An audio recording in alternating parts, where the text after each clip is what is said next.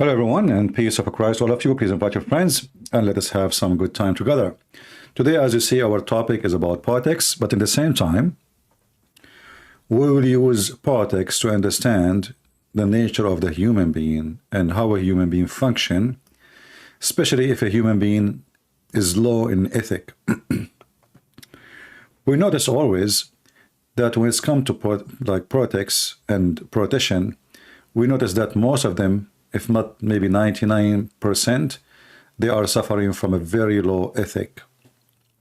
And to understand why, why really they are suffering from low ethic, we need to understand what they are fighting for. Yesterday, Trump, he made an announcement that he will be running for president in 2024. But I found in his message something very important, which is telling us the whole story. Why they really run for office. Why they are fighting for it, all of them. What is the gain?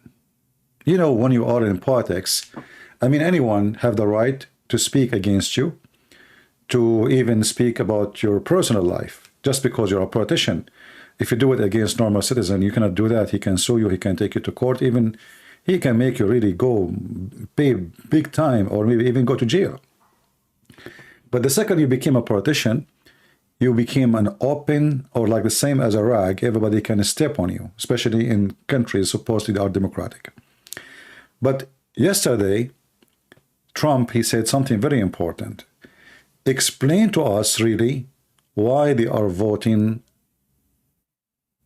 for and what they are voting for. Listen carefully.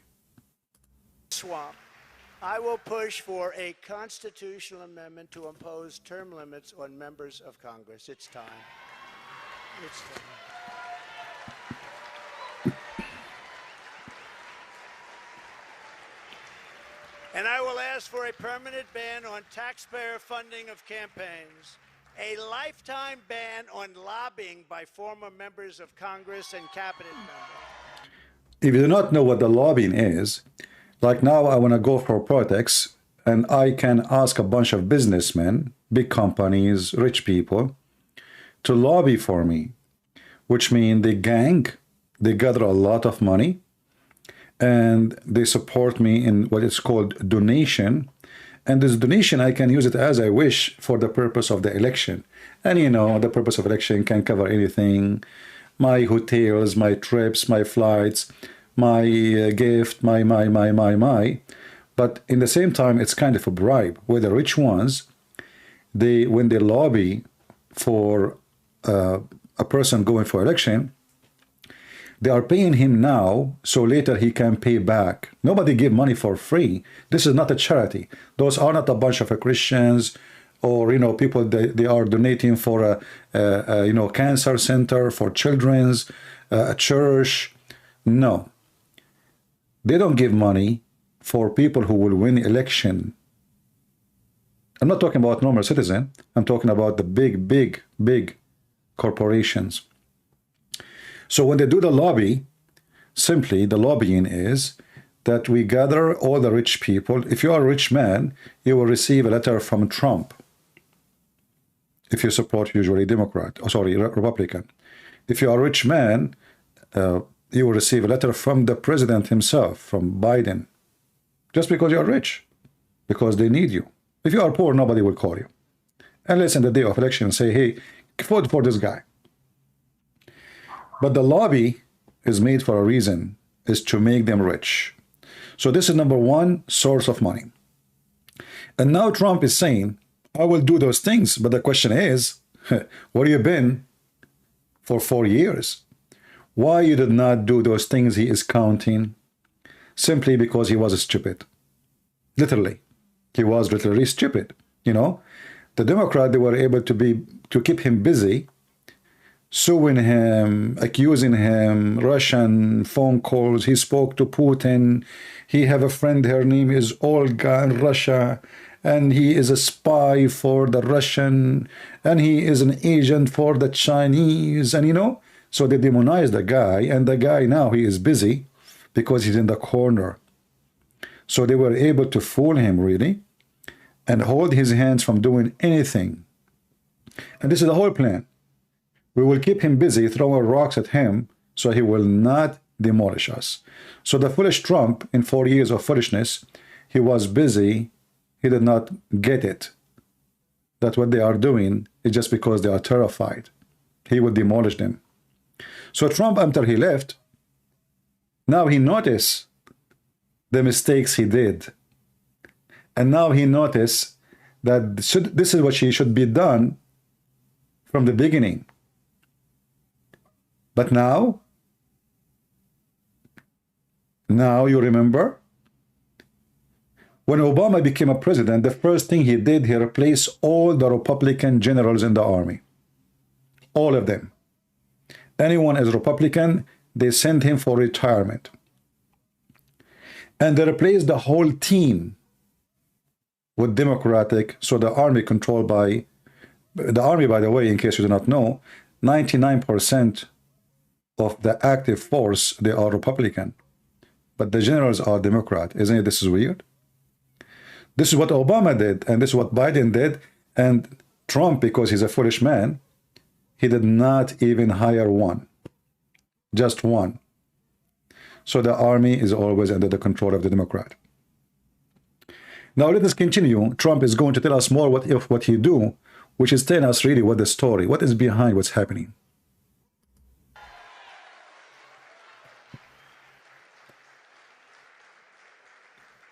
No, I see what they make. They leave the White House or they leave Congress, and they're paid millions and millions and millions of dollars a year. No, you have to have a ban. We want a ban on members of Congress getting rich by trading stocks with insider information.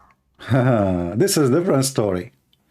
You see, Nancy Pelosi, as an example, she is the leader of the Congress, the Speaker of the majority, and she never lost a penny in the stock market. Any stock she buy, it multiplied like 100 times.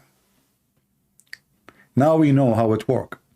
Because the Congress, they receive information. They force companies to provide information about the next step. So they knew which stock will go up, which stock is going to go down, which company is going to go bankrupt, way advanced before other people.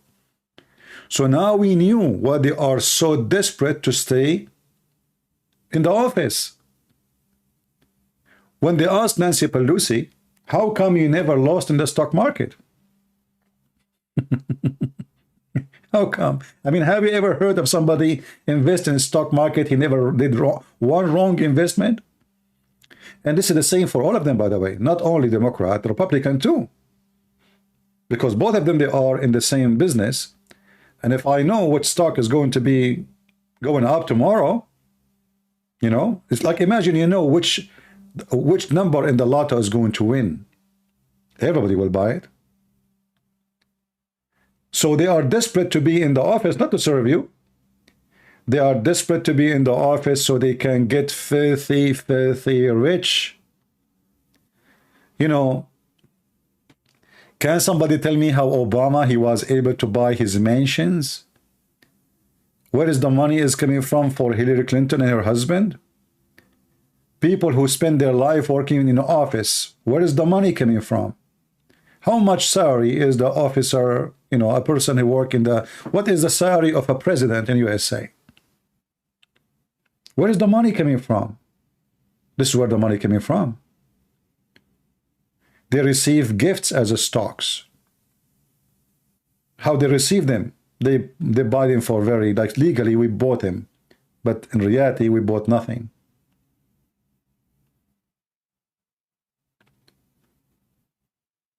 Those who work in politics, they are criminals. And the poor people, they fight for them, thinking they are fighting for heroes. And now Trump, he decided to be smart. Now he decide that this is why they are there. I'm going to ban them from being congressmen many times. Senators many times. I mean, we have senators, they are there for 40, 60 years. I mean, how long Nancy Pelosi is in the office? Isn't it time for her to go to the museum? They never leave. You see, in the appearance, we have democratic country, but in reality, those people, they control their places. They never lose. So they control the party, the gang, you know, a gang of Democrat or gang of Republican, doesn't matter. It's a gang. They control the party, and the party controls the crowd, and the crowd is like a bunch of goats.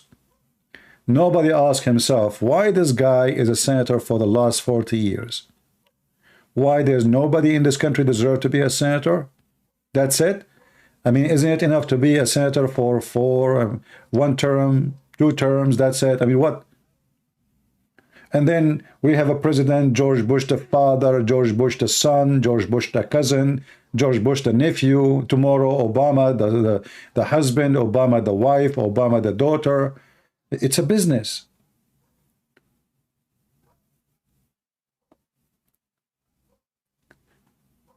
This guy, Joe Biden, he was a vice president. I mean, he spent all his life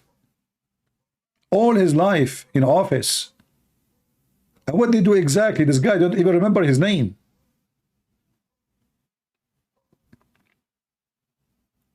And they speak, all of them, about how to help the poor, but single one of them, he live in a mansion, including Trump. But at least Trump is a businessman. He is not making his money from the job he just got. The rest they do.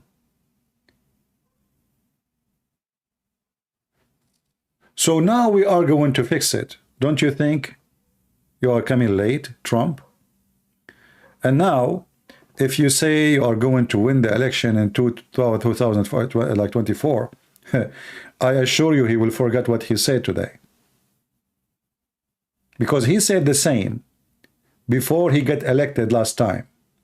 He will dry the swamp. Did he? He did not. He promised to investigate Hillary Clinton and all the bribes she took. Did he? He did not.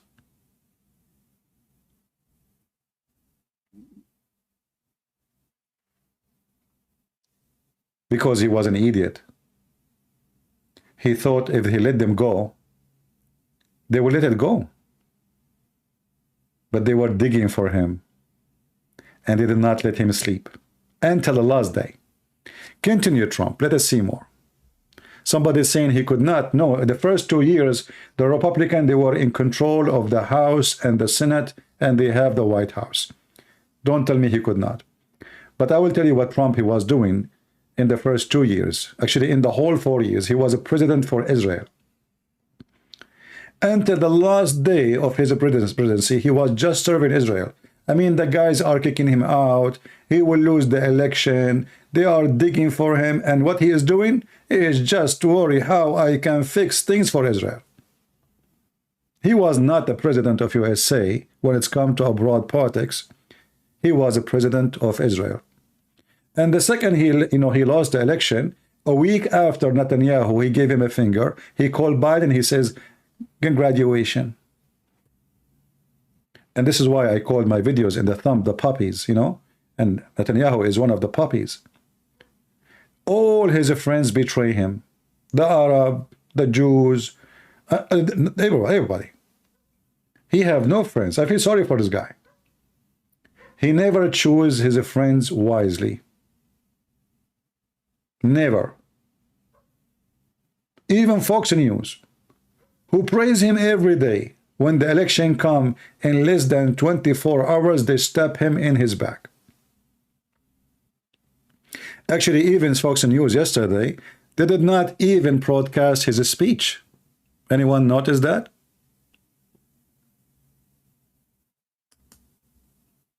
Did you notice? Fox News yesterday, they did not broadcast his speech. They broadcast not less than 10 seconds. He will announce he is running for president. That's it.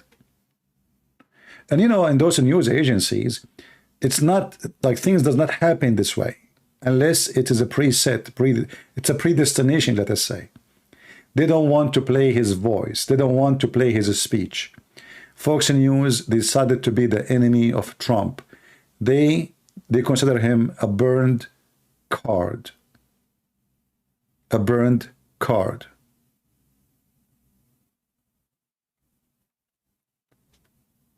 This kind of equality of people, I call them dogs, even they are a human. When he is a president, everybody is kissing his ass. When he is out, everybody spit at him. And now, because the election or the result, they blame him. I mean, they blame this guy for everything. If somebody could not have orgasm in the bedroom, he will blame Trump, especially if he's a Democrat. If somebody lost his job, he will blame Trump, but the president is Biden. If the food became expensive, they blame Trump, but the guy in control is the Democrat. If anything happened, they blame Trump. No, my friend, they did not play the whole speech. Go watch it in Fox News. They play only a few seconds, and then Sean Hannity, he start talking, and etc. They did not play. Go right now to Fox News. You will see they did not play his speech. They have Sean Hannity, and they start making conversation about what he said, and they did not play his full speech. They play only little tiny part of it.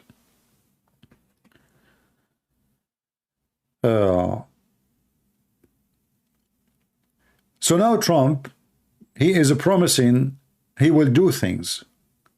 But all of us, we knew that those things he will not be able to do, even if he could. He will not be able to do it. There's a big gang against him, including his own party. If you see how many enemies he have inside his party, you will be surprised. And the reason that they are his enemy, not because he's bad, but because they are jealous. Everybody want to take his piece of the cake. Like, okay, you became president. It's time. It's me now. I want to be a president too. So this guy is fighting everybody, and in the same time he have no friends. This is why I feel sorry for him. I see many comments like saying, as Trump is an actor, businessman from Hollywood, nothing else. Well, this is very funny, because if he's an actor, he should say and talk like an actor, which means he should be politically correct. And all of us, we knew that the last one is politically correct is Trump. So where you come with this from, that he's an actor from Hollywood, nothing else? Have you ever heard of somebody, an actor from Hollywood, he don't say what Hollywood like to hear? So your statement is funny, is dummy, is not true. Because this guy, he throw it as it is. He is being honest. Actually, this is one of his biggest problems, that he is not doing politics. Like I remember once the Democrat, I don't know which, I think CNN, they asked him, do you suggest a punishment for a woman for the one do abortion? Trump, he said yes. The journalist, he said, for a woman? What the heck? So who is the one who will do abortion? A man? So they want to demonize him, that the guy, he hates women. Look, he want to punish women. What if a man, he forces a woman to do abortion? Isn't he going to be punished? Oh yeah, but they want only the women to be in the answer.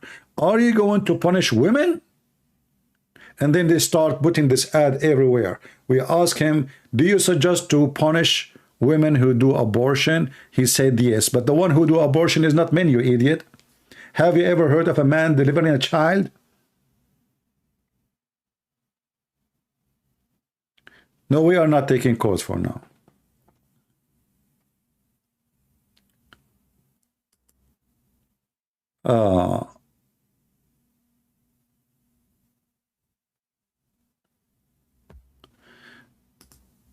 So the plan is to demonize the man, and because he is not an actor, because he says things as it is, they use it against him. Let us see what he will say more.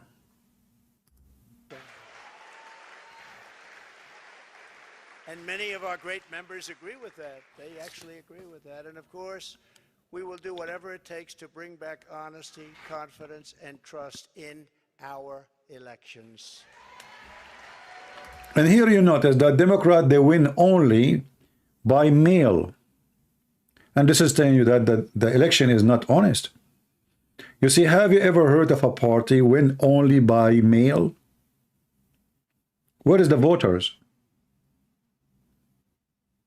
Are you getting my point?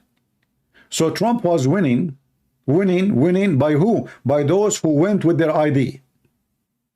And then boxes start coming from who? We don't know. It is boxes coming by mail. This is exactly what they do in the Middle East. And this is what happened until now. And this is why the Democrats, they are against voting using your ID. They don't want anyone to use ID so they can cheat. Ask yourself a very simple question. What and for what benefit they don't want people to use ID for election? Just ask yourself, if you are Democrat or Republican, doesn't matter. Why and who is the one who will have the benefit that we do not know who is voting? Why they don't want people to go to the center and vote and they have their ID? We look at their ID, we look at their face. Okay, go ahead, sir, vote. How that can be against democracy? Simply because this is the only way they can win an election, and this is what happened now. Everybody is upset from the inflation, everybody upset from the prices, everybody upset from the money value, upset from the housing, the gas prices, everything. How in the world those people, they were able to win in many places? It doesn't make sense. They won only by mail. They cheat. And everybody knows it. You will notice, if you watch any election, that when the numbers start coming, the first number is going to be for the one who voted by ID in person. Then they start counting the ones came by mail. In the beginning, you will see that the one is winning is Republican. Republican, Republican, Republican, Republican, and boom. Then the first box came by mail. Democrat. The second box, Democrat. The third box, Democrat. All the boxes are Democrat.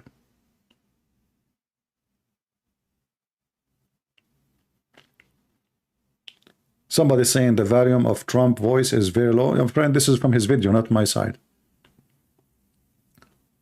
This is why I believe strongly that they do cheat. Miserably, with no shame. And you know, the funny is that if you deny the election, they say to you, and they call you a name, they call you election denier, like it's like a crime. But if you go, you will find that number one people who denied the election in America, it was Democrat. And this is an example. Al Gore, Hillary Clinton, Bill Clinton, Joe Biden, you know, all over. Look at those are cases one by one. Clinton, he said, or she said, the only way Republican could win election was to stop the voting in Florida. They denied the election. Former President Jimmy Carter, he said, has repeatedly denied the result of 2000 election. Carter in 2005 says, there is no doubt in my mind that Al Gore was elected the president. If you say it and you are a Republican, you are doomed. You are evil, you are sick, you are disgusting. But if they say it, it's okay. Carter in 2014, I don't think that George Bush won the election in 2000.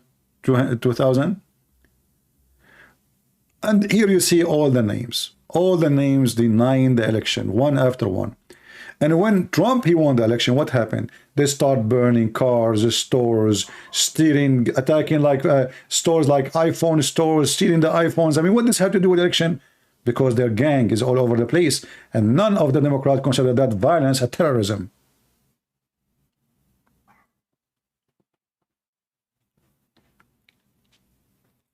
So the truth is that they are liars, hypocrite, and they are not Democratic Party. And if you deny the election, you are the devil. But if they deny the election, they are the saint. All those examples of Democrat denying election. Look at the list. And actually, we have videos of them. There's tons of videos in YouTube about those people denying the election result.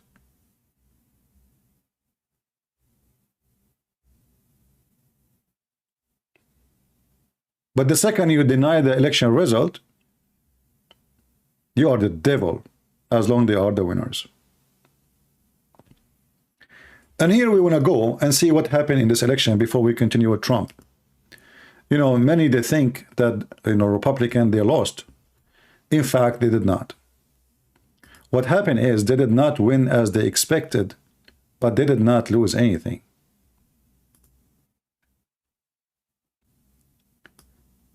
I know many of you watch CNN. Just go to Google right now and type election result update. Right now, not old. You will see that in the elections, like senator update, the Democrat, they have 48, Republican, they have 49. And soon we will have the result coming from Alaska. And not only that, soon after we will have the election in Georgia. So if the guy from the Republican, he won in Georgia, the Democrat is bye-bye in the Senate. Yet now they claim that they have the majority. But as you see, this is Google, and this is coming from Associated Press. According, here we go, Senate result.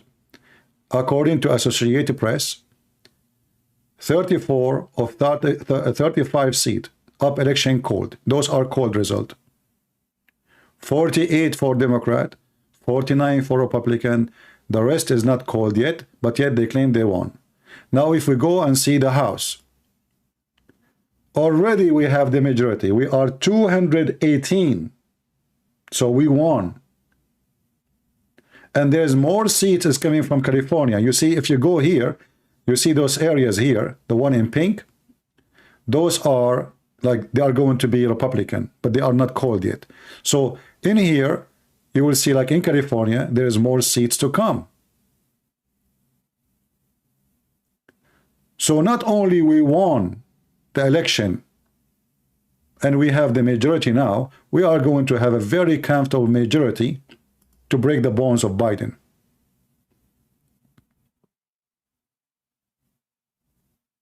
Somebody saying Alaska is counted. Alaska is counted. But I don't know, like why they are making it in pink yet. I don't think it's counted. You see, it is still in pink.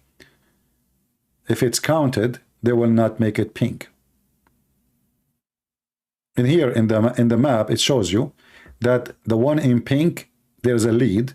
The one like a light blue, there's a lead. Lead for Democrat or lead for Republican. Let me zoom in so you can see with me.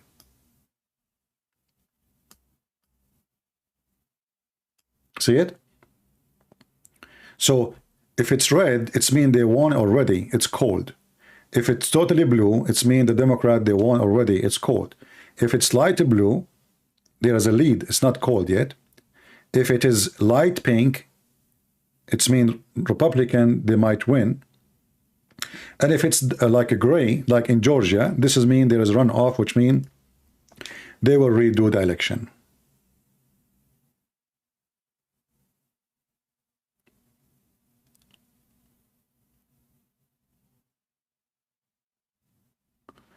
Yeah, I don't know what you are saying, but anyway, this is what they are saying. Anyway, so until now, we have 40, 49, 48 for them, and let us say they have 49 like us. But the election in Georgia is not over yet. So if the Republican, they won the election in Georgia, then the story became so difficult.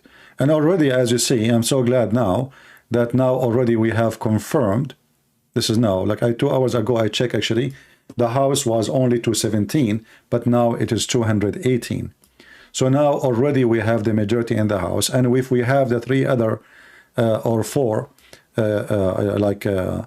from like California, as an example, California, the 22 district, David Vallado, I don't know who is this guy, 52% reporting 64%, which means most likely he is going to win. This is here. Those are already the one. Yeah. So in California, we have one.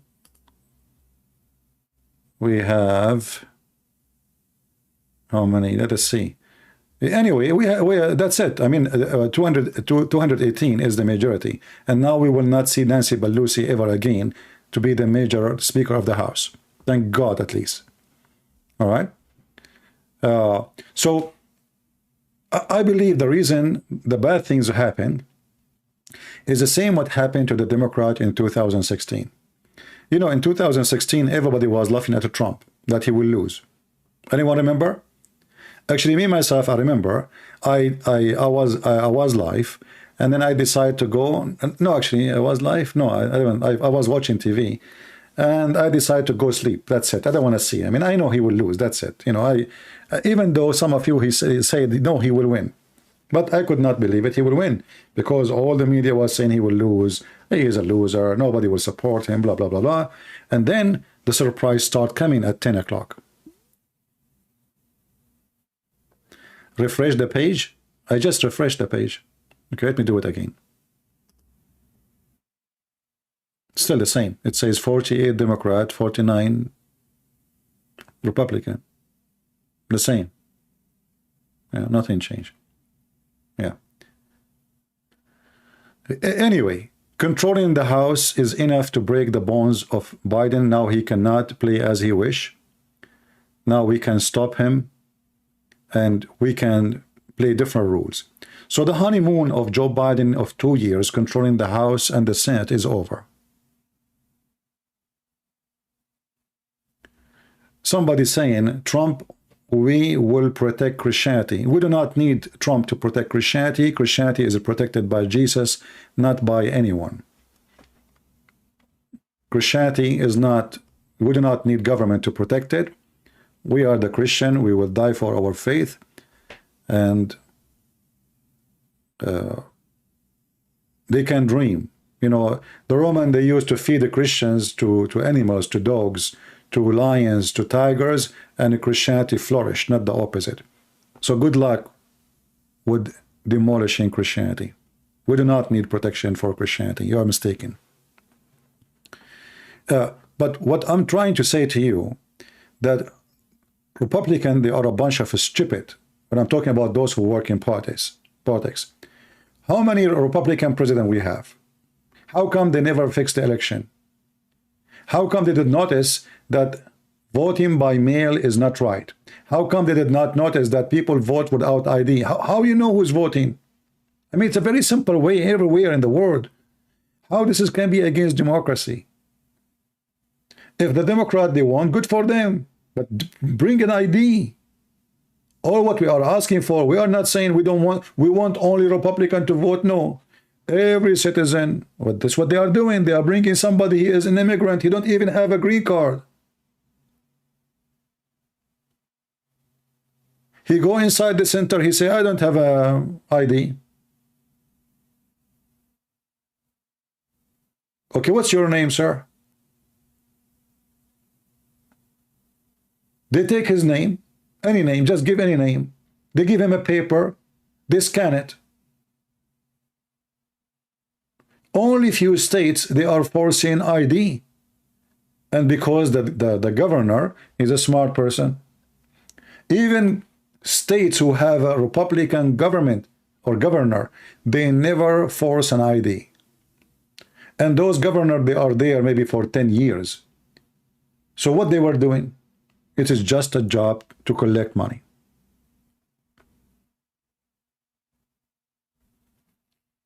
It is just a job for them. They don't care really.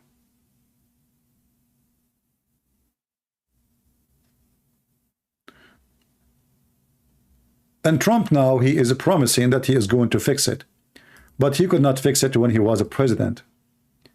Fixing it in a speech will not make any sense. He could not fix one thing about the election. He was busy being a fool.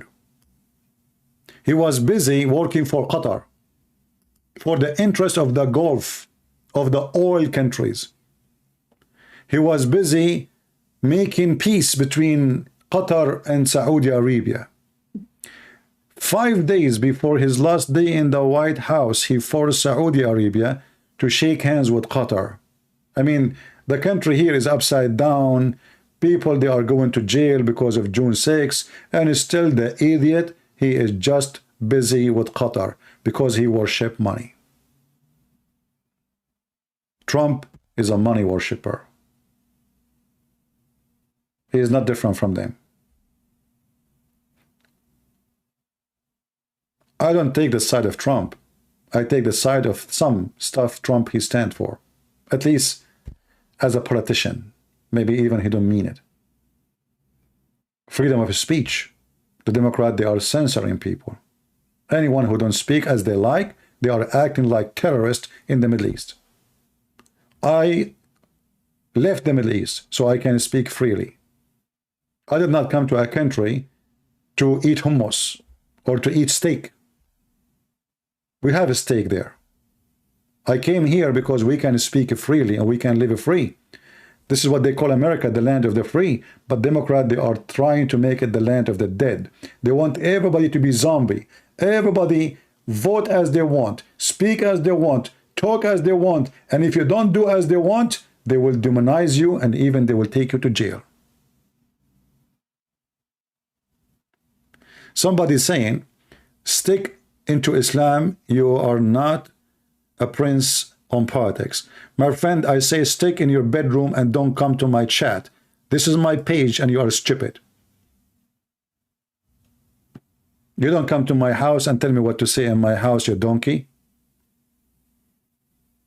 If you don't like me speaking about politics, then don't come here. Did you see the title?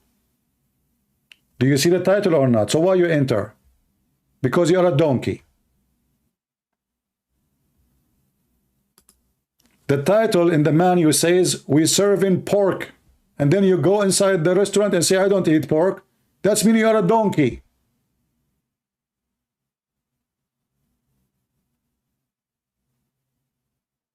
And not only a donkey, you are a certified one. Which means you are from a big family of donkeys.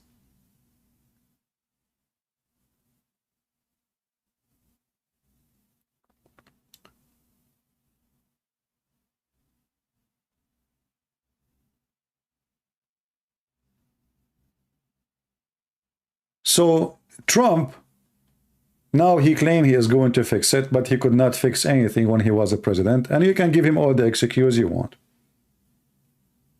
But the result is more important. However, we have to say that when Trump was in the office, people, they can buy houses easy.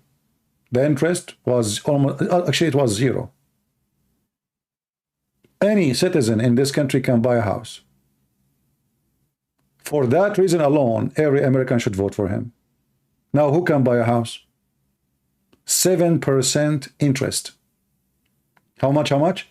7%. What does that mean?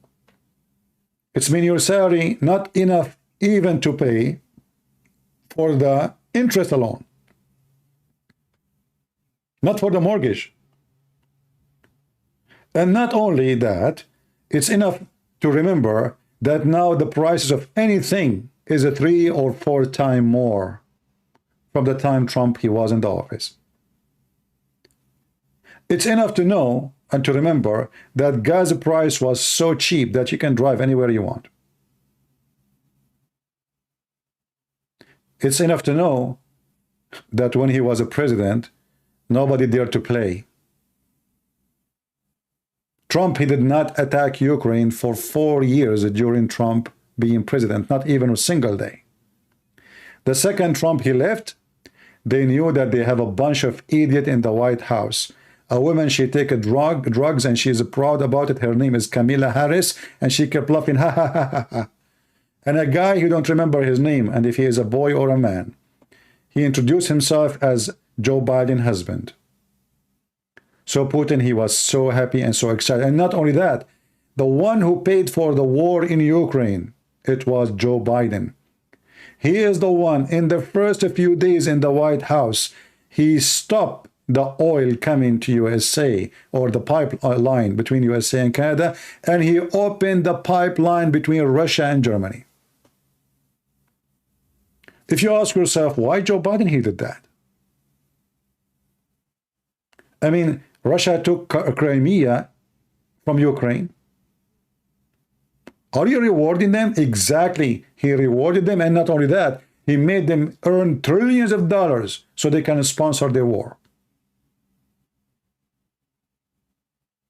Have you ever heard of a stupid donkey like Joe Biden? He put sanctions in American oil company, and he left all sanctions in the enemies. What kind of a president you do that? Trump, he put sanctions. Nobody put sanctions on Russia as a Trump he did. And then they accuse him that he was working for Russia. Can you believe it?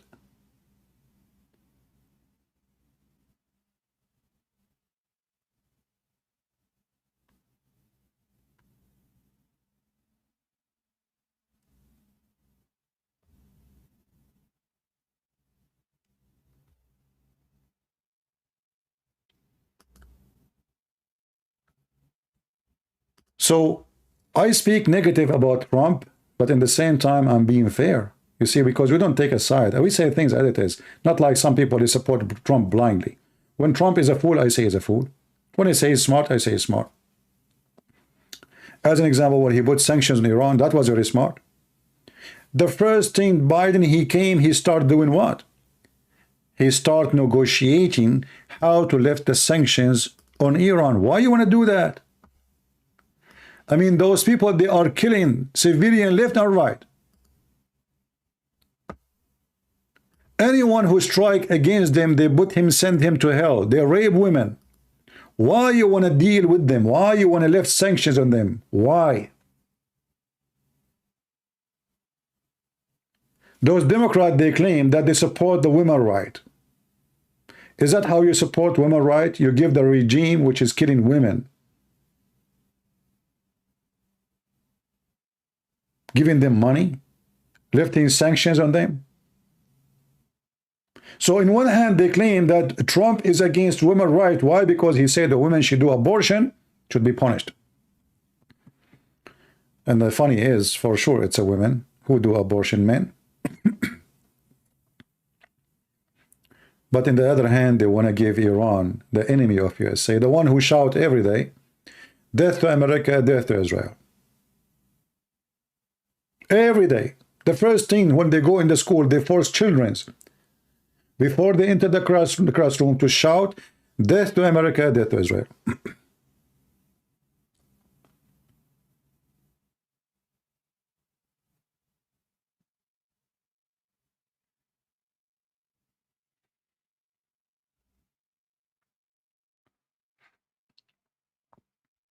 Democrats are the most stupid party ever.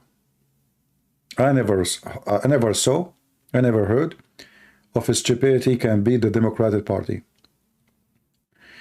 They want to go green, but they buy more oil. How we go green? By buying more oil? I mean, you see, the intelligence is, those people, they have a very weird intelligence.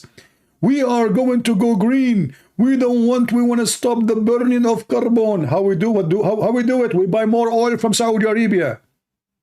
You stupid, isn't it the same if you buy it from here or there? If I buy oil from Saudi Arabia or buy it from USA, isn't it at the end of the day is going to be burned?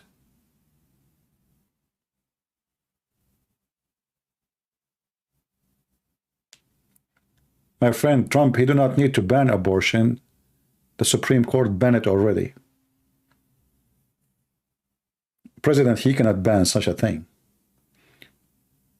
He can make like an order, but this will not be a law.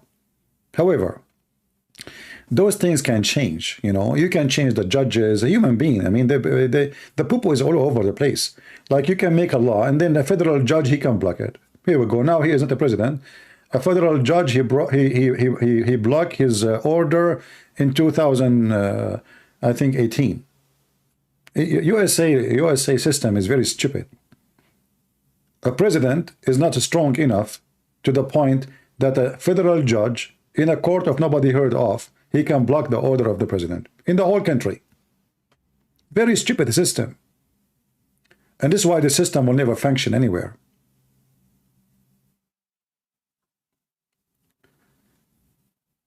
He cannot change anything. And nobody can change anything. Because the gang is bigger than him. The mafia is so big. And all those who work in politics, they are desperate to work there for a reason. All of them, they want money. Nobody want to serve the country. Maybe out of maybe, I don't know, maybe in the whole this Congress, maybe there's 5, 6, they are poor. They are decent. The rest, they are rich. And you need to ask yourself how they get rich.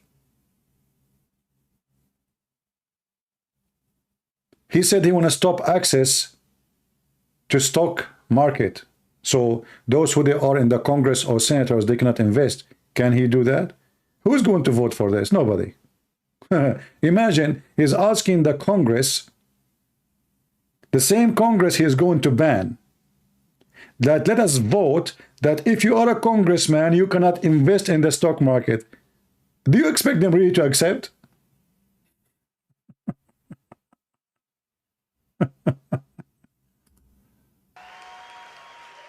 To eliminate cheating, I will immediately demand voter ID, same-day voting, and only paper ballots.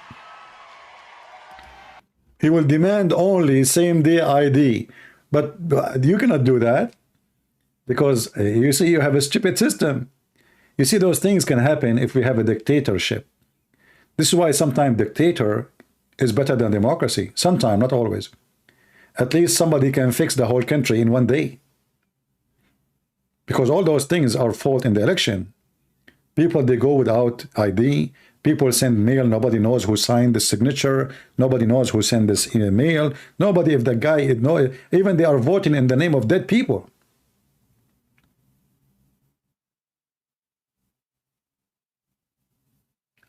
Now, His Majesty, remember that.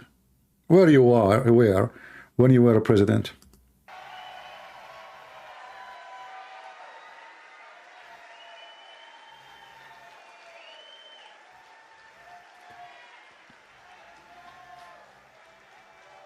Only paper ballots.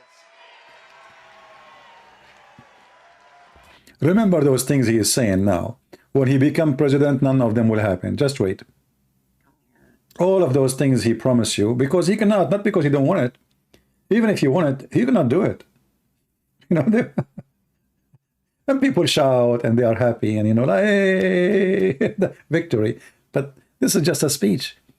You cannot do it. Because simply, nobody will agree with it. Your Congress will not agree with it. Because most of those congressmen and women, they won by cheating. So how they will sign with you?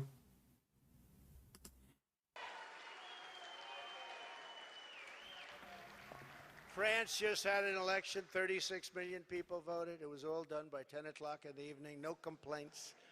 You had a winner, you had a loser. The loser went home. The winner, he's a friend of mine, nice guy. But he was happy. But there was no complaints. And if there is a complaint, you check it out, and you can fix it very easily. You can find out what's going on. No, paper ballots, same-day voting, voter ID. So simple. And we want all votes counted by election night. Can you believe it that California, who is the country, the state of technology, until now they are not able to count the vote? There is counties, they have one machines and the machines are broken and the machine is made in China. Can you believe it that the software, the American they were using, it was made in China and the owner of the company is a Chinese and he was arrested just a few weeks ago? This is America, my friend. They say to you that the Chinese, the communists, etc., the blah blah, and then their machines is Chinese, the software they use is Chinese, the company who run the election are Chinese, and the clothes they are wearing is made in China. And Trump, who keeps saying make America great again, we found that the hat he is selling is made in China. The hat of Trump itself, he said it like you support him, he sends you a hat, the red hat, it's made in China. But yet they want to make America great again. Here we say things many people will not like, Democrat or Republican. But I say things as it is. I don't care who get upset, who get happy. So those things they say, and the crowd gets so excited, etc. But when they are in the office, they forget about it and they sleep over it. How many times this guy, he promised he was going to go after Clinton and he will lock her up. Lock her up, lock her up, the crowd shouting. And he promised he will lock her up because she did a lot of bribe. Did he do even one investigation? He did not. And not only that, this guy, he hired always people who they don't even listen to him. As an example, the Minister of Justice. His own ministers. His own team is against him. He was not able to hire one person who is trustworthy. Even the vice president who he chose, he betrayed him.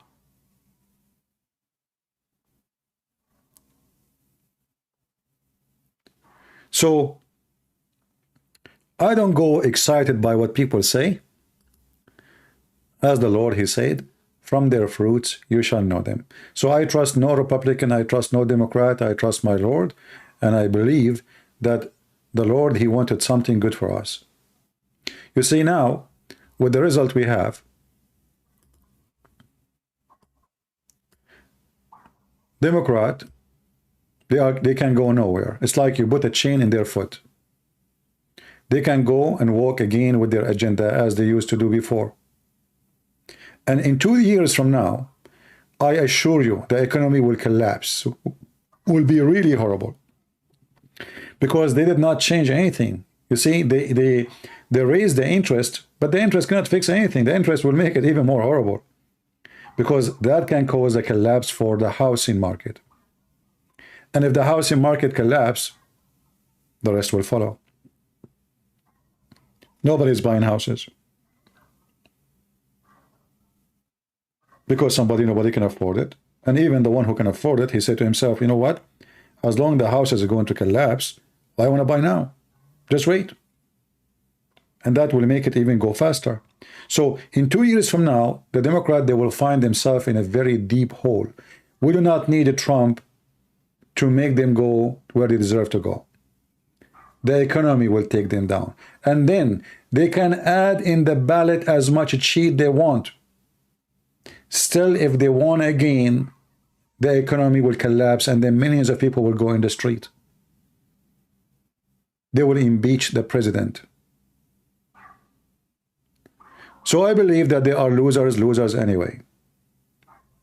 Because they did not change their politics.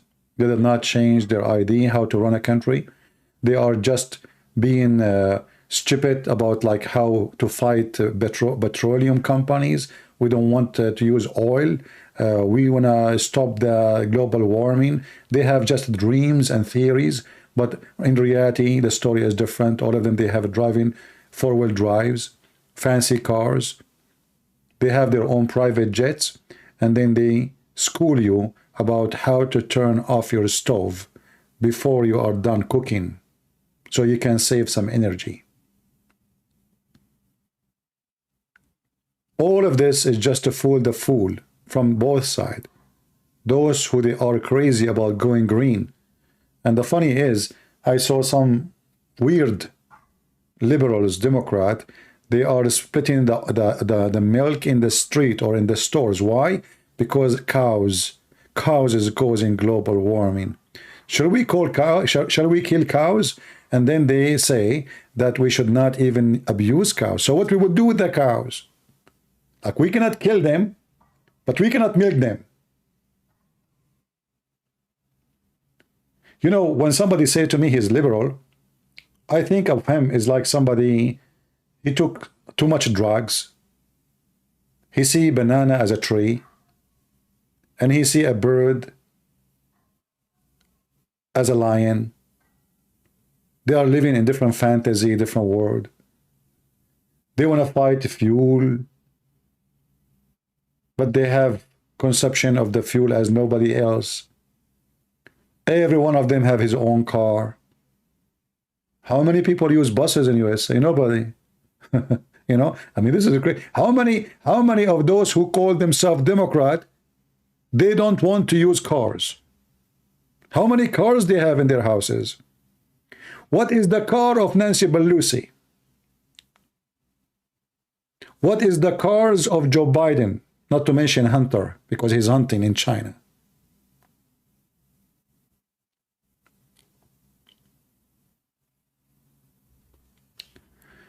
Took a look at Germany. We are 10 years ahead of America with this nonsense. I don't know what do you mean, my friend, as I know that Germany now, they are desperate for energy because they start shutting down their nuclear energy, and now they are kissing the ass of the Russian. So the German, they were not smart. They were acting so stupid. Most of European Union, they start shutting down their self-sufficient energy, which is nuke. And then they start buying gas and oil from Russia. So what you did? Nothing. Did you stop taking it? Did you stop using it? No. You are now more dependent. And not only that, you are risking your own homeland security in the hand of somebody else. So now Putin, if you want, he can make you freeze to death.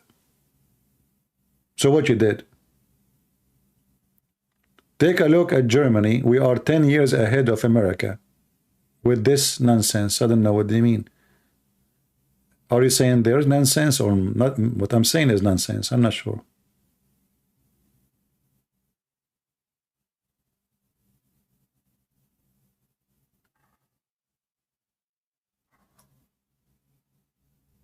Did Germany now have a better life without their nuke facility? You are kissing the shoes of Putin. Literally. Why you do that? He agree with me? Okay, maybe I get him wrong. So, you know, America, we have a lot of oil. I mean, what's the point? If you are going to buy oil anyway, why you want to buy oil from your enemies? 3 months after the sanctions against Russia, we were buying oil from Russia. Can you believe it? We have shipment came to USA 3 months after the sanctions against Putin. Why in the world USA is buying oil from Russia when we have oil in our backyard?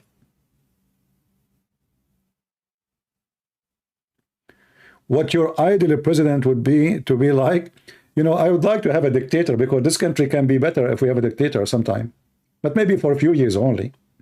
You know, if we can bring a dictator, he's smart, but maybe for like 5-6 years, because this country is like a whore, and the whore she decided to split her legs, and now she decided to walk, but you cannot walk and you have 2 legs, one in the east and one in the west. And the one is between is just looking at your panty. And this is what happened now. All the enemies of USA, they are between the legs of USA. The hyenas, you know, those puppies. Erdogan, the crown prince of Saudi Arabia, the ruler of Emirat. The ruler of Emirat, he owns Sky News. If you watch their TV, they always mocking Trump. When Trump was in the office, they were kissing his ass. Erdogan, he was the best friend for Trump. A week after he is out of the White House, he sent a letter to Biden, says, finally, we are out of the culture of the KKK, the white supremacist. Go check it out. But when he was in the office, they were kissing his ass.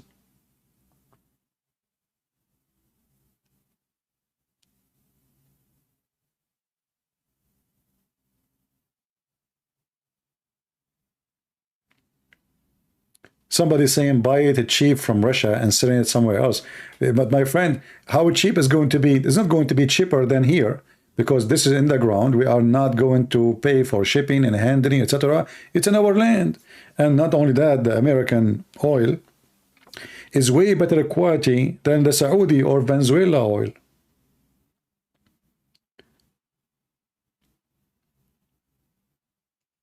So you agree with the Trump or not? He was doing a great job when it's come to the economy.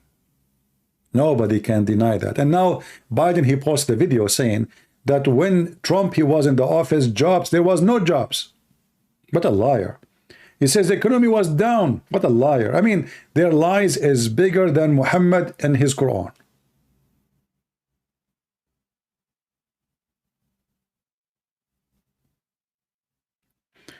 And not only that, I'm afraid now that those Republicans, because if a Trump is going to run for election, they will start biting each other. You know what I mean? So instead of making the party stronger, it might even make the party weaker, because they will be divided. And now there is big names. They are fighting to be the president, and they don't want him to be there. So he might even divide the party. Just watch out. We will see what will happen. However, I trust the stupidity of the Democrat more trusting the intelligence of the Republican. And I will tell you what I mean.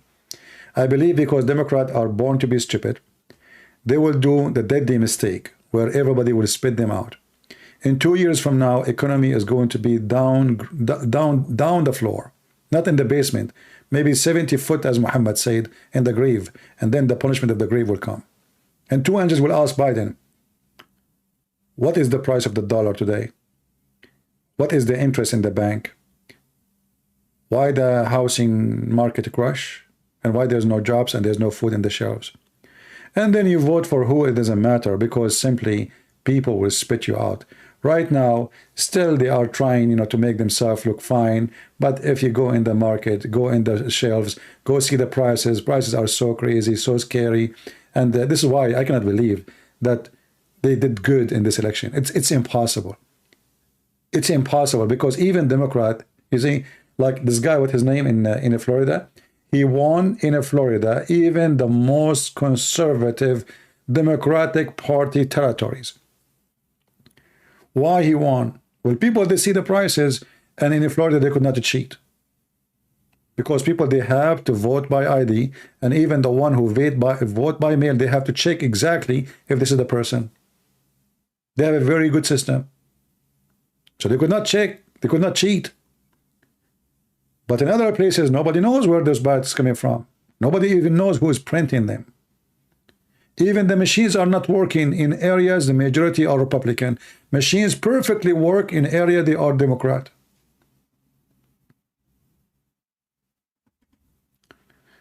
So we will see what will happen.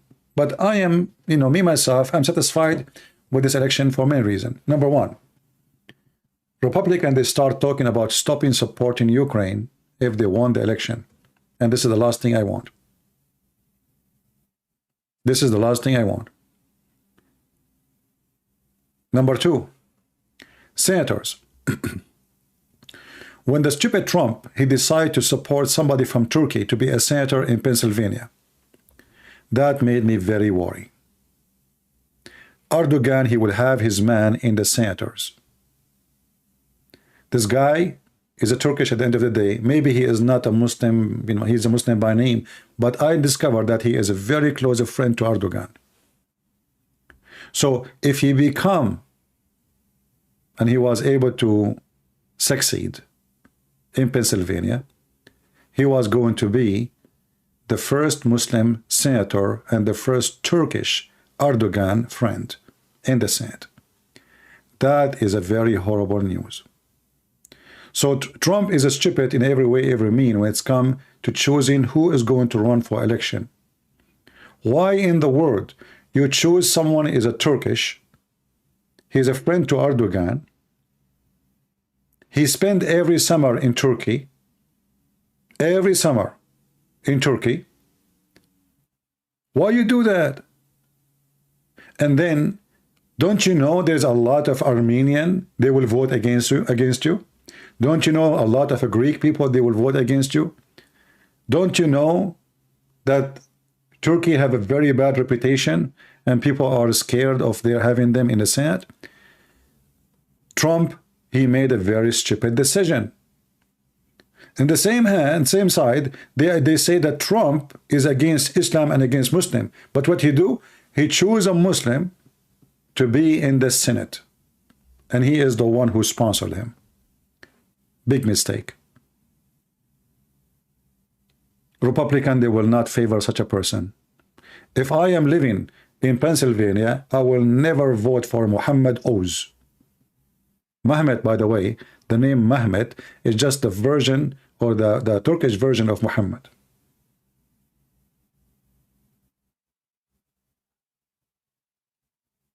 So in my heart, I was saying, oh no. You see, I want them to win the Senate, but I don't want a Turkish person in case we have a war with they have like Erdogan just a few weeks ago, he was threatening that the Greek people, he will be in their land overnight. So if they have their own senators, he will vote against any action against Turkey.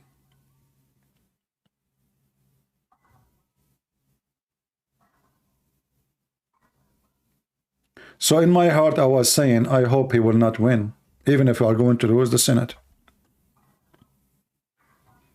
Stupid Trump.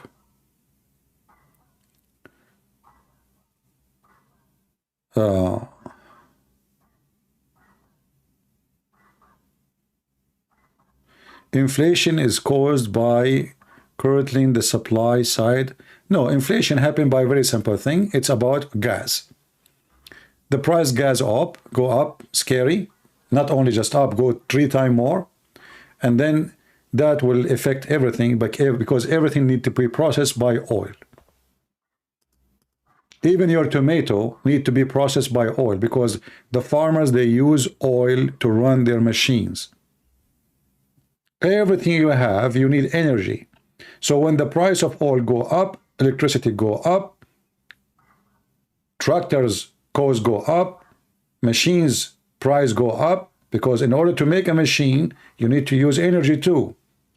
Drugs go up, everything will go up. Transportation, shipping will goes up, because now it's costing them 3 times to pay for the same trip. If you go right now and check the price of a ticket, last time I went to South Asia, 2, 3, 4 years ago, I forgot when, I paid $800, $750, including the insurance, it was like $800. Right now is $2,700. Same airplane, same airline, same direction. 2,500, 600. Like the cheapest, maybe you will find 500 plus tax. You will end with something good. So the price of gas affect everything. And this is the stupid decision made by the Democrat. They decide to stop our production here. They don't want to do more digging. And in the same time, they start kissing the asses of the Saudi and the Venezuela. Imagine Venezuela became important now. Imagine Biden, he sent his team to Venezuela to discuss and to beg them to send more oil. What happened? Imagine Biden, who he said that this guy, the Crown Prince, is a terrorist and the blood of Khashoggi in his hands. What he do? He go there and he kiss his ass to increase the production. Actually, this is alone can cause him to be impeached, because he's asking a foreign government to be involved in the election. He asked him to increase the production until the election is over, so the price of gas and oil will go down.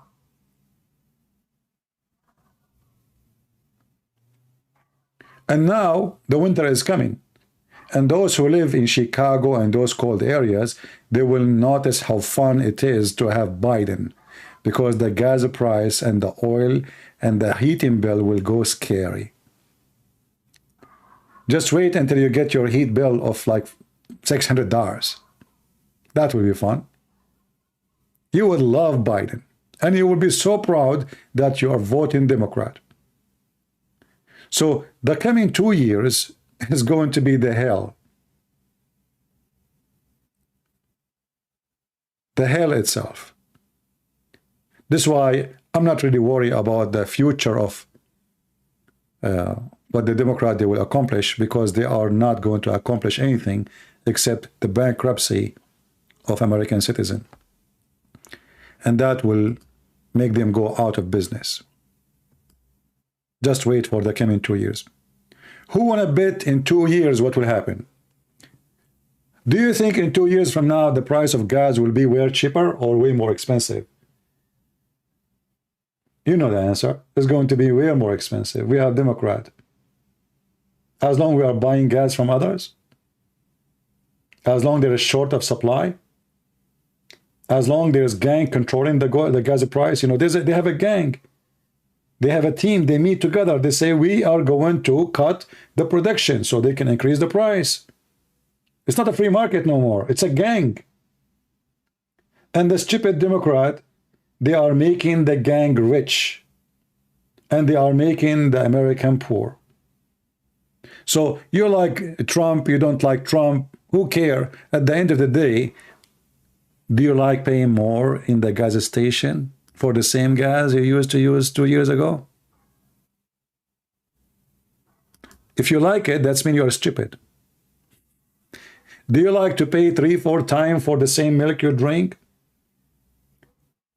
Do you like that your interest for a mortgage became 3-4 times more than the time of Trump?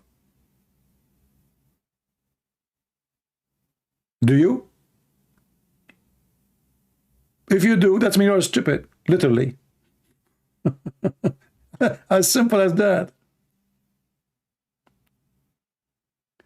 And not only that, you know, somebody talking about farmers. You know, those farmers who cannot make living because the price is going so crazy, and they are putting more.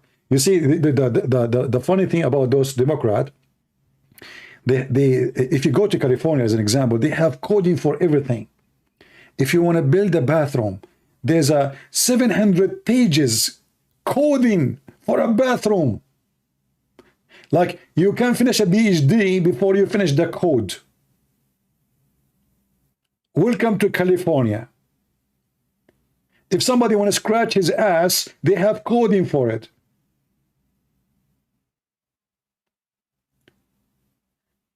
If you go right now to buy anything from Amazon, you will find at the end, it says, if you live in the state of California, take notes. Disclaimer. And you might be surprised that the state of California, they ban this material in the state.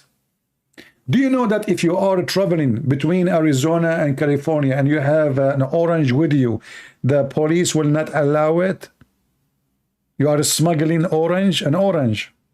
You are not allowed to have it. But the heck with those people.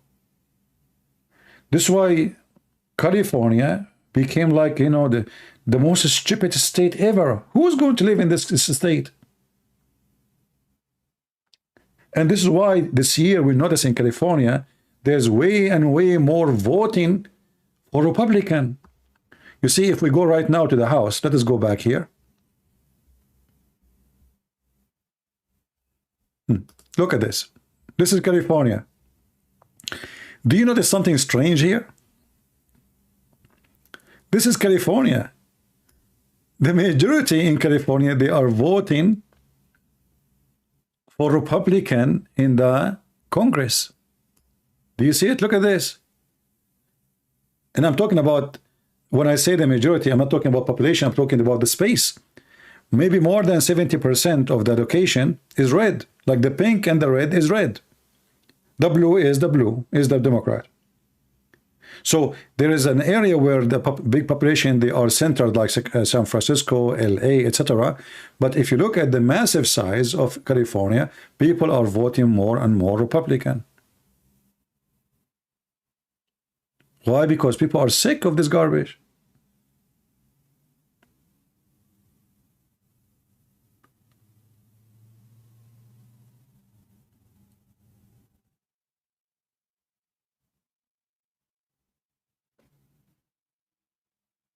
If you look at the whole map, actually, you will see American, they are voting Republican. Look at the map. The map is red. The map is red. Do you see the map? It is red. And even those who they are, you know, actually, this year we have Republican winning in New York. Look at New York. People, look at New York. This is New York. Look, look. This is New York. This is the center of the Democrat. Look, do you see the red in New York? Do you see how big, massive the red area? In the state of New York.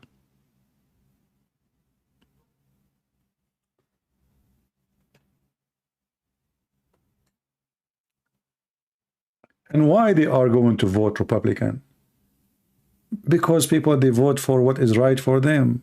Food, money, salary, gas, jobs, freedom, and Democrat, they are the biggest losers when it's come to this.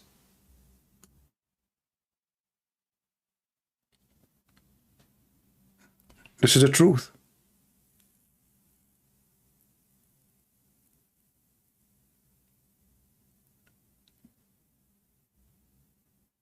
And the reason I don't believe this election was a correct election, because how in the world we won many House representatives in New York, and yet in the Senate we are doing bad, or governor? Doesn't make sense. Why somebody want to vote for Republican Congress, yet he vote for Democrat senator? You know what I mean? Like, look at Arizona. How in the world in Arizona, the majority of the people are voting for Republican Congress, but they did not vote for Republican senators? Do that make sense to you? What I know about voting, when you vote for Republican Congress, you vote for Republican senators too. You know, guys, what I'm saying? If I am a Democrat, I'm not going to vote for Republicans Congress and Democrat Senate. It doesn't make sense.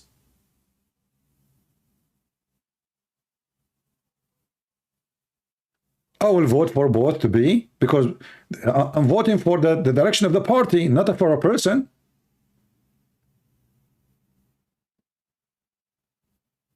Guys, do you understand what I'm saying? Imagine I vote against Muhammad as a prophet, and then I vote for a Muslim who want to practice Sharia law. It doesn't make sense.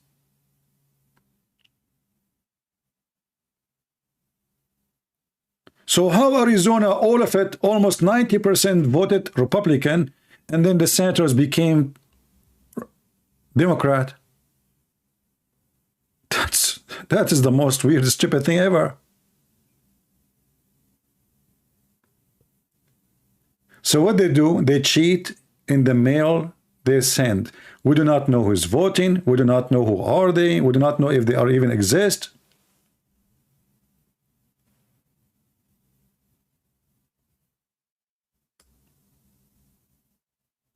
But just little thinking, you will notice that this can't be true. This can't be true. And not only that, look at the total.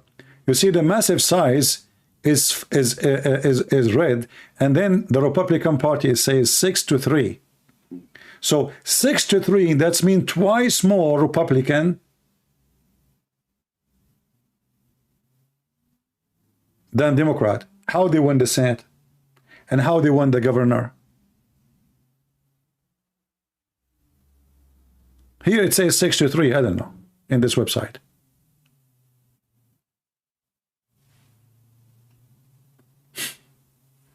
So it is very fishy, you know. However, I'm very, you know, for me, it's enough that they control the House for now. So Biden will not do too much poo-poo as he wish, because if they control again for the coming 2 years the House and the Senate, things will go wrong. And not to forget to mention that I think there is 1 or 2 independent senators, so that will break them really to pieces. Things is not going to go right for those Democrats. The honeymoon, let us say the honeymoon of Democrat is over, and the last 2 years was hell for them because of what they did, gas prices, etc.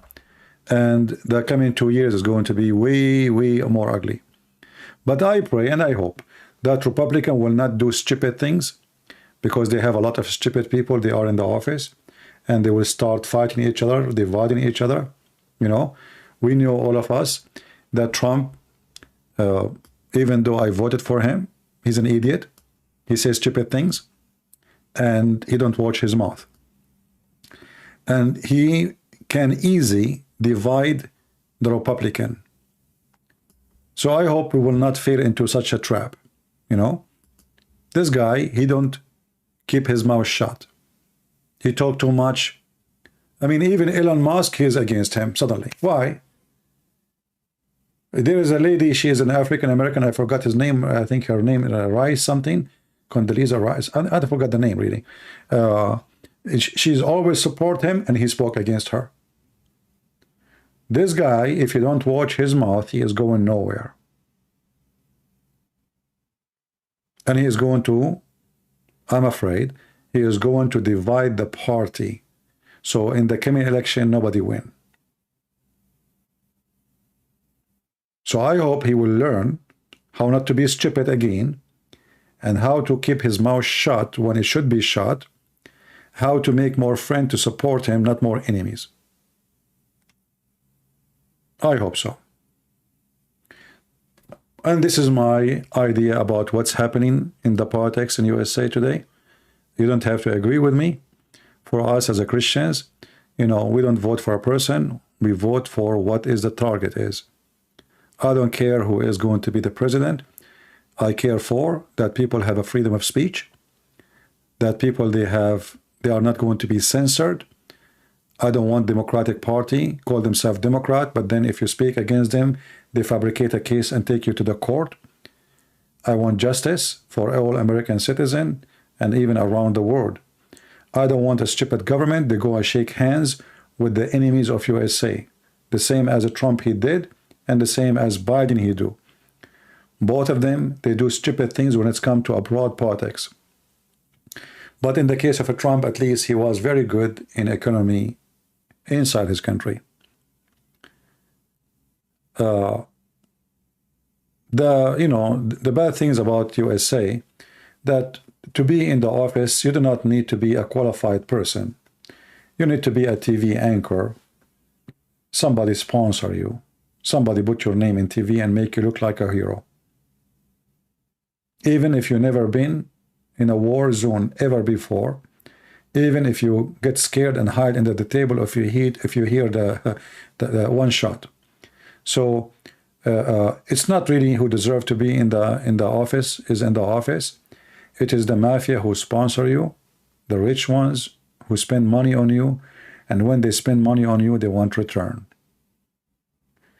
You will notice that all those who they are stuck either in the Congress or senators, they are stuck there for a reason. Nobody trusts me. I mean, you know, like there's jobs in the government, they are ugly jobs, like police. Policeman is an ugly job. Doesn't matter how much they pay them, it is the most ugly job ever, because people hate you, and in the same time they need you. In the same time, you get killed, you can get killed any second. And if you kill somebody, they accuse you. So you are the criminal before even you commit the crime. That is an ugly job. In politics, you are a hero. Even if you make the price of food go jump 5 times more. I mean, look, Biden is a hero, man. He fixed America. He's making America wonderful. This is what the CNN is saying to us. Price of gas go crazy. Price of food go crazy. Shooting everywhere. You know, in democratic states, if you steal less than $800, you don't go to jail. If you punish somebody in his face, break his teeth, They don't even hold you in jail. Imagine in democratic state, even if you murder, and there is witnesses, you can pay money and get out of jail until the day of the court. Can you believe it?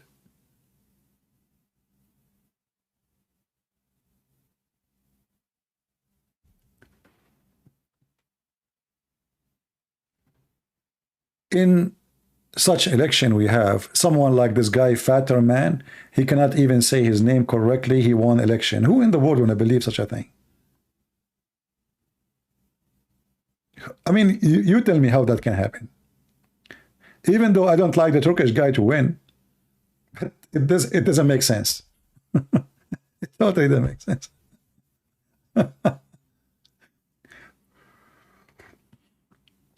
Anyway, you know, if you ask me, I think it's better for someone like the governor of Florida to run for presidency, because that guy will make all the Hispanic and Latino vote for him. He's smart. He know what to say and what not to say, and he do always the right thing. Trump is a big bear. He's just a big bear. He says stupid things. He do stupid things. And he prove it always. And he was able to make everybody hate him. And that is his weakness.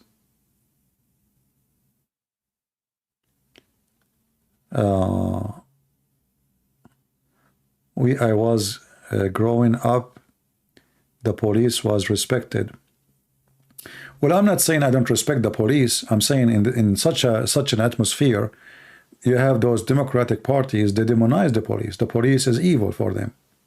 So if you speak to somebody, he grew up in a state of where the majority are Democrat, the second you say police are criminals.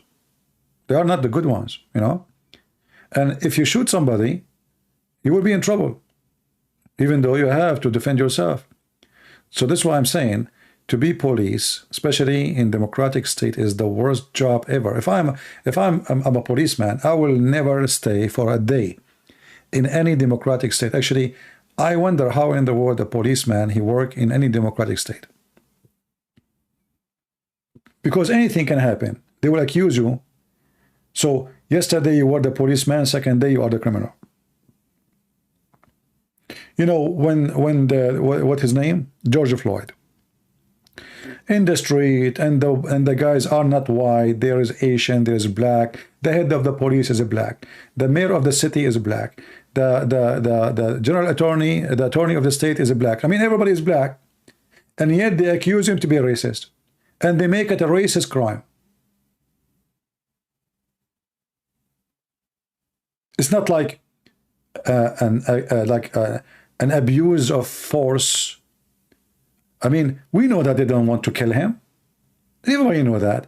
But look what happened to those police. They demonize them. They make them the devil. And who dare to defend them? Who is even the lawyer he will go to defend them? Even though we know that they are doing their job. The guy he resists. You can say they use extra, force. They should not. But there's no way they want to kill him. And there's no way you can say they are racist.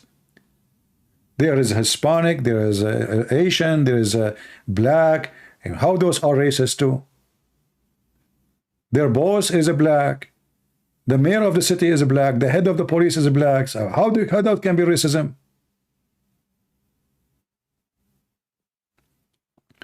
But they use it to win the election. And suddenly, the guy who was nobody cared for him, in his funeral, he have a coffin covered by gold. Did you see it?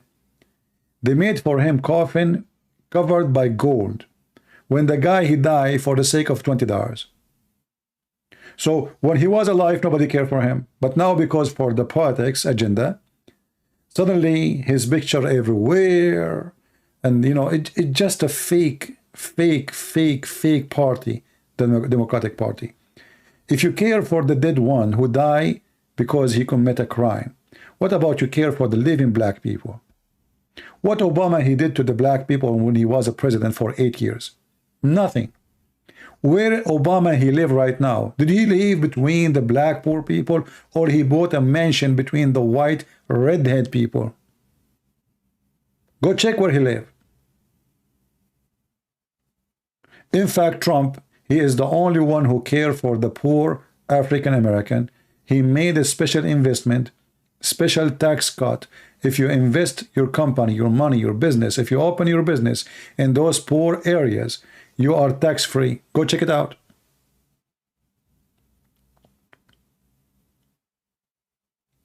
So they used a black person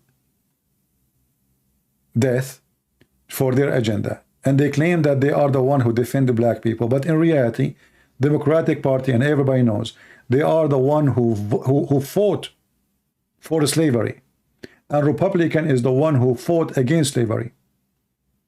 This is history. This is, nobody can play with it. Go right now, check who is the party was fighting to free the black people from slavery. It was Republican. Who is the party was fighting to keep them slave? It was the Democrat.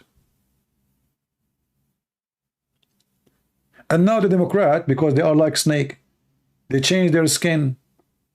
The snake change their skin every day.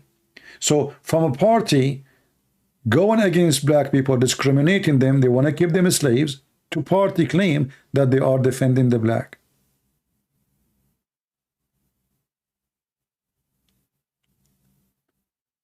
This is why, if you are black, you are Hispanic, you should not let them use you. They just use you. They don't care for you.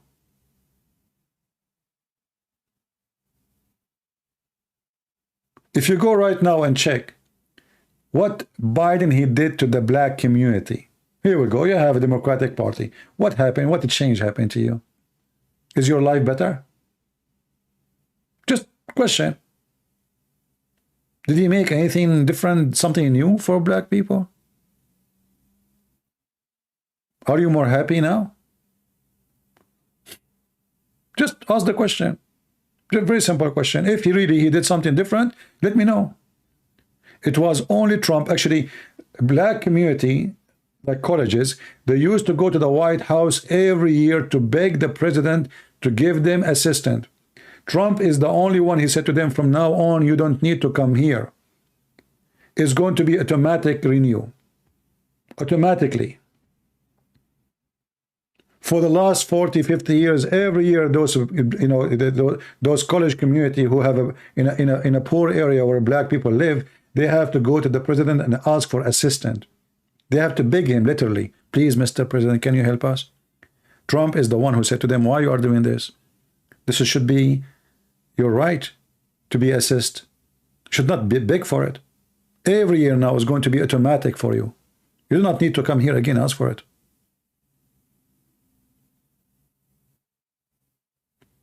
So they demonized this guy. They made him the devil who hate black people, who hate like he banned Muslims since when?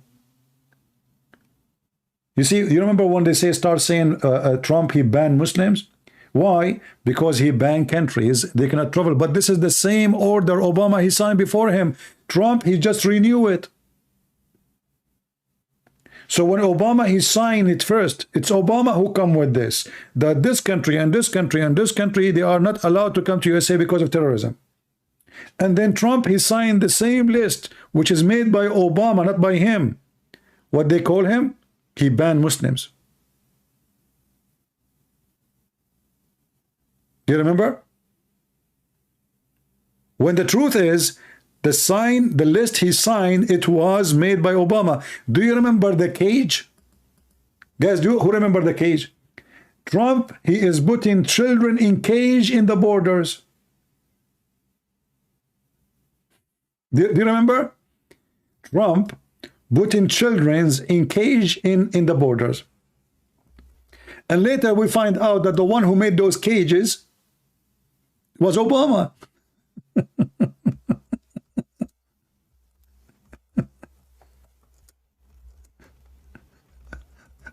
Those are not made by...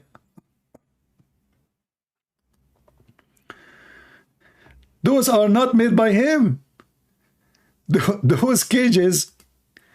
Look, This is the BBC, the evil BBC, who always attack, attack us and attack Republican, attack Christians. The BBC, the station of the devil, owned by Saudi Arabia. Trump immigrant separation policy, children in cage. Do you see it? But the fact, this is not his cage. This is Obama cage. And what case you are talking about? They cannot let them go free. They are crossing the border. They are illegal there. What do they want to do? And who is the one who come with this? It was Obama. Who is the one who was accused? Trump. And then many dummy, they believe it. Look, it says Trump.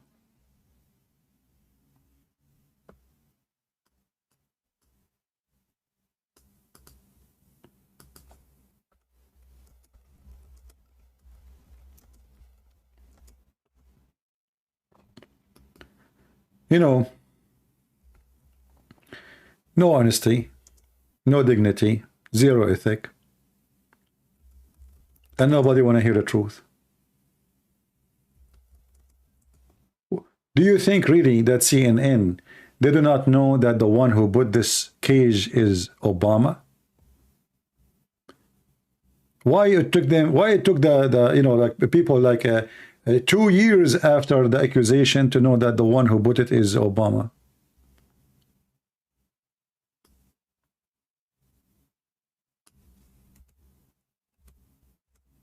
Shameful people, they demonize anyone.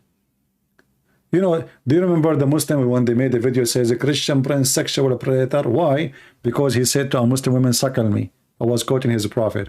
This is what the Democrat is about. They cannot beat you in a debate. They cannot beat you with facts. They try to smear you.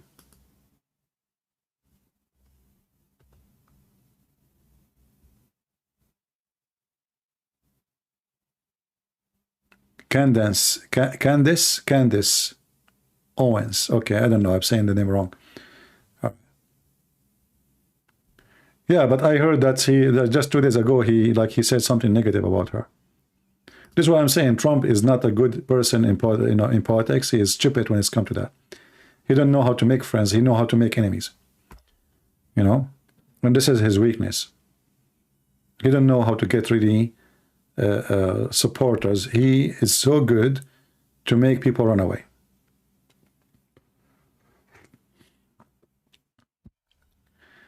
Anyway, but for me, this election was kind of funny and laughable, and when you see those dummies like the Saudi and the Emirati and Bahrain, how they were kissing the ass of Trump when he was a president, and how now they are washing their hands from him, and and look what happened a week ago. Emirat TV station they changed their accent. What I'm saying, they changed the way they speak again about Trump. As soon the news came that the Republican, they did not make the big majority, they back to hit on him. Do you see? The hyena, the puppies. That's why I call them puppies. I call them puppies for a reason. They have no dignity. They have no friends. They will bite you. Never trust those people. Never, ever. If Trump, he become a president tomorrow, all those Muslim countries, they will start kissing his ass again as when he was a president. Remember, 65 king and president, they came to Saudi Arabia and he was schooling them.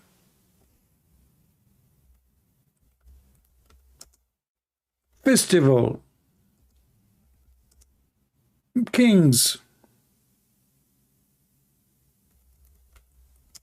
They put him in front of him as if they are like a bunch of kids, and he was schooling them. When Biden, he went to Saudi Arabia, nobody was waiting for him. Literally nobody. Trump, he went there. They want to build a mosque. It's called Ivanka Mosque. parties, kings coming from everywhere,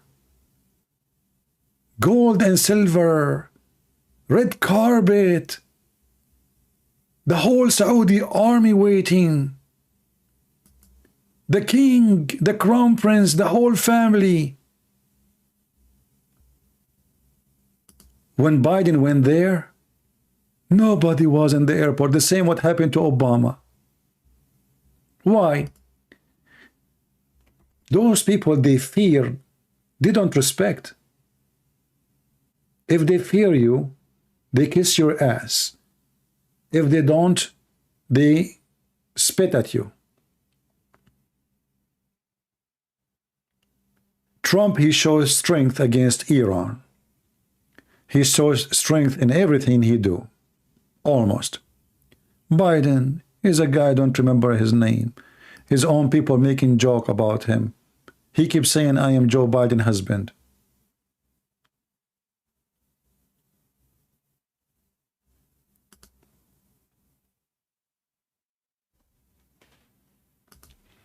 If I search right now to Joe Biden going to Saudi Arabia, give me a second, just to show you the difference.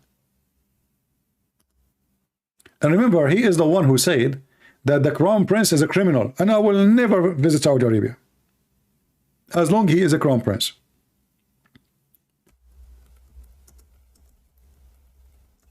Not only he went there and nobody was waiting for him in the airport, the crown prince, who is nobody, he welcomed him in the front door. Look who welcomed Biden. Guys, look at this. This is the president of USA. Who is waiting for him in the airport?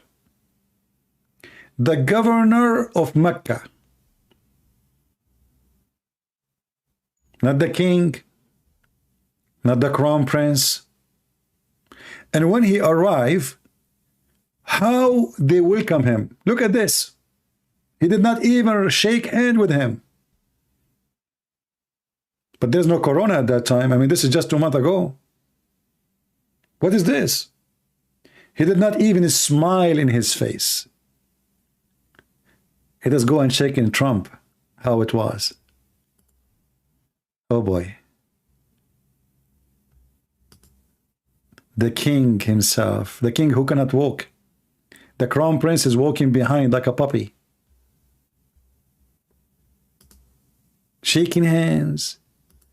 Putting the Medal of Honor. The king himself is bowing down in front of Trump. What happened? Everybody want to talk to Ivanka Trump.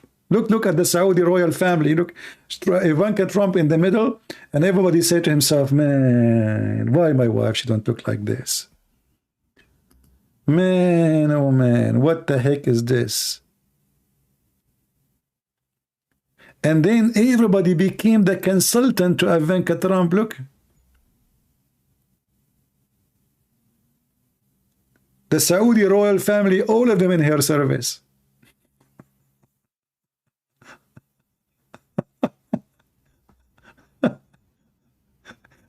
And then a party and dancing. The king is holding the hand of Trump and dancing with him. I mean, what the heck is that? How this is the same as this?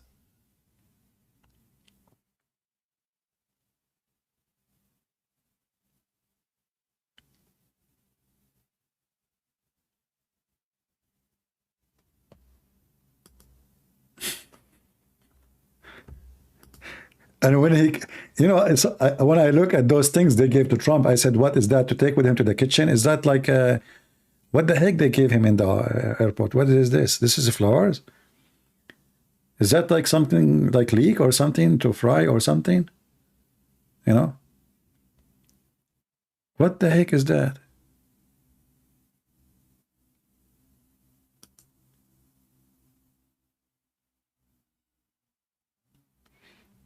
Yeah, Trump, he don't wear a hijab. What hijab? This is his wife. Look what she's wearing. And by the way, the king of Saudi Arabia, he do not know how to write his name. I don't know if you ever saw him in TV speaking. He read, like they have in front of him, Bismillah, Alhamdulillah, ولا حول ولا قوة إلا بالله. And okay, you know, he don't know. If I play the video for you, you will die laughing how he read. Yeah.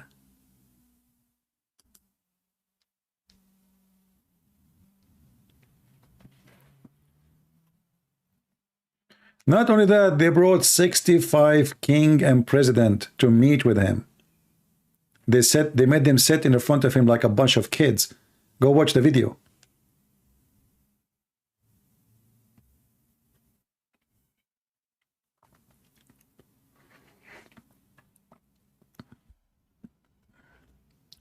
Anyway, but you see, this is how life is funny. When you are a president, you know, everybody bowed down to you. Trump is the superstar. The guy is gone. Now they start biting him in his back. Emirat TV, they make fun of Trump. Today, the Emirati TV, they said in Sky News that Ivanka Trump, they betray her father. Why? She said, I don't want to be involved in politics. How that is betraying her father? They start making a story how Ivanka, she said she will not go for politics. Look, she don't want to go for politics. You have enough, you know. She betrayed her father. Even his daughter is not supporting him no more. Look like Trump, he won the election because of his daughter.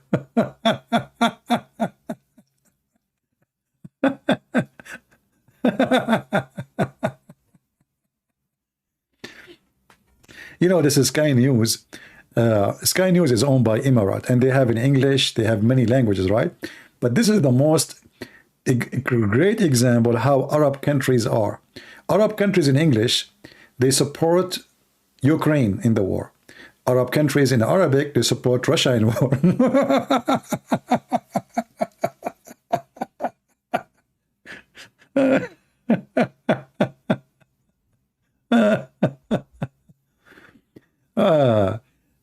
So now you know why I left the Middle East. I never saw people who lie in their life and their life as much in the Middle East. I mean, those are the countries where ethic is zero, below zero. Like, you know, you might go in Alaska and you freeze because of the temperature. In the Middle East, you will be freezing from how big the lies is. No dignity. I remember once in you know, in the Saudi TV, they were talking about 50 cars, they hit each other in the highway in Los Angeles because of the fog weather, brother. But nobody, thanks to Allah, was injured. In the same day, there was a bus full of students. I forgot how many, 60, 50, 70, I don't know. You know, the whole bus, the whole bus full of kids, all of them, they die, including the driver. Nobody spoke. It's not even in the news. But they are busy to talk about an accident happened in LA, brother. But what happened in their own town, their children, they die in the same day, it's not in the news. That's why in Islamic countries, when you watch news, there's no news because it's an angel country. There's no crimes, there's no shooting, there's no rape, there's nothing. And their weather news is the most amazing news. I remember in Saudi Arabia, the news like this. You will see the weather guy saying, Inshallah, tomorrow. Inshallah. And only if Allah will. By Allah will. Inshallah. If Allah will, we will have a speed of wind 30 miles an hour. Inshallah, remember. Inshallah. And inshallah, we might have rain if Allah will. So you have to say the word Allah every 2 seconds, otherwise they will kill him, because they will claim that he claimed that he knew the future. So weather news in Saudi Arabia, like now, is different from before. Like now they are getting better, but before it was Inshallah tomorrow, if Allah will, only and only if Allah will, we are going to have rain, only brother, if Allah will. And if Allah will, we might have a sandstorm, if and only if Allah will. You have to say it, otherwise before he leave the studio, he will be dead. You know, the first time a bicycle came to Saudi Arabia, do you know what happened? A guy, I don't know, he was studying where, Saudi. He came to Saudi Arabia and he brought with him a bicycle. They never saw such a thing before. And then they came to his house, the police, the Sharia court, the judge, and the judge, he ordered to arrest the bike for this is the bike of Shaitan. And they put the bike in the middle of the square, and then the judge, he ordered to behead the head of the bike. And then the guy, he came with the big sword and he started trying to behead the bike, and then his sword was broken because the bike, her head is hard to break. And the judge of the Sharia law, he ordered by Allah, we are going to behead the bike of the devil, and anyone he will bring such a thing to this country, this holy land, he will be punished. Takbir. I remember once there was a guy, he made in his yard, like, you know, those, like, you know, containers for flowers, you know, for a container. So he made like in the shape of a duck. He's like, he's very good in, he's a creative. But the creative in Saudi Arabia, no way, that's bad. So he made containers for flowers look like duck. You know, so like the back of them is empty, he put dirt and he put flowers. Somebody reported him that he have idols in his house. Look at this. This is true story, I'm not lying. He have an idol. They reported him to the Sharia court, to the police, the Sharia police, that he have idols in his yard. The guy was home and suddenly like hundreds of people walking together, going to his house. They knock at his door, the police, the judge, and they Allahu Akbar, and they carry on the order of the court. We are going to inspect the yard of this man. Please order your wife to cover themselves. We are going to check the house. You've been reported that you have idols. The guy was terrified, like, what the heck? You know? So he went inside the house. He ordered his wife to cover herself because they want to go inside. And they went inside and they checked and they found that he have ducks made of cement. And then the judge, he ordered by the name of Allah to execute those idols. And then the guy, he's wearing a mask. He like, you know, those Arabian clothes, you know, you put it in your face. So he put the shimach in his face, and then he came with the sword and he cut the first head, and the crowd shout, Allahu Akbar, Takbir, Allahu Akbar. And then he cut the second duck head, Allahu Akbar. And then they arrested the guy. We don't know what happened to him. This is Saudi Arabia. And now, you know, people, they say like Saudi Arabia advanced. Until now, maybe more than 80% of population don't speak Arabic, don't know how to write, how to read. This is why those, they call themselves royal family. Those are just a bunch of gang. And they have nothing to do with royal. They are able to control the country. You know, the oil money, you know, a country, people are not educated. And if somebody educated, he decide to open his mouth, they make him disappear. Yeah. But anyway, Alhamdulillah, there is no, but now listen, Saudi Arabia then is not the same as Saudi Arabia today.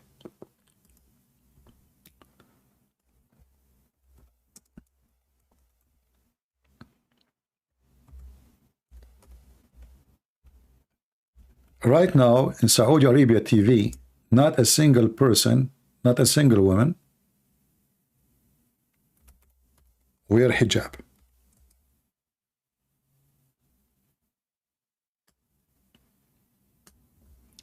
You can go right now in Saudi Arabia and you see women, they are not wearing hijab at all.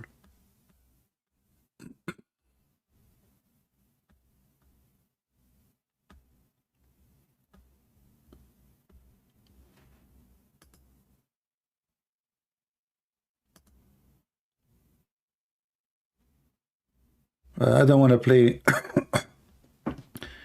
yeah, I don't want to play their TV stations for copyright, you know, but yeah, look, like as an example, this is an interview about a Saudi female. This is Al Arabiya TV. Look what the Saudi female she is wearing.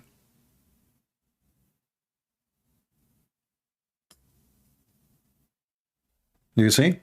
So, like, you know, things is changing so fast. Now they don't really wear hijab. They are wearing short skirt. They are driving cars. But still, the country, the majority of it is a country of ignorant, you know. But everything changing, big deal. It's not like the same as before.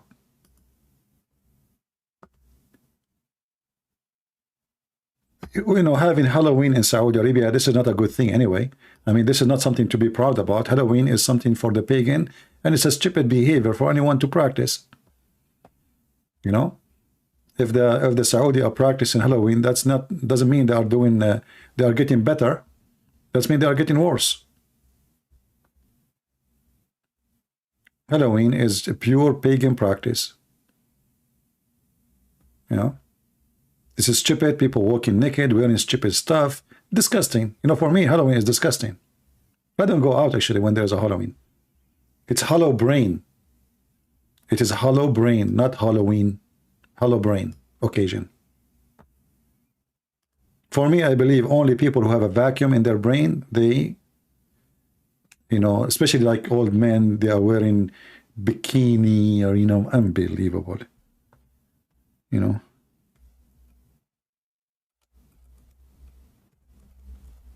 Halloween.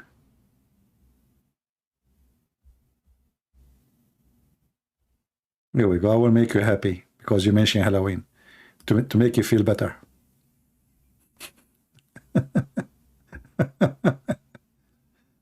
uh,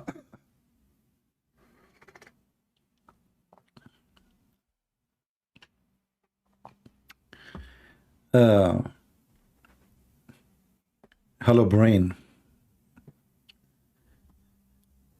Yeah, I mean, you see what people wear in this occasion. I mean, this is weird, man. Did you see 100 something, 160, I think, in Korea, they died because of the stupid Halloween?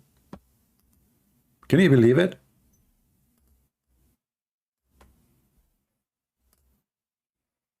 This is how stupid a human being is.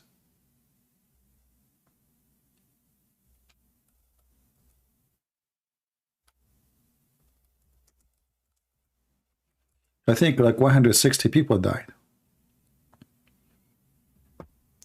160 people. Young. For what? I mean, what the heck is that? You know? Look at this. You know what I mean? This is what a human being is. A human being is so stupid, so silly. What for? Actually, I advise that if you know there's a place is going to be overcrowded, never ever go there. Never go there.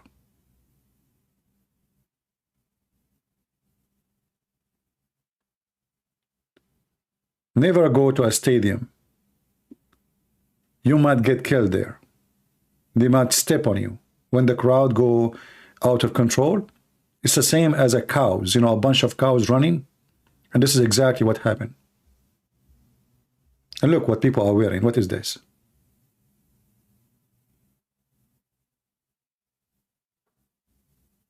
Like what we are expressing exactly.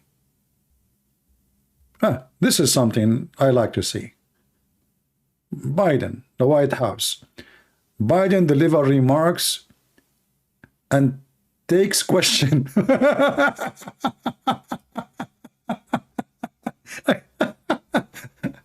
You know, the nice thing about Biden, he take question, but he never give answers, you know. Anyone want to give me a question? Okay, I took it. Okay, I will take it with me. All right, take care. I like this title. Biden, he take questions. That's deep. Hey, Biden, when we are going to get the answer? You know the thing, you know? Like remarks, President Biden deliver remarks and take questions. Who can do that? You know? Yeah. Somebody saying, don't you like the girl's outfit? Hot outfit? This is a hot outfit. For me, this is an outfit of stupidity. The second I see a woman dressing like this or a man, I find that they are empty in their head, in their heart, and they are just trying to seek attention. So this is not hot. This is stupid. You see, a hot woman, if I want to use the word hot, is someone, she can make you happy. Not someone, she make you look like a dog. if this is what the woman she did to you, that means you are a dog, and she become the bone. We are a human. We are not animals. So if you are looking for a bone, well, you are a dog. If you are looking for a human, then you talk to the women. If she is smart, she is intelligent, she have good value, she have something interesting, she is attractive in somehow, some way, but not by showing legs. All women have legs, my friend. All women have breast and legs and ass and etc. without counting the rest. So the one who show it is not different from the one who don't show it, except that the one who show it, she have nothing else to show. This is how I see it. If she have a brain to show, she will use her brain. But maybe she is bankrupt. We use the last thing we have.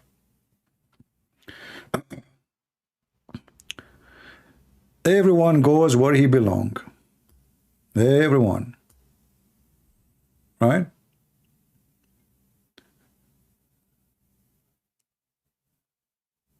Yeah. Do we have any question? You know, I find it funny about somebody speaking about hot women. You know, hot women, this is something very funny.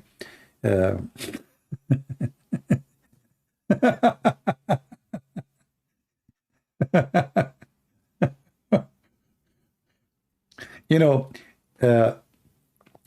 when you go to a restaurant and you find a bottle of a chili, it says a chili, right?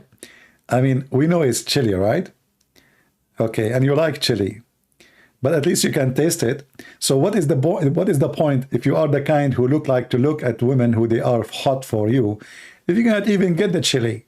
That means you are just a stupid idiot, you know? So what do you got now? Like, okay, she show you her legs? Have fun. You know, when you are totally depressed, you have no self-confidence, you think that life is about legs and breast and etc., then I mean, I feel sad for you, really, because you will never enjoy life. How you enjoy life? So you enjoy life once a year because of the Halloween, because some women, they show their legs? What about the rest of the year? What do you do? You watch porn? Oh boy. And don't remind me of hot dogs. Did I tell you first time when I came to the state, I went to a church, and then the guy met new people. So the guy from the church, one of them, he was very nice, very friendly person. So he said to me, what about we go and eat together? I said, sure. Aren't you hungry? I said, yeah. So he said, let us eat hot dogs. And I was saying to myself, what the heck he said? He want to feed me hot dogs? No way. And then I start giving him excuse, says, you know what? I think I'm not really hungry. He said, you just told me you are hungry. Why you don't want to eat hot dogs? Said, no, you know, I'm not really, you know, it's okay. I will eat when I go home. And I was getting all the excuses I can get from my pocket to avoid eating hot dogs, because in my mind, this guy is going to feed me dogs. And I was saying, I look at him, do this guy, he really eat dogs? I mean, what? Oh boy. Yeah, so like, so yeah, this is what happened to you when your English is bad. You think hot dogs is like dogs are cooked and they are hot, and you know, and this you remind me now with the hot women. All right. Run for your life. Yeah. Actually, when when you don't speak the language, you have no idea what do you say. Like I remember once, first time I went to a chat rooms and I was saying hello guys, you know. I just say hello guys, and then they bounce me from the chat room one after one. And I was saying, what's wrong with those people? They are rude and they curse me and they, use bad language. I just said hello. And then later I discovered that I was saying hello gays. I was typing the word wrong. And instead of guys, I was typing gays. And every chat room I go to, I say, hello, guys. You coward, get out of here. You are the what? And what happened? I just said hello. I did say nothing. I did not do anything wrong, I just said hello, and they are kicking me out. And then I found out But it was too late, like, you know, hello, geese.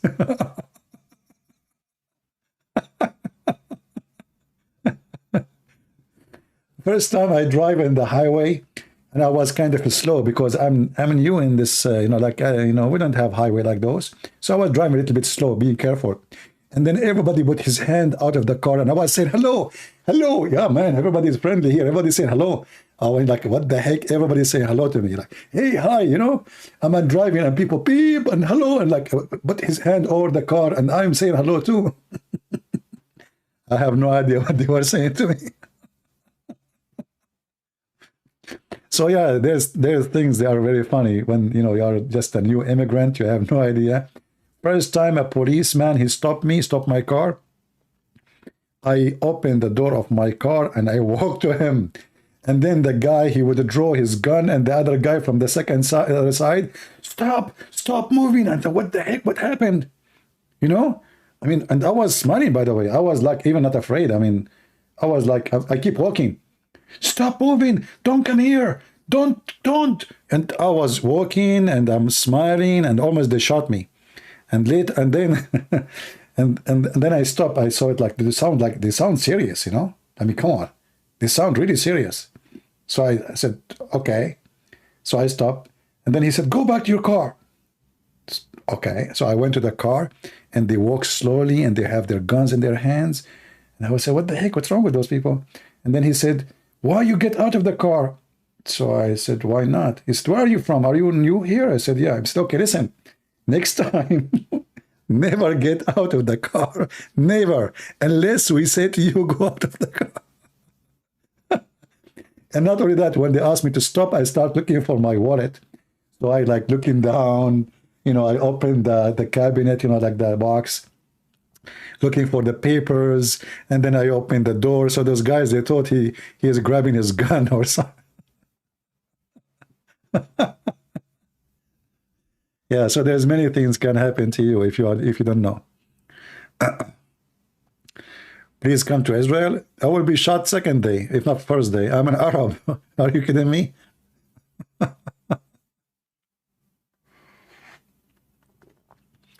If you can grade it, what is the funniest thing that you did when you first came to America?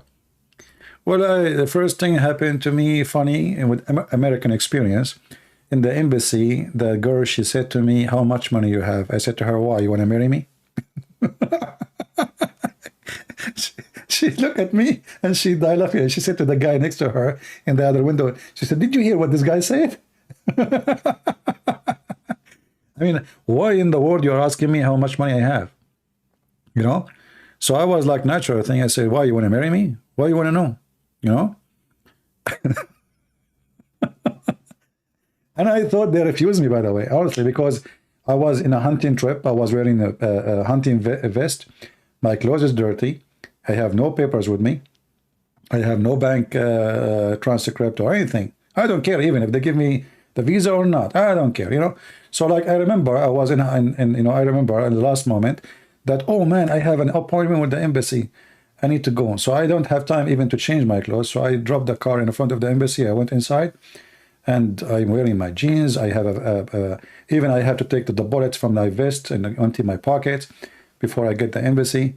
And I have no papers with me. Everybody come in there wearing a suit, have perfume, they have Samsonite, they have bank account transcript, except me, I have nothing. And then after she asked me all the questions and I was really not friendly, you know, she said, okay, go and sit down there. I said, give me my passport. She said, no, later you will take it. I said, no, I want it now. Why you want to keep my passport? He said, later, just go. So I went and sat down. I said, what's wrong with those people? I mean, okay, you know, give me my passport. I want to go. And then they called my name. They, like the guy, they said, go there. It was the accountant. He said to me, I think, give me $30, $40. I forgot. I said, why you want $40? He said, for the visa. He said, what visa? He said, well, they approve you. I said, really? He said, yeah. I said, are you sure? And the guys who have papers, they have bank account, they have millions in their pocket, etc. They prove it supposedly in the account. They refuse them. And I'm the guy who did not care. I gave her all the wrong answers. They gave me the visa. You said Arab are rude. Is that true? I know they are always late. Well, this is not, for me, like when you go to the embassy, you have, especially like, some countries where they don't give visa easy. So you have to be polite because you are the one who need them. For me, I don't want them to give me the visa, actually. I mean, it's a long story, but I don't want to go, really. I'm not really interested. But just to stop somebody from knocking on my head saying, go and apply, go. So, I did it.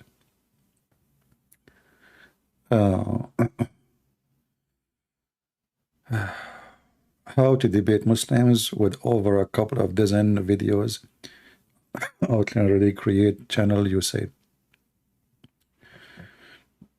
Okay, Nicholas, will send me your... did you send me your page in Patreon? Send it to me, I will post it.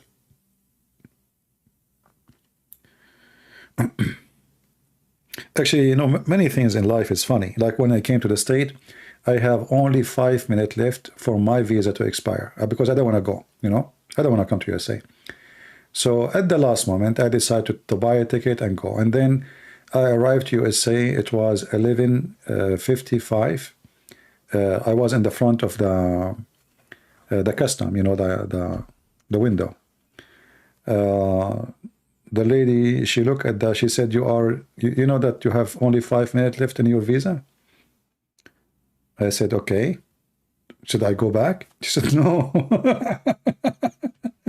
It's okay. I was hoping they would send me back, but they did not. Only 5 minutes. Yeah. Very funny. Were you popular in the army as well? What rank did you get? Thanks. Well, for sure, I was not the president the general in the army. But I don't like to talk about what I did, really. But a funny thing happened in the army, that we were doing the training, like the drill sergeant, he was ordering us to jump in the mud. And I look at this mud, look disgusting. There is oil in it. It's crazy. So I said to him, no English. He said, jump in the mud. No English, sir, no English. He said, what the heck? They are allowing people join the army and they don't speak English? What's wrong? What's happening with this army? And those drill sergeants, they shout at you. So like he gets so close to your face and he shout. So he pushed me. He said, okay, you stay away. So now I don't speak English, remember that. At night, I was staying with the soldiers, and I was telling them about Islam. And there's a guy, actually, his name is Muhammad. He left Islam, he changed his name. He was next bed to me. In a few days, I made him change his name. He went to the captain, he asked him to change his name. He said, what happened? Why you want to change your name? You don't want to be Muhammad no more. Anyway, so I was sitting and telling them about Islam. And then suddenly, everybody froze in his place. And I look in front of me, what happened to those people? So I know something wrong, And it was the drill sergeant walking behind me. So he came to me and he held me from my, T-shirt. And he said, no English, huh? Okay, come with me, Mr. No English. No English. So he took me outside. So he said to me, so you don't speak English, don't you?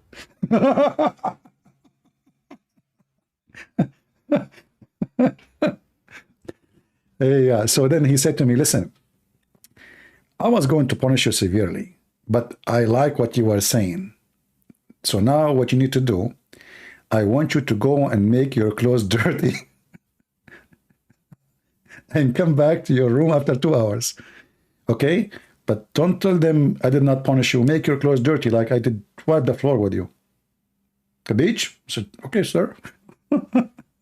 You like what I was saying? And then the funny thing is, This is not long time ago. I was in the airport, and then I met a guy was with me in the same location. So he forgot my name. I forgot his name too, but he remember one thing. He says, "Hey," like he see me. He say, "Hey, no English. How are you?"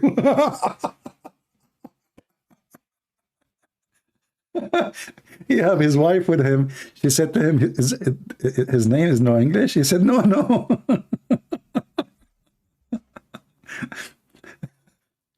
They thought like I'm Johnny English, like he don't remember my name. He remember only no English, because he remember that story. No English. No English. Yeah. Anyway, do we have any other question about our topic, which we are out of it already long time ago? So I'm really happy, even if the election did not go the way we want, but I think God is good. And there's some benefit of having some stupid fool like Biden in the office right now, and as we speak, at least he supports Ukraine, which is very important for me. But always there is some benefit and some negative, even of the fool, So you have to take it. What is your favorite caliber when it comes to rifles? The Quran.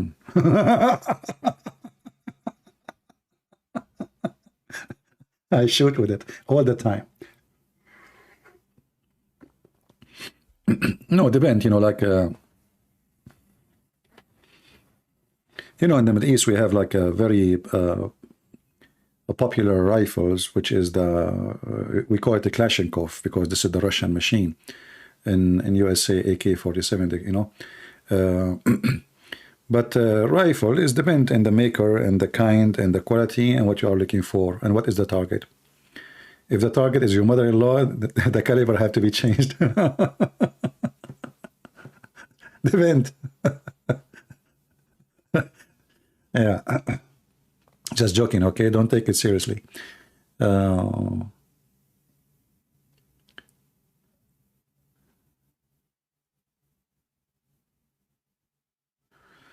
AJ-47.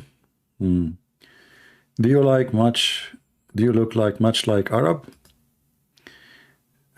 Wide legs? Arab have wide legs? What the heck is that? Arab have wide legs. What?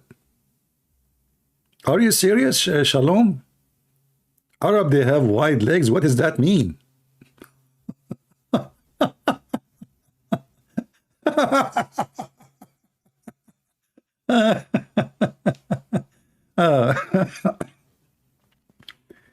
In the chat you hear a lot of things which is really weird, White legs, what the heck is that? They have wide legs? What? Are you comparing us to tires or something? We will pray for USA next election. My friend, whatever election happen, we are people always, we will be victorious, because at the end of the day, even bad times, they can serve for good things. Even bad, actually, sometimes the more bad it get, the better it is. I will explain to you. Which place is better to worship, as an example, like Pakistan or USA? For sure, you would say USA. There's a freedom for the Christian, right? In Pakistan, they treat them like dogs. They discriminate them. They even kill them. It's horrible. But if you look at Pakistani Christians, you will see how much faith they have. You don't have. So the more horrible it is, the better a Christian you get. It's like fire and steel. Iron is iron. So human being is like an iron everywhere. But extreme fire with extreme circumstances will make you a special person. So bad can be good, not necessarily bad. The Bible says that when, the weeds and They grow. Like how you know how when to get rid of the weeds. They don't get rid of the weeds when they are little. When they grow, they will look different. Right away, you will take them out easy.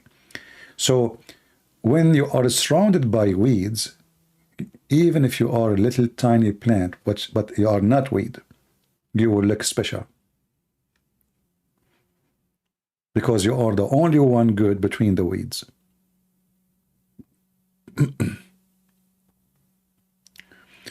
Islam has a teaching relation with the human and relation with God. Is it true? Well, how that can have a relation if you are created to be slave of God? There's no slave, you know, he have relation with master. A slave is a slave. So the relation of between a Muslim and his God is a slavery. The Quran says, supposedly Allah, he said, Aka Muhammad, وَمَا خَلَقْتُ الْإِنسَ وَالْجِنَّ إِلَّا لِيَعْبُدُونِ. I created not the genie and the human except to worship. So what relationship? You know? There's no relation. This is why in Christianity we call God the Father. Why? Because we have relationship as father as children. In Islam, no. In Islam, you are just a slave. You know, there's no purpose of your existence, except to be a slave of such a name. They call him God, Allah. Marching on the parade ground like Arab, riding a camel, legs wide apart. I don't know, my friend. First of all, Arab is not an ethnic. Arab are many group of people. The word Arab have nothing to do with ethnic. Many only ignorant. They think that Arab is an ethnic group. Arab is a word mean desert, and whoever live in the desert they call them Arab, Arabian. So if you live in Las Vegas now, you are an Arab. In case you do not know. Arab is not an ethnic. This is why you will find somebody claim to be an Arab, call himself an Arab. He have green eyes. Other person, he have darker skin. Other person, he have a blonde hair. Other person, he have a curly hair. But obviously, they are not the same ethnic. Arab is not an ethnic.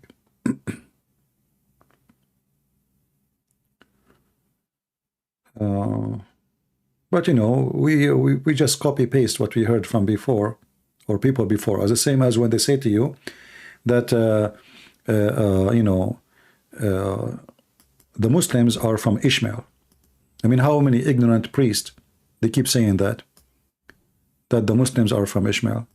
Always they keep saying the same thing, right? And they will not correct themselves. But nobody asked them, where do you get this from? Did you see anyone asking those priests, where do you get this from? Nobody.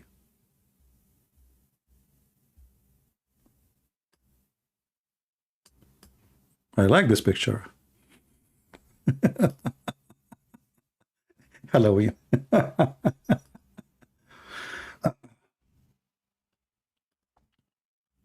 You know, the problem is that we have teachers who don't deserve to be teachers, and they are the one in the stage, and the one who deserve to be in the stage, they are cast out. This reminds me of the story of Paul. Paul, he was cast out of churches because he was so conservative and they don't like what he say. You know, they want easy things, easy way of life, easy way of believers.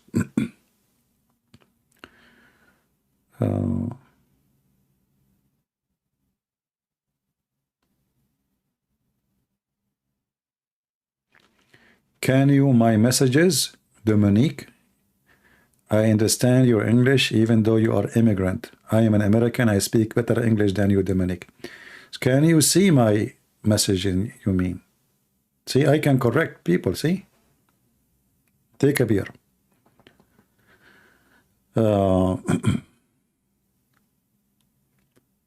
What do you think about Anwar Sadat? He is a criminal.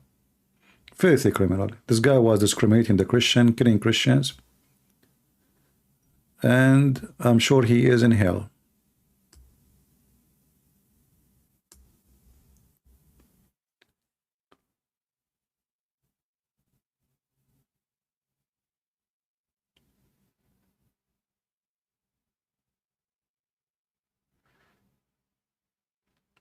Can you see my messaging? Yeah, we can see it. Sysogen? All right.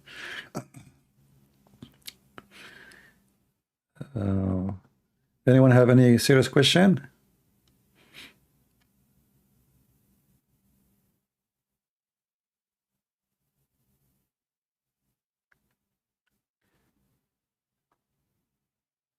My friend, the Ismaili have nothing to do with the Arab, period. Only ignorant people, they say so. Bedouin, the word Bedouin, Moses, he lived as a Bedouin for some time. The Jews, many of them, they live as Bedouin for some time. Didn't they go in the desert for 40 years, you know? So, you know, people, they have a wrong understanding of what it doesn't mean that you live in the desert. Ishmael and his children is something, and being living in a desert is something else.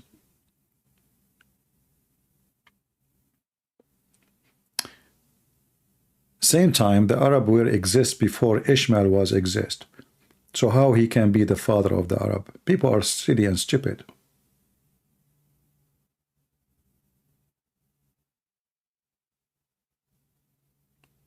Yeah, for sure, Arab is not. Arab are people of the desert, and they are not even ethnic. This has have nothing to do with ethnic group. Ishmael, he is a son of Egyptian women. His father is Abraham, who is an Aramaic, and he married an Egyptian woman from his own homeland, his motherland. So how he can be the father of the Arab? Egyptian or African? What the Ishmaelites have to do with the Arab? So who told you that the Arab are African? Since when?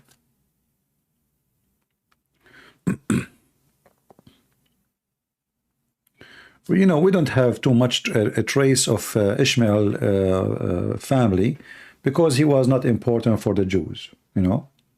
So we don't know much really about what happened exactly. But and the reason for that, because he's not important. Simply, he's not important. But it's very false to say that the Muslims are from Ishmael or the Arab from Ishmael, and then you will see priests keep repeating that. Any one of you ask them where you get this from?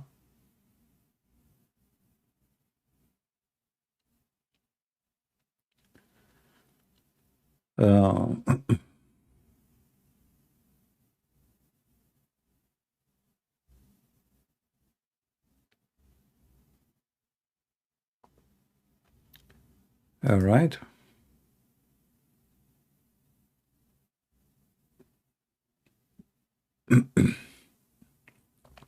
If you have a question about Quranic verses, maybe we can save them for other time. We don't want to open really Quran now. Let us have better time for such a garbage.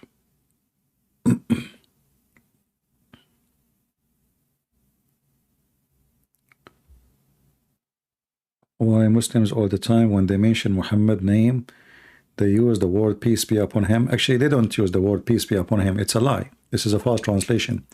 The Muslim, they use the word sallallahu alayhi wasallam, which means pray on him and salute him, not peace be upon him. You see, do you see a Muslim saying the same thing, sallallahu alayhi wasallam, when he say the name of Isa or Moses? No. So if it's peace be upon him, then they should use the same Arabic sentence after the name of every prophet. But they don't. That statement only after the name of Muhammad. Will you go back to Arab country? Why I want to go back there anyway? What for?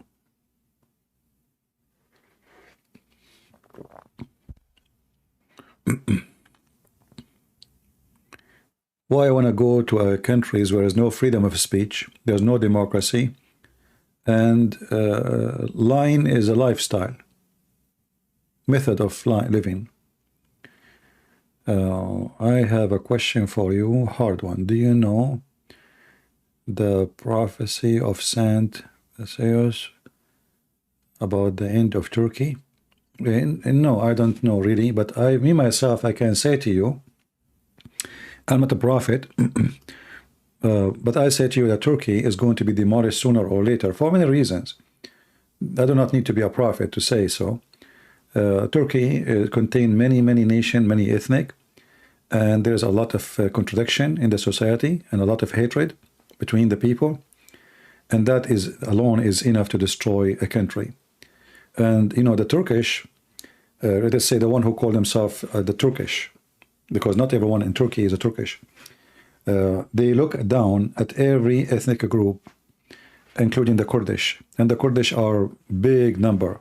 I think they are 21 million. 20 million out of such a country, that is a huge number. Add to them other, you know, nationality and minority, and add to that the corruption and the mentality and the way the country is made. Add to that the bad economy. The end of this country. Actually, Turkey was going to be collapsed not long time ago when the American, they gave him a big loan to help them. Otherwise, the country went bankruptcy. So I believe Turkey is going to be demolished sooner or later. There's no future for such a country. Another one I say about a dream. You know, once I saw a dream, horrible dream about Turkey. I saw an earthquake which is merging like something crazy, not normal earthquake. I saw the whole country is being demolished. Me myself, you know, I don't want to say like this is a vision, but I have in my life many things I saw, they come to be true, you know. So I believe this country is going to face a big disaster sooner or later. And sometimes you see, you know, things they happen maybe, you know, a year after, 2 years after, some maybe they take a few years, especially when we're talking about destruction of a country, not destruction of a house. But I am sure that country, like Turkey, is not going to be a country no more. I believe in maximum 100 years from now, the name even will be changed. Actually, Erdogan just changed the name just a few weeks ago. It's not Turkey no more. It's called now Turkiye, right? I don't know. He changed the name. Turkiye.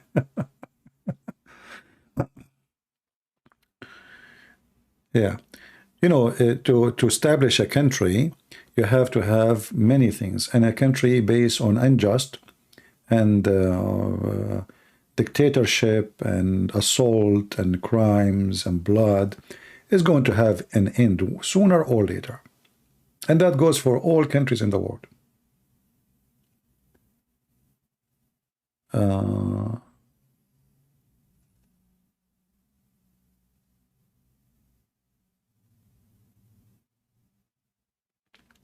Cass Lee saying, so Cass Lee, you are a Muslim, my friend?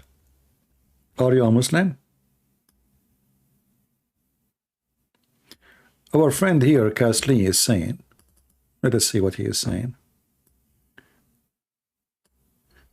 We know for fact that you distort a lot of verses of the Quran. Now people can do word for word translation. Chapter 65:4 talk about growing women who cannot menstruate, not kids. Well, my friend, as long as you agree that this verse about women who cannot have menstruation, isn't it stupid of your God to say to you, you have to wait 3 months even though they cannot have menstruation? And they are old women? I mean, a Muslim Abdul, he think, he scratch his ass. He scratched the first ass. He scratched the second ass. How we can beat Christian Prince? How we can beat Christian Prince? Okay, I will write this. You stupid, if they are old women and they cannot have babies, so why you need to wait 3 months to be sure that they cannot have babies? You just said they are old women and they cannot have babies because they cannot have menstruation, you idiot. So who is the stupid here? Secondly, Abdul, if we open the interpretation, which is made by your scholars, they say it's for kids. Do you want to see it? So who is the one who is distorting the verse meaning? I can go right now, here we go, to your stupid Quran, and this is chapter 65, and verse number 4, 65. I mean, how silly, how stupid they are. The diarrhea, diarrhea? Diarrhea, Did you wipe your bum before you come here? So this is your scholar, not me. Look. This is the website, the government of Jordan. The government what? Of Jordan. And you know what? I'm going even to choose for you the cousin of your prophet, Ibn Abbas. Here we go. He said, because they are too young. So Ibn Abbas, who your prophet named him, the only scholar he named for explaining the Quran is Ibn Abbas. So Ibn Abbas, he distorted the Quran too. So my friend, don't forget to clean your bum, because there's a lot of poo-poo all over the place. It looked like lipstick in your face now. So you see what you did yourself? Don't play between the legs of a Christian prince, because you will be smashed by one of his foot, not both of them. Anyway, smart Muslim, what you can say? I mean, they have to be smart. He got you busted. What you can do about it? Halloween. What do you think about Iran? Well, I believe Iran is going to change, is going to be a different country, but that will not work as long as we have people like Joe Biden in the office. You see, as long as the West is being hypocrite, the reason for the regime of Iran to be exist until now, to survive, is Western countries. As long as you are buying from them, as long as you are selling to them, as long as you have a business with them, as long as you have embassy for them, this regime will stay. Biden, as we speak, is negotiating with them to do the same as Obama. Obama is a Muslim Shia. It's not a secret. And his father, his name is Hussein. This is a very popular name for the Shia. So they are trying to support Iran because Iran is collapsing as a regime. So Obama is trying to use Biden. You see, we have Biden in the White House, but the fact the one is ruling is Obama and his gang. So Iran, they hope, because they have Obama now in charge, that they will go back to the old deal and they will flourish again. If they can get the money and the honey, then and they can kill all their citizens who go against them, they will survive for a long time. It is the Western who is supporting the regime of Iran. I assure you that. The Western and the Russian in the same time.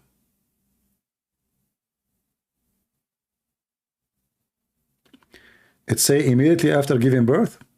Guys, it says immediately after giving birth.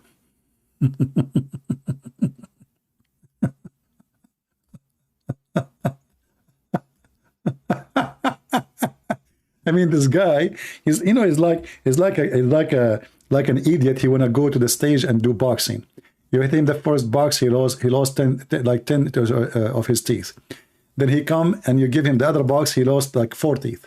And now he come back again. You idiot, you stupid. It says here, waiting shall be 3 months. And you are saying to me, it's not about 3 month waiting, it's about immediately.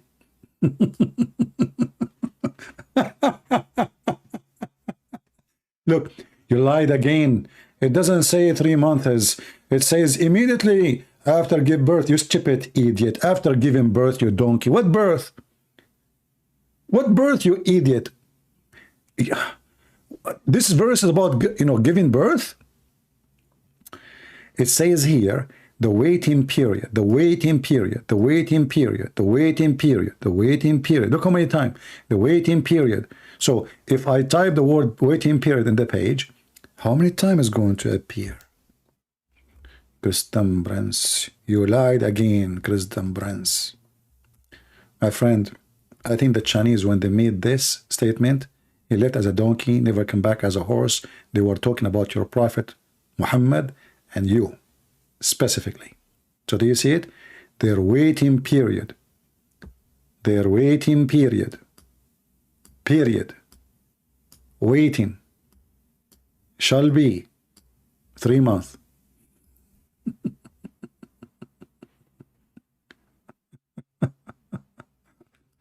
Just get out of here. Next time you come here, bring your mom. Okay? Don't come here again.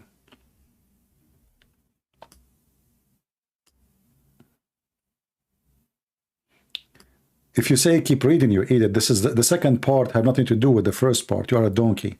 The second part is about giving birth.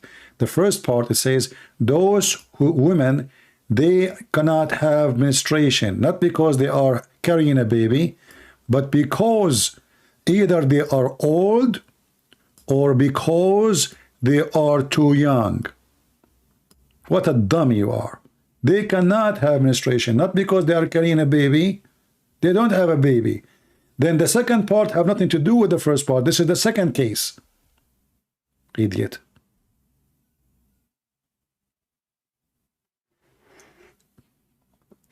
It doesn't say that, CP. This is how Muslim they refute me. Christian Prince. Do you remember the guy who offered me 5 BMW? What's his name? The funny, anyone who make those videos, he die. Who's next? BMW, brother.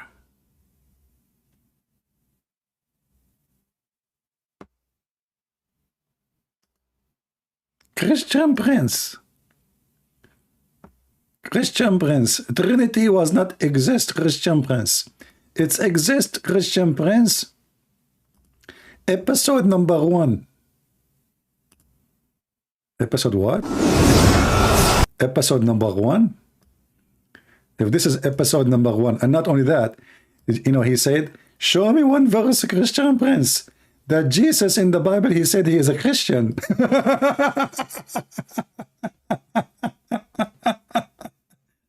I mean, the intelligence of those people are beyond. You want to see a verse in the Bible, Jesus says he's a Christian? I mean, are you sure? Jesus never said he's a Christian. That's deep. Do you see how they got you busted? Not a single verse in the Bible. Jesus says he's a Christian. Who can be that?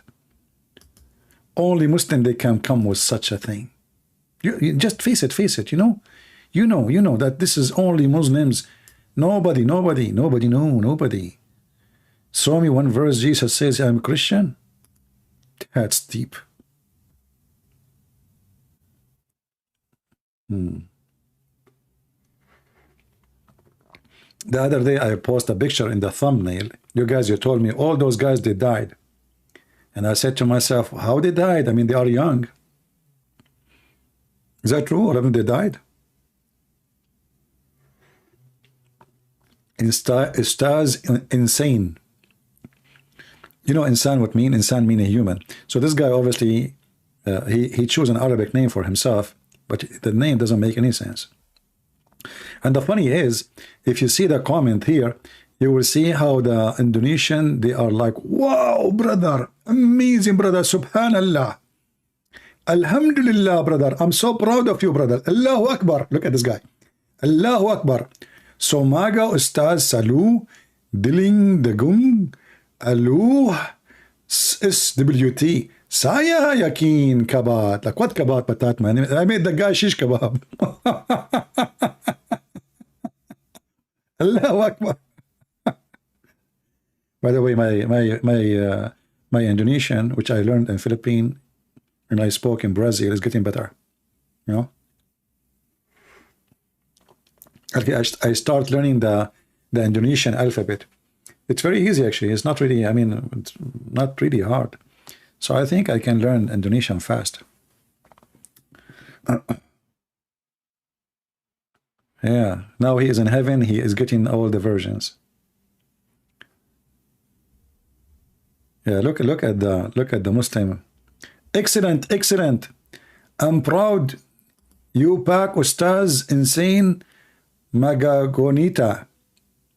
May Allah bless you. This guy is mixing shish kebab with hummus. Indonesian with English. Like 2 words in English, 2 words in Indonesian.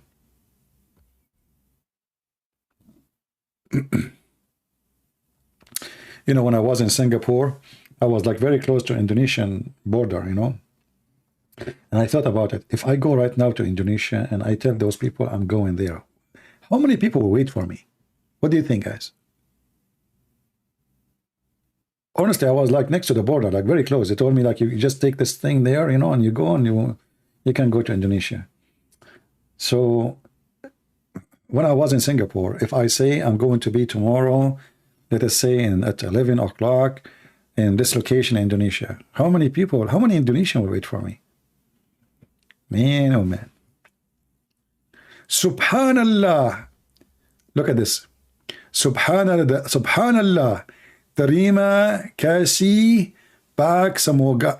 But I mean, I assure you, those guys, they don't even speak English. The video is in English, but everybody is posting in Indonesian. I mean, what the heck? If the video is in English, why all of them they are posting in Indonesian? What is the English people? They don't understand what he said. They are just saying Subhanallah.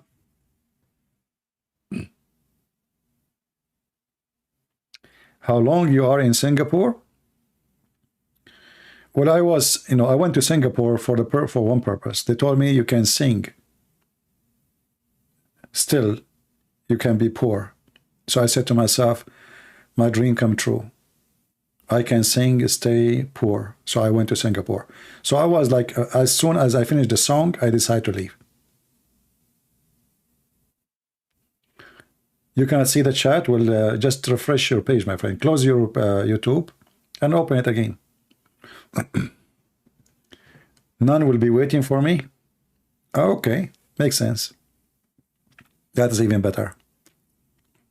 Actually, if I know nobody will be waiting for me, I will go, honestly, because I was there, almost there, you know. I like to go, but I know how much people loves me there.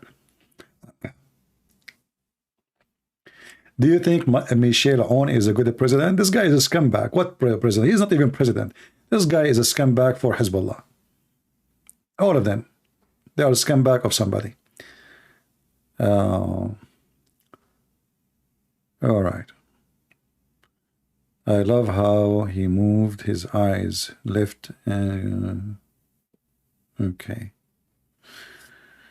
Yeah, I find it very weird that all the you see, if you are using your phone, you can use the comment. You can translate in the phone. Here, there's no translation option. In your phone, you can translate the comment. CP Angast Mahami Islam Juh Jiban Diri Insan MK Diri Arab Dan Face Baraha Sa Arab. Okay, whatever.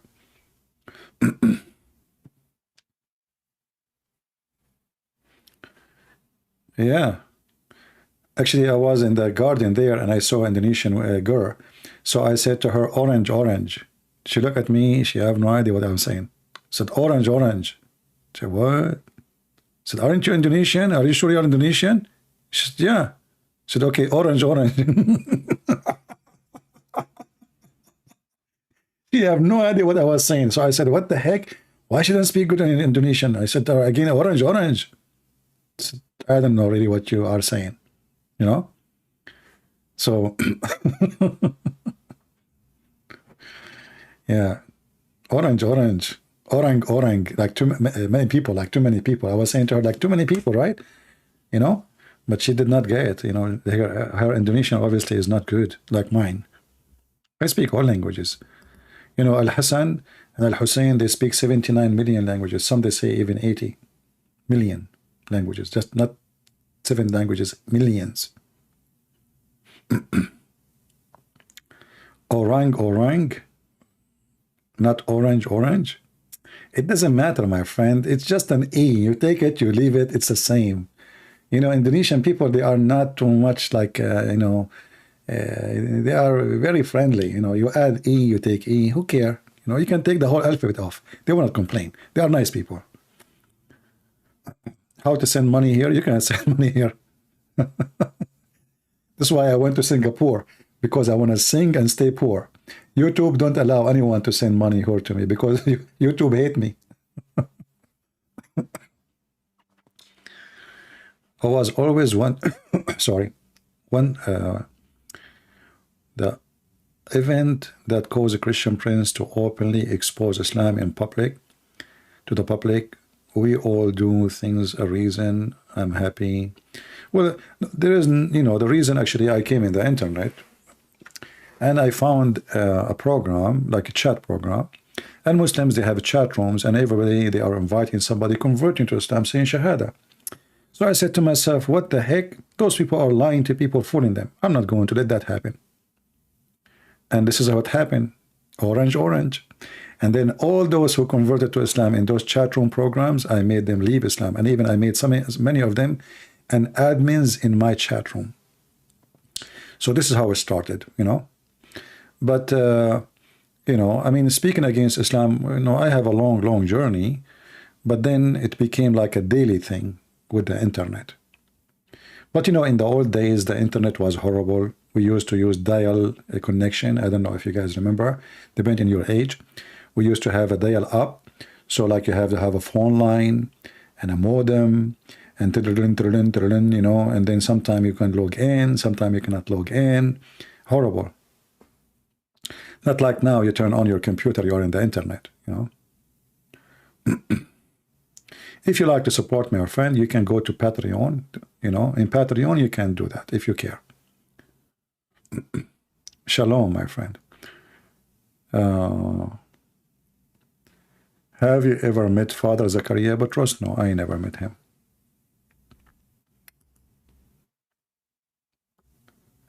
I did not. Let me put a picture which is appealing, will bring more people here.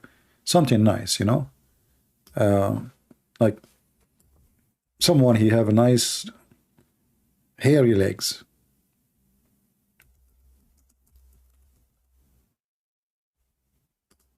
So we can get more people here.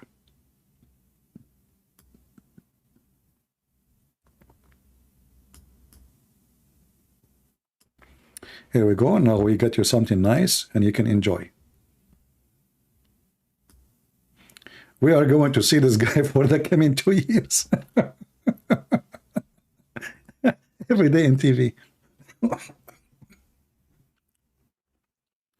What the opinion about Tuivasa Senghor? Tuivasa Senghor is a businessman. You know, he sells jewelries and he's making business. You know, he is just a, you know, business. Those people, they have no dignity. He never speak against Islam, yet he claimed to be a Jew because he's a hypocrite. Anyway, we got him busted many times.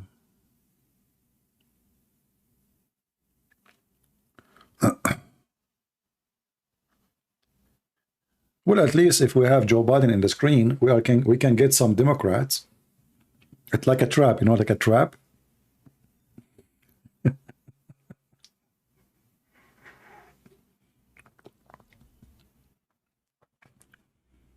You know, sometimes I think about going like a prank, and I go to the Democrat like election, whatever place, and then when I am inside, suddenly I wear the hat of a Trump. Let us see what will happen. CP from Father Butros, who wrote the Quran. He was a Sakran. All right. No, I never been in Turkey. I will never visit Turkey unless Turkey is a free land and it's back to us. I never visit a country. I believe this country is run by the enemies, because when you do that, you support them. You support their economy, you support their businesses, and you support the terrorist.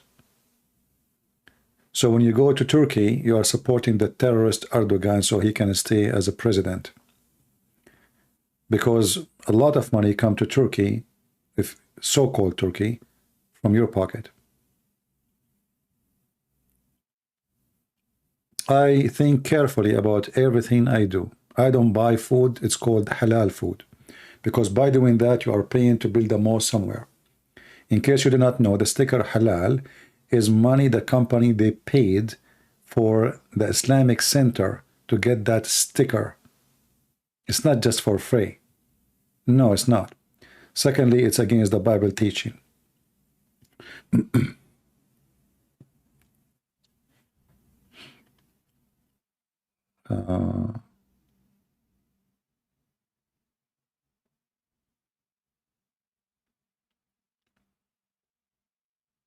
If I want to go to a country to visit, I will visit a Christian country. I will visit Greece.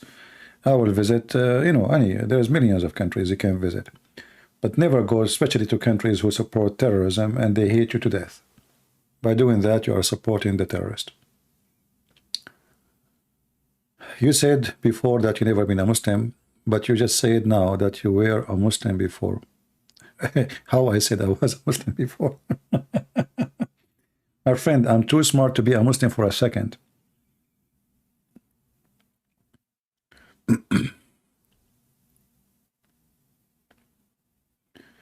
No, I will never visit Turkey, and no excuse. Even if you want to visit Hagia Sophia, that is not excuse. That is a support for the enemy. All those are false excuses. You want to go there because it is cheap. But in case you do not know, Turkey is the land of crimes, and there's a lot of kidnapping, kidney theft. They put drugs for you in the drink. They kidnap you. They take your kidney. They throw you in the street. Those are not fake stories. Go right now and search in YouTube, scam in Turkey, fraud in Turkey, kidnap in Turkey. If you go to jail in Turkey, have fun. Even if you are a man, they will rape you.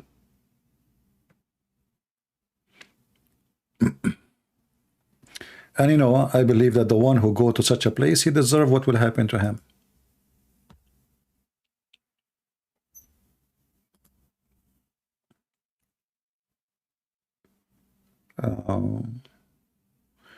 Have you ever been, you want to go to Armenia? I would like to go to Armenia.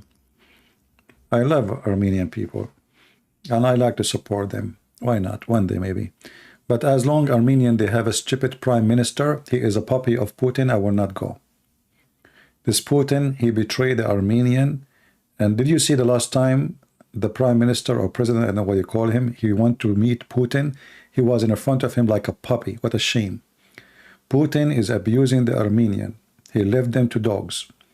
He made the Azerbaijani army and Erdogan kill their children, and he was watching them. And the target is very simple. He want to force Armenia to be a slave to him forever. And soon you will see Putin, he will try to force Armenia to join the Russian Federation so they can be the same as Ukraine before. This is why he let the Turkish kill you and kill your children. He's an evil man. When Erdogan, he attacked Armenia with the Azerbaijani army, Putin, he can stop that attack in 2 seconds, just 2 seconds. Erdogan will not even dare to join forces with Azerbaijan unless he guarantee that Putin will not move. So it was a conspiracy against the Turkish between Putin, Azerbaijan, and Erdogan. Putin, he wanted to force the Armenian. He don't want the country, all of it, to be occupied, but he want to show them that you cannot survive without me. You better be my puppies. Very evil man.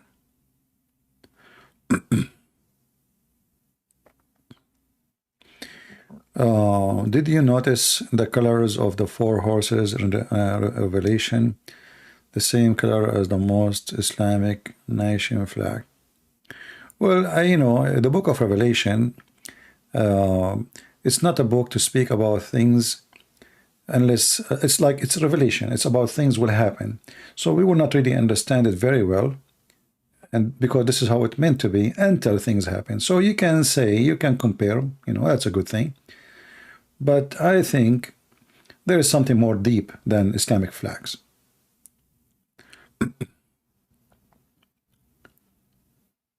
I never been a Muslim before. What's wrong with you?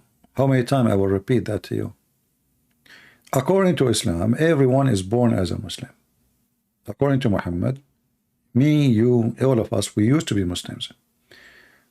But I'm saying to you, I never was, and I will never be. Because Islam does not make sense. Even if I was a kid, I'm in my diaper, I will not find Islam convincing for a second. So why you need me to repeat many times? But Muslims believe everyone is born as a Muslim. So according to Muslims, all of us, we are ex-Muslims. Are you going to repeat the same question again? Alain Hinin?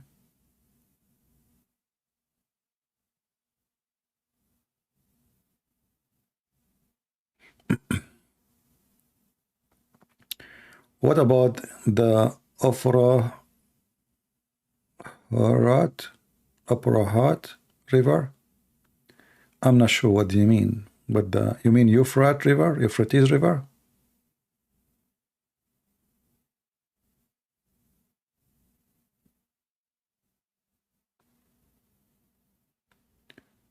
Yeah, you know, if Allah, He promised me baklava in the heaven, I will be tempted.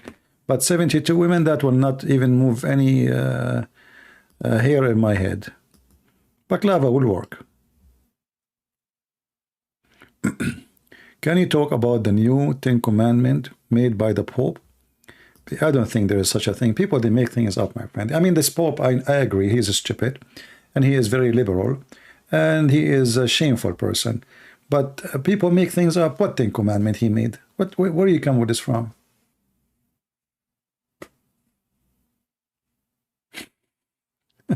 I mean, people, they come up with crazy stuff.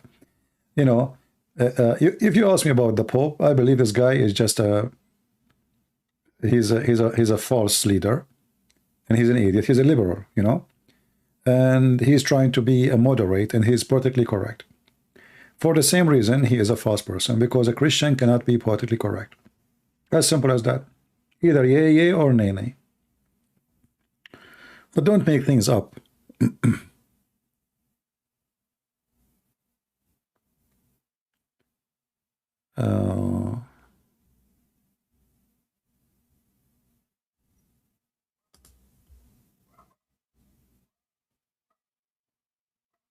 All right.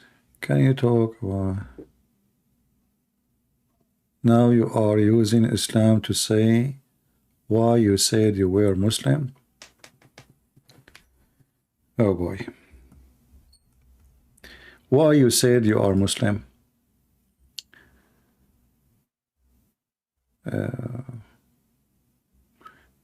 I think you're a stupid person. I said a million times, I'm not a Muslim, I've never been a Muslim. According to Islam, I was a Muslim. But you are a donkey. According to your stupid prophet, I was a Muslim. Do you understand? According to your stupid prophet, I was a Muslim. So I am an ex-Muslim according to your stupid prophet. Do you need, I need to repeat that? All right? And this is what your prophet said. Let me show you. Obviously, you are a certified donkey. And most likely you are ultimate fart. This is your stupid prophet. Let us show the hadith. Give me a second.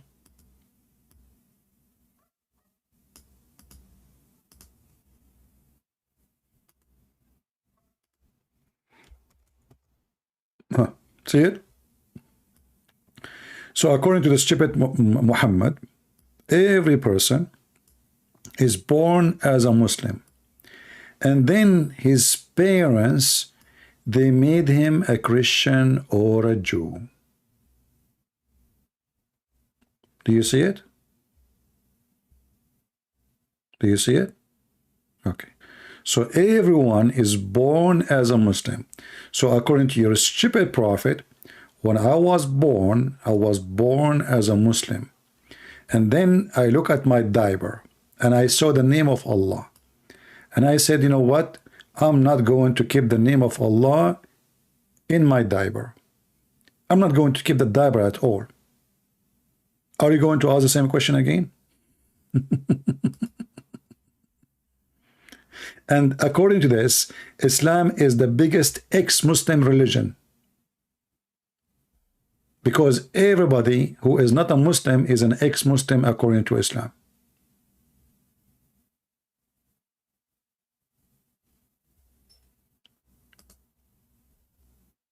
All right?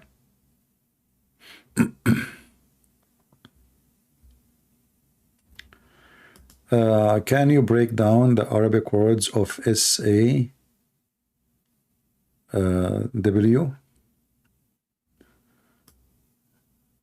Okay. What I will do actually, I will take it here and I will pause this SAW here.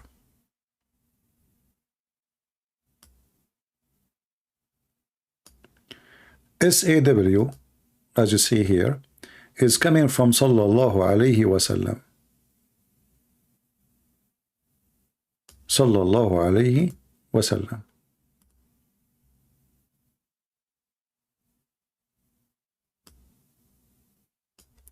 Do you see the Arabic?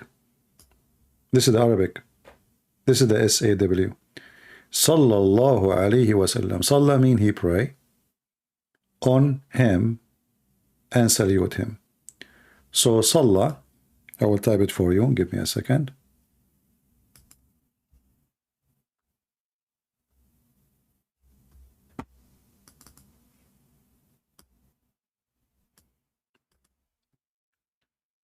All right. Sallah. Let us use English letters. Sallah means he pray from Salah.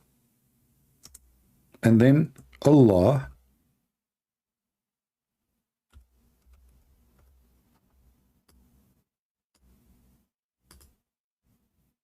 alayhi on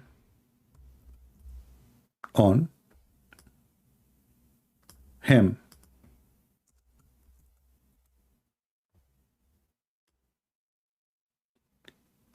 Wa sallam. Wa mean and. Salam means salute.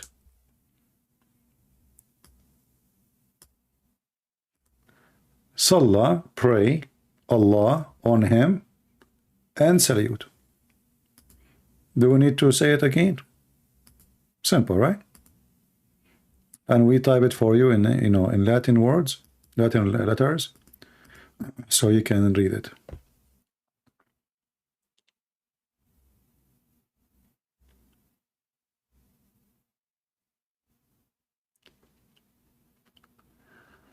All right. We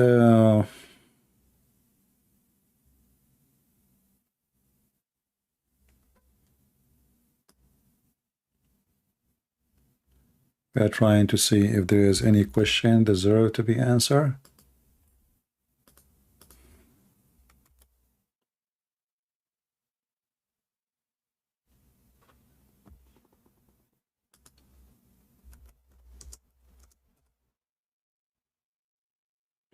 Somebody's asking, what do you think about Abraham Accord? You mean the agreement they made between Israel and those Gulf countries?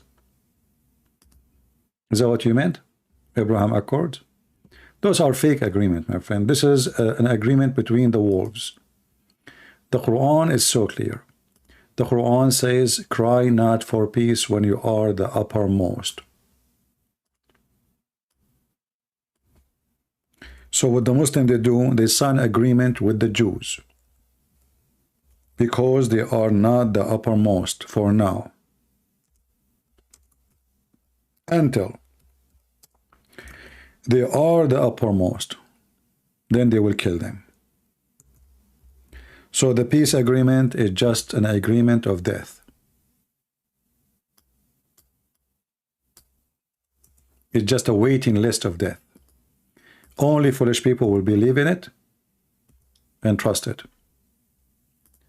Chapter 47, verse number 35 says, be not weary and faint hatred, crying for peace, when you should be the uppermost.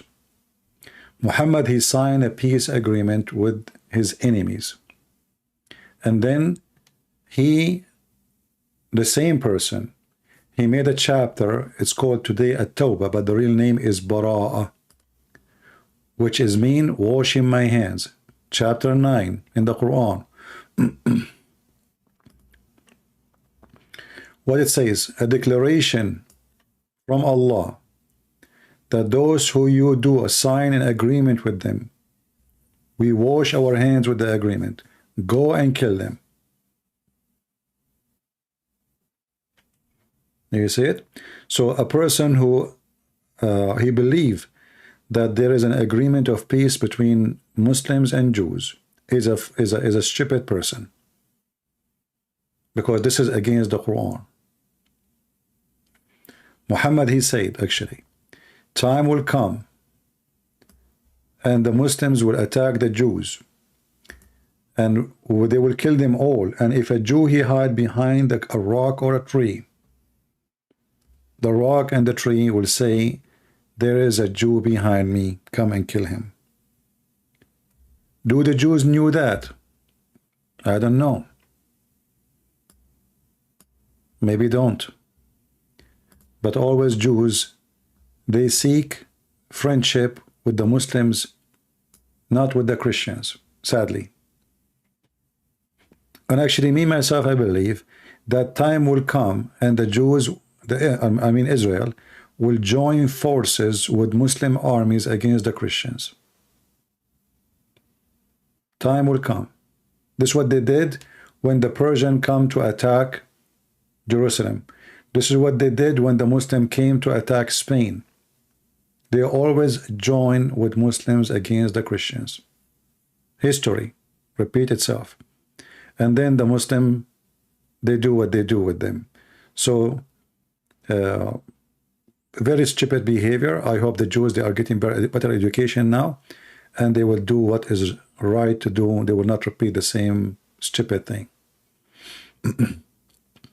Like Israel was supporting Azerbaijan against Armenia. This is just 2 years ago. All the drones, all the missiles was coming from Israel.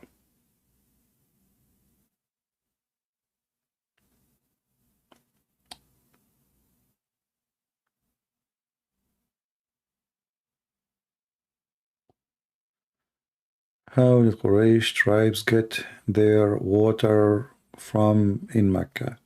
Well, obviously, every town is built. A town are built in a place because there's water.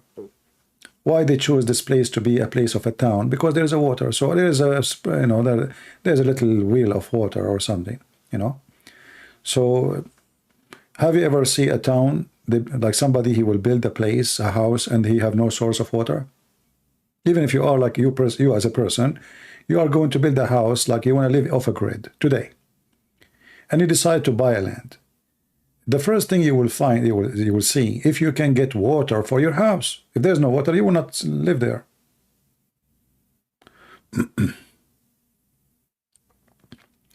Why Islam is horrible? Because it's horrible. Because it's satanic. Don't you believe that Satan exists?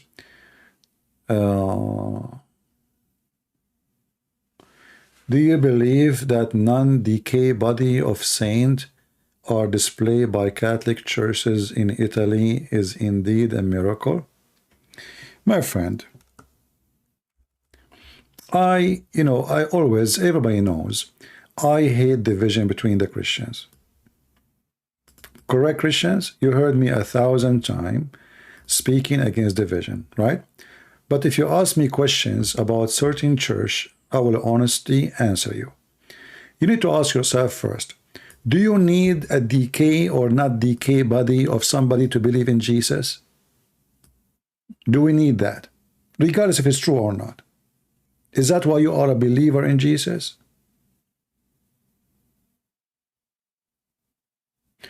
So for me, I find all of those things is not even reasonable. Which one is more important? A saint of a guy we do not know, or Peter, or Paul, or John? So if God want to reserve somebody body, well, those people deserve to be reserved more than anyone else. Secondly, what the point? Let us say I'm a person who died at 10,000 years ago, and then you find my body still hairy as it is, like a chimpanzee. How that is for you a proof that God is true?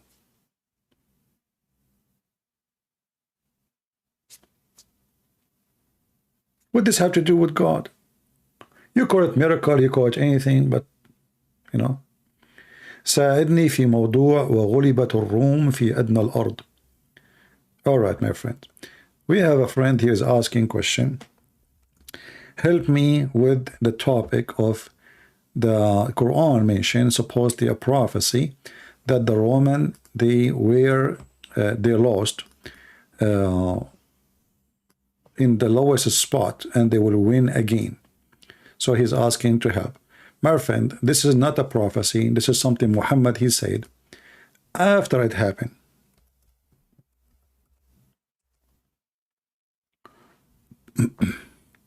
Read with me carefully.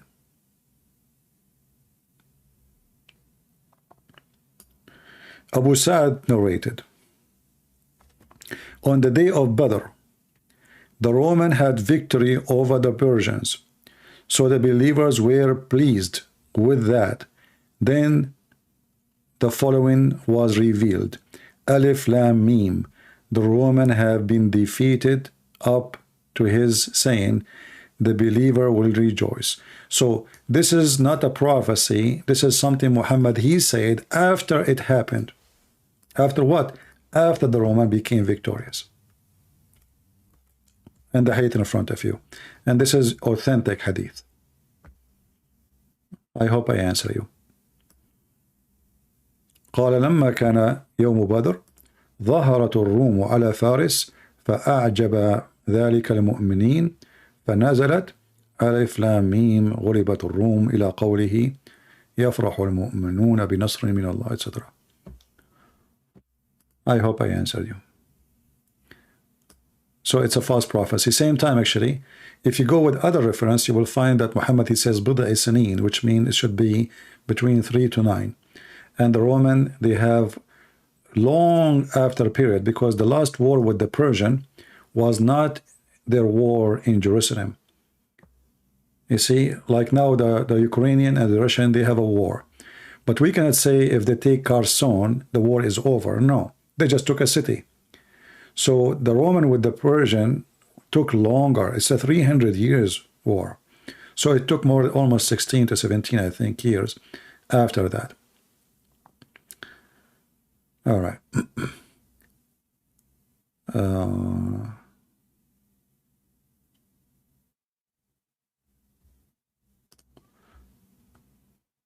Do we have any other person have a question?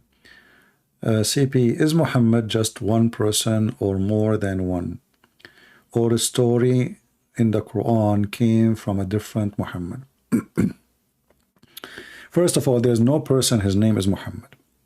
Because, you see, even the Quran, if you ask the Muslim, what is the name of this guy, Muhammad? You say, Muhammad. But the Quran even mentioned different names. As an example, Ahmad. So, but if his name is Muhammad, how his name is Ahmad? The Quran says in chapter 61, verse number 6, that Isa, not Jesus, this is false translation, Isa, the son of Mary, said, O children of Israel, I am a messenger from Allah, sent to you, confirming the law, it's okay. And then to tell you a glad tidings of a messenger will come after me, his name shall be Ahmad. You ask the Muslims, who is Ahmad? They say the same, Muhammad. But how is Muhammad, he is Ahmad? They will say to you, it's close in the meaning. So it's a title. Muhammad means the praised one. And the praised one is God. So I believe strongly that the name Muhammad is a fabricated name. For someone, we do not know really who he is. However, there was a person who claimed to be the Messiah. His name, or he called himself a Prophet Mani. Prophet Mani. I don't know how many of you heard of him.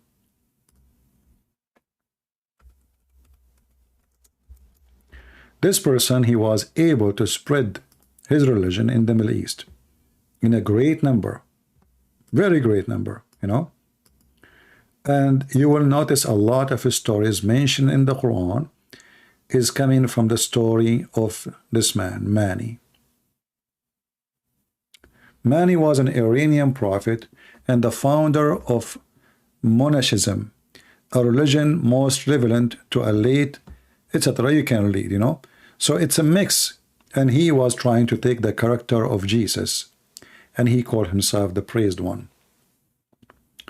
So, you know, for me, I have a strong belief that there is a big mix between the character of Muhammad and the character of Mani.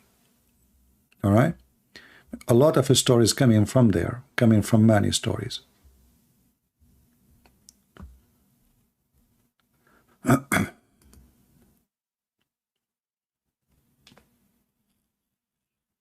But obviously, there's a lot of similarity between them, you know. Actually, there's a website.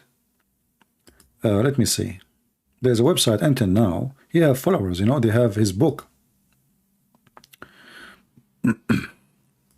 Let me see if I can find it.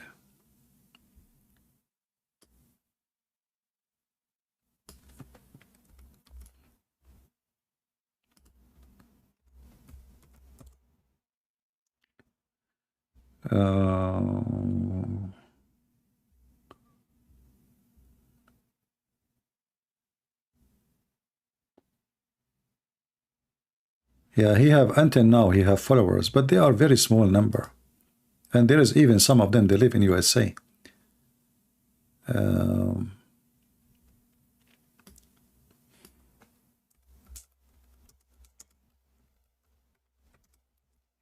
just searching. Give me some time, please. I know you like to. Even his book is called The Gospel of Mani, The Gospel of a Prophet Mani.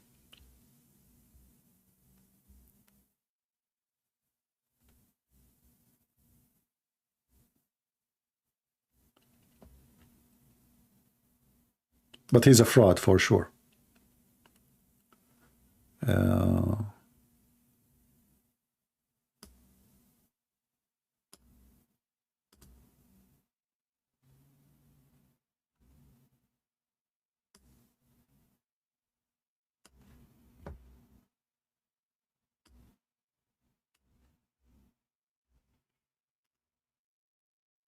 Yeah, you can search and you can read if you like to educate yourself, you know. I need to find where, like, his group, the Believer, they have a website. Once I found it, maybe you can find it yourself too. But he's a fraud for sure. He's just another liar. And the Messiah, he reminded us, he told us, you know, there's many, they will come, they say the Messiah is here, the Messiah is there, right? Yeah. And there is many actually who I mean a few, but there is his followers, they believe in him for sure. They will say he's a true person, he's a real, yeah, so.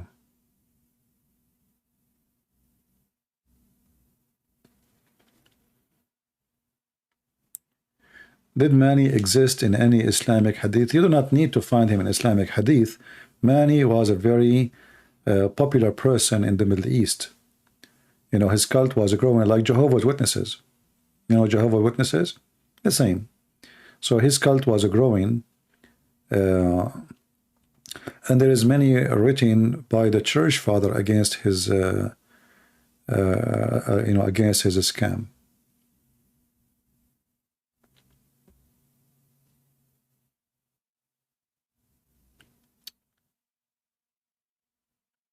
Well, Mani is the same as Muhammad, actually. You see, he mixed between the Sabians, the Zerdusht, Christianity, Judaism. You know, it's like the same as any cult leader. He tried to make a hippie, you know, like the hippie, Like, you know, he say to you, you are my follower now, even if you are a Sabian, even like when Muhammad in the Quran, he said, the Jews and the Christian and the Muslims and the Sabian, those are saved. But the Sabian, they believe that Adonai, the God of the Jews, is Satan. So how all the four, they are now going to the same heaven? If the Sabian, they believe that the God of the Jews is Satan. And why number one reason the Sabian, they believe the God of the Jews is Satan, because he ordered them to do circumcision. He ordered them to do circumcision. So how Muhammad, he promised all to go to heaven, the same heaven, but they don't worship the same God? Because Muhammad is a scam. It's like in the election day, you know, Trump or Biden or all those who do politics, they try to say we speak in the name of all American, you know, but in reality, no, right? So, but in the day of election, they claim that they are here to serve everybody. Just follow me, just vote for me.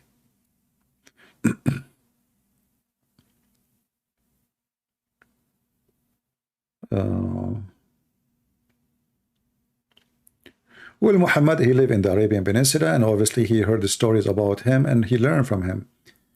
You know, if you go in the Quran, you will find that Muhammad was accused that he is learning his religion, his false, you know, stories, from two people who came from the borders of Persia, from the north of Iraq.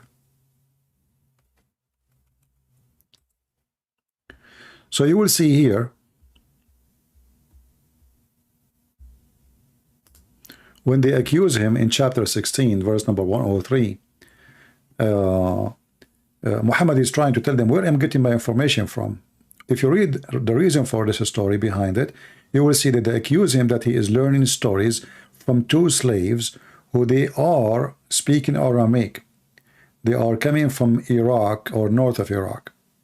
So they are slaves who speak Aramaic and they knew Arabic. So they are telling him stories. He keeps sitting with them and he learned from them. So Muhammad now is answering them. He says, well, what he is saying, Muhammad, what they are saying to Muhammad, that what he is learning, he learned from people. You know, we know what he is learning from who. But Muhammad, he said, well, how what I am learning is from them, when what I am saying is a clear Arabic, when those people, they have a broken accent, which is a very stupid statement, because I can speak to you with my accent, and then you can say what I say to you in clear English. That changed nothing, correct? So Muhammad, he's claiming now that if my Quran, I'm learning from them, so how my Quran is a pure Arabic when they don't speak good Arabic? They have a tongue, they have, like, you know, they have a very heavy accent, they are foreigners. So, but this was the accusation. The accusation, he's learning from them. All right? You can go and read the interpretation for the verse so you can learn what is behind this verse.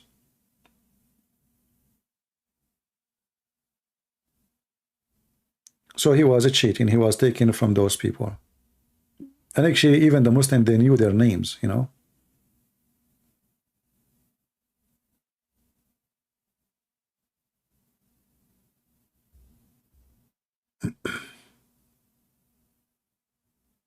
Harun Abdullah saying, سوف نستعيد كل أراضي المسلمين وسوف يحكم أردوغان خليفة.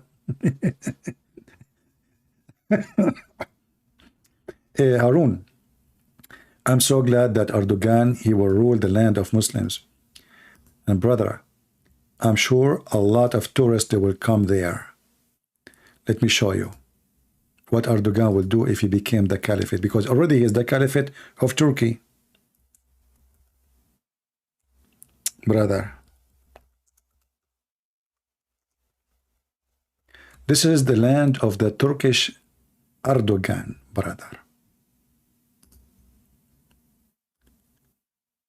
I mean, you see the caliphate, brother. So this is the caliphate who you are talking about.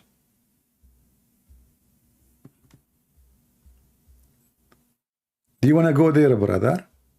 This is the land of the caliphate now. Now, we don't want to wish for tomorrow. This is your caliphate land. Nightclub, striptease, prostitution, drinking. Brother, this is the van in Turkey. I want to go and take a van in Turkey. The caliphate Erdogan, brother. This is the caliphate Erdogan land, brother. I love it, brother. Ankara. Nightlife in Ankara. Do you like to go to Ankara? Harun, the caliphate. I want to go to Ankara, brother. Man, oh man. Ankara, and look at the girls dancing in the what the heck is that? It says the name, the title. Hold on. I want to save this name here. I want to go there. Baralara Sogagai Mogal, Turkey. Marmiz Bar Street. That's deep. Brother, the Caliphate Erdogan, your caliphate, he established a very clear Islamic state, brother. And he is going to free all Islamic lands by those girls. If they come to me, I will surrender. I'm telling you, I'm not going to use my guns. I will right away, I will say, I surrender, okay? Now it's time to arrest me. And then I will ask them, isn't it time to inspect my body to see if I have weapon with me? I don't want to go that. I don't want to go in that direction. Harun, you are just a stupid idiot. You have no idea.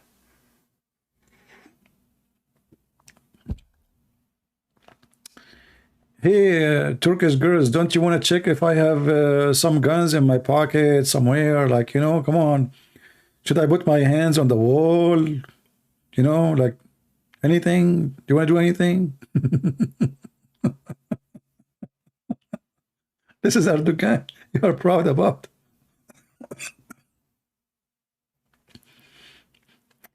You know, I find it very funny that the Muslim, they knew the second they say something, I'm going to whip the floor with them with their caliphate. But still they say it. I don't know. They look like they are working for me.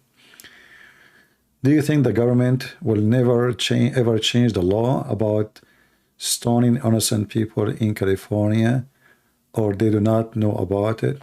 What is stoning, man? I mean, this is all just garbage. Muslims in their country don't do stoning no more. You see, Muslims, they don't practice Islam in their country. Go to Morocco, go to Tunisia, go. Islam is dead long time ago. All of this is just, you know, like those are YouTube believers. But in reality, ask them, who is the one who stopped them from practicing Islam in Tunisia, in Algeria, in Morocco, in Egypt, in Syria, in Iraq, etc.? Who is stopping them? Nobody. They don't want to do it. Muslims themselves, they don't want Islam.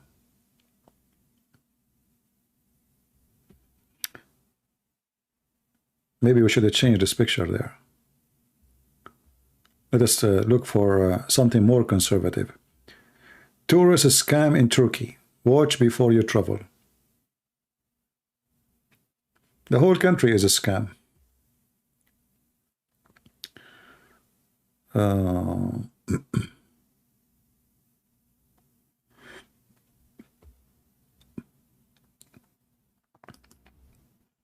I want to go and visit Harun Yahya in jail. The leader of the Dawah.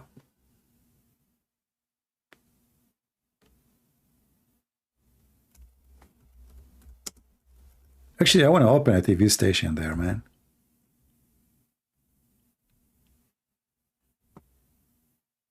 Look at me now, sitting here. I mean, look, I will have those. I will hire the same team. You know?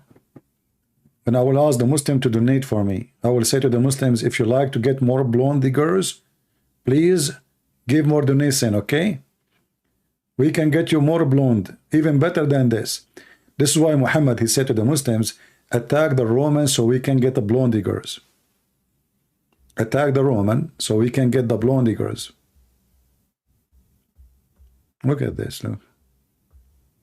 I search Dr. Zakir Naik meet Harun Yahya.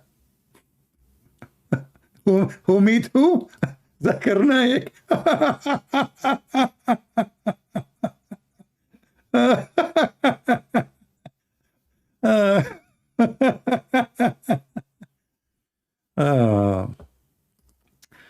Oh boy.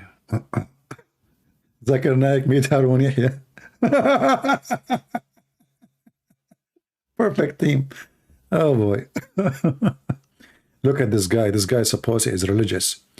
Be aware of Harun Yahya. This guy is so decent, man. But trust me, if you go to the office of Harun Yahya, he will be kissing his ass to talk to those girls. Be aware of those Harun Yahya, okay? Hey, Harun Yahya, can you give me the phone number of those girls with you in the studio? Brother, I want to do like Islamic show with them. All of those, they are praising Harun Yahya. But suddenly, Harun Yahya, because Erdogan, he arrested him. Look at this. You know what? I don't like the boat I have. My boat is like, I mean, 60 foot by 60 foot. But don't have any of those crew. This is the nice thing about Turkey. You can be a religious man, a sheikh, and you have a yacht, and then your crew, all of them, they are bra certified. Big size bra certified. Look at this, mashallah, mashallah. Aman Rabbi, Aman. What the heck with the Rahman?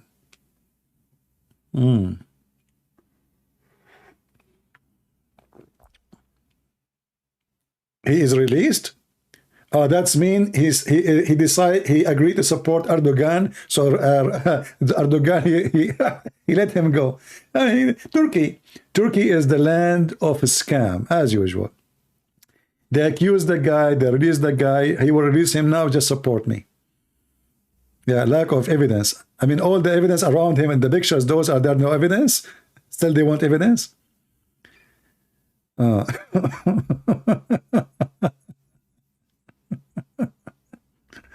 They still need evidence. There's no evidence. Mean lack of evidence. I don't know. I see the second one, she had big evidence. If you look at the pictures, the second one in the left, I think she had big evidence. And the first one from the right, her evidence is really big. I mean, we have to admit. So there is a lot of evidence I see. I don't know. I mean, it looked like evidence is all over the place. You know, if you ask me. Unless there is a lot of silicon there. I don't know. At least we will have silicon evidence. Evidence, huh? Lack of evidence. Yeah, welcome to Turkey. You know, there is a woman, supposedly she was accused that she did terrorist attack in Turkey like a day ago. The Turkish police were able to arrest her in less than 3 hours. How good this police is. Who will believe in such a garbage? The woman, she did the attack. She was covering her face. And she ran away and she escaped and nobody arrested her at the moment. To say like when she got her catch, you know, like they got her right away. How in a few hours they were able to get her? What kind of police this police is? And you will notice that the camera, they posted the video about her. The camera is following her. Have you ever heard of a camera in the street following a person from high building? Why? Before even the attack happened. Obviously, this is a setup, you know, all this is an act. They decide to accuse somebody. And they brought this girl. The camera is moving with her, you know, the camera is, there's no way the camera, I mean, my friend, there's tons of cameras in the street everywhere in the world. Have you ever heard of a camera following a person? Out of all the crowd? So there is somebody in the top was recording her. The one is running. And there's no proof that this is the same person. There's no proof. How fast? How fast they arrested the person. And they arrested 28 people too. They want to accuse the Kurdish, you know? Yeah. I mean, in Turkey, there's people are missing for a century. Nobody find them where they are gone. And then suddenly, the police in Turkey is the best in the world. Yeah, she is a Kurdish woman. They want to accuse the Kurdish, you know, for the sake of their agenda. So they can start attacking them in Syria. Body cam from the top of the building, body cam. Did you watch the video? What body cam? That's even more funny. Body cam will watch somebody down in the street following him.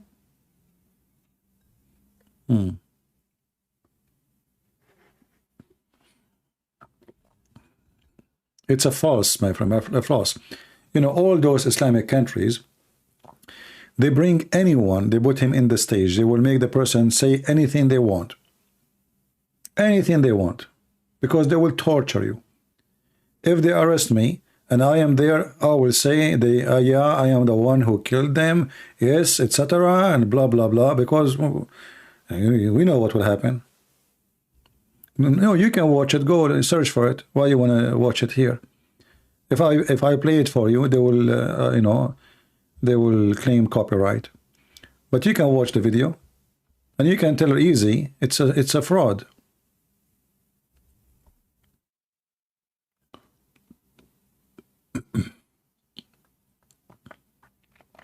It's a big fraud. All those Islamic countries, they, you know, they put the bomb and they capture the one who made the bomb. But it's the police, you know, like in Egypt, the Egyptian police, they used to put a bomb on a church. Anytime they notice that the people are angry from the president, what they do? They put a bomb in a church. So the Christian Coptic, they will be very much irritated.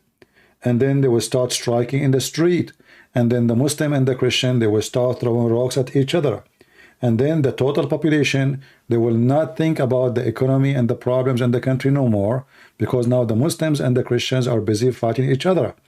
And the government, they create those incidents, you know, they put the bombs themselves, the police themselves, they plan the bomb in order to get them busy. And this is what Turkey is no different. I assure you that the whole story is fabricated.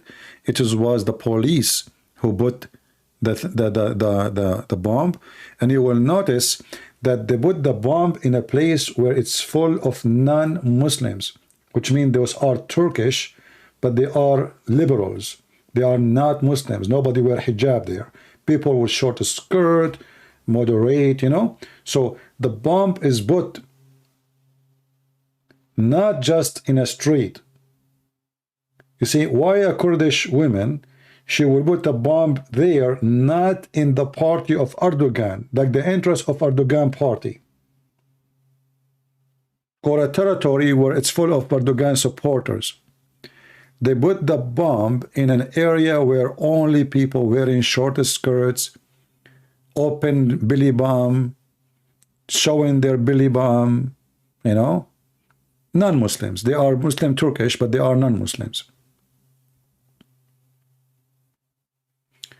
No, she is from Syria, supposedly, and she is a Kurdish.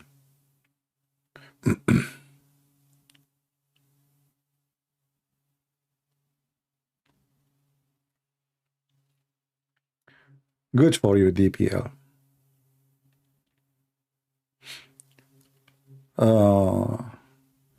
Who will be your what? Who will be your success after you die? I'm dead already, my friend. That is not my worry. After I die, you'll find different station to watch. For me, my friend, I do my best to share my knowledge. And the one of you who have an, you know, he have the gift, he can learn, he is smart, he is fast, he can debate. We pray that many they will do better than me. But I'm not worried about what will happen after I die. the Lord will provide you always with somebody good, you know, someone even better and better and better. Yeah.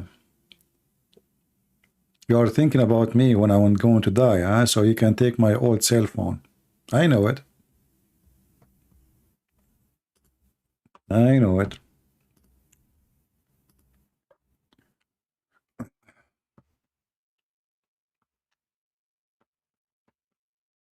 You're all of us, we will die. I mean, what a big deal.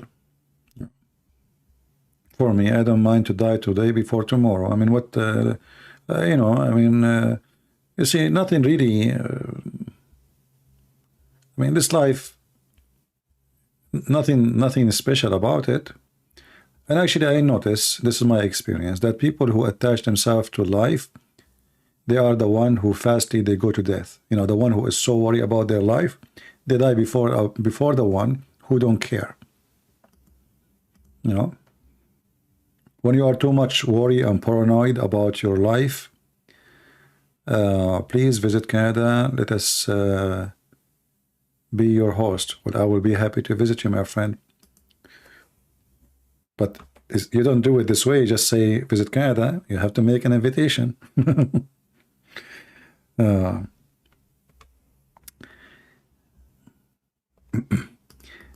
Actually, I told you this before. Once when I was in the army, and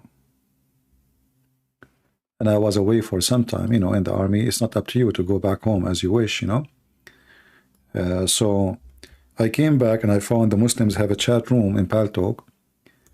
It's called Celebrating the Death of a Christian Prince. So I went to Paltalk to complain, and I said, do you allow such a room to exist? I mean, how you allow such a thing? And then the stupid admin in the company, he said to me, so are you saying you are alive?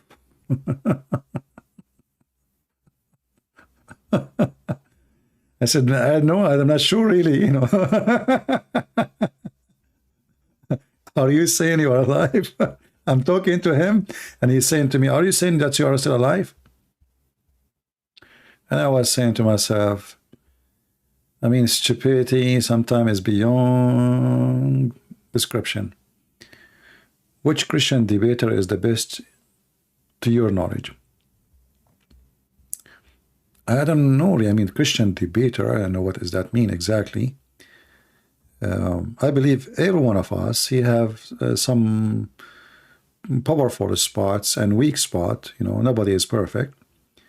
However, I believe even if you are a good debater, but you allow them to make you work under their rules, you will not be a debater no more.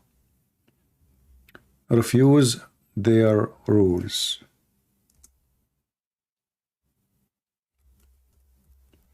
Like, you know, those debates, like, you know, 5 minutes for me, 5 minutes for you.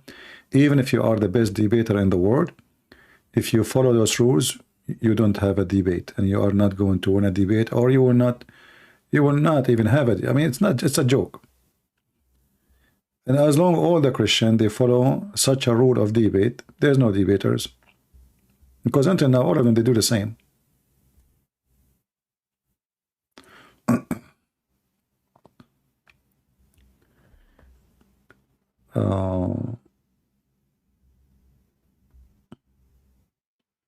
This is why I don't accept to do debate the same as others.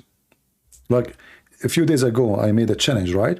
Like, okay, you want like a moderator just to show the Christian that those are covered. They are just making excuse. But for me, a real debate is like just talk. I talk, you talk. Get me busted, I get you busted. As simple as that. Anything else is not a debate. The second you have a moderator, 5 minutes for you, 5 minutes for me, that means somebody is just wasting time.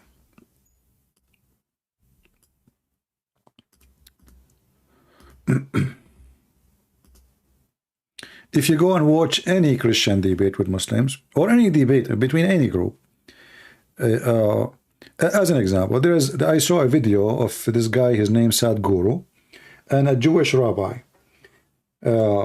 you will notice that both of them supposedly are smart, but both of them are stupid, because not a single one of them is trying to prove that the other person is a liar. So what's the point of this debate? None of them is trying to prove the other one to be not honest or even wrong.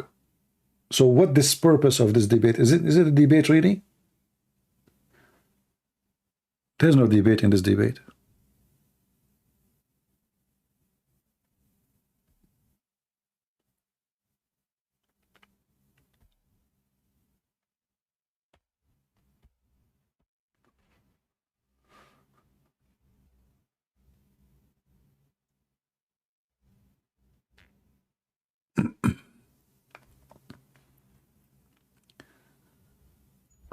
All right.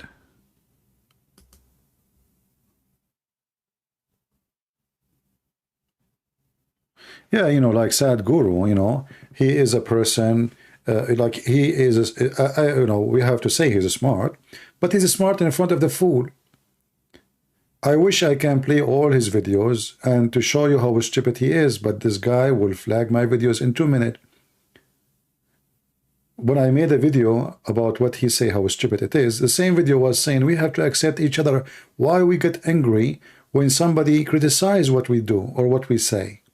And then when I made a video criticizing what he said, he flagged my video. So those people, I think, in order to expose their lies, I have to make videos but don't post it in YouTube. I have to post it in different place, because in YouTube, he will flag it. They cannot handle that somebody, he can really expose their stupidity. They look smart.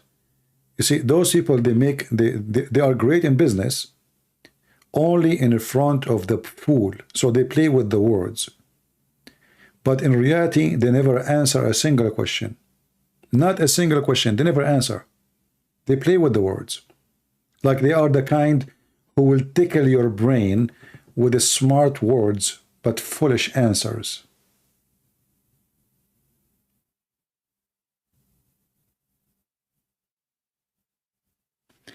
Do you have a bet as a bird? No, I don't. I don't like to put any animal inside a cage. That does not make me happy. You know? Especially bird. I mean, why you want to do that to a bird? Do you like to somebody to put you in a cage?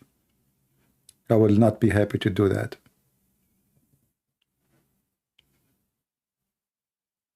Like, you know, you can put a chicken, because chicken, we eat them. There's a, you know, there's a reason. But the bird, little tiny bird, why you want to do that? Just because you are selfish, you want to hear him? Let him fly.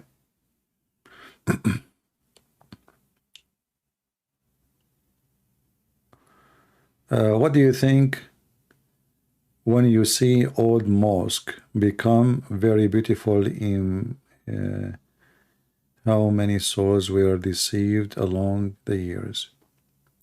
Well, I don't cry for the souls who they are deceived, because nobody can deceive you unless you open the door for the devil. It's not a beautiful building or ugly building make you do things. It is you. So I cry for nobody. You know? You need to learn something, that you as a believer, you do your part. But whoever go to the gate of hell, he went by his own feet.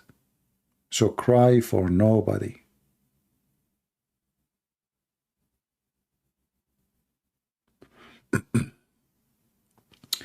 I have a question about debating Muhammadan.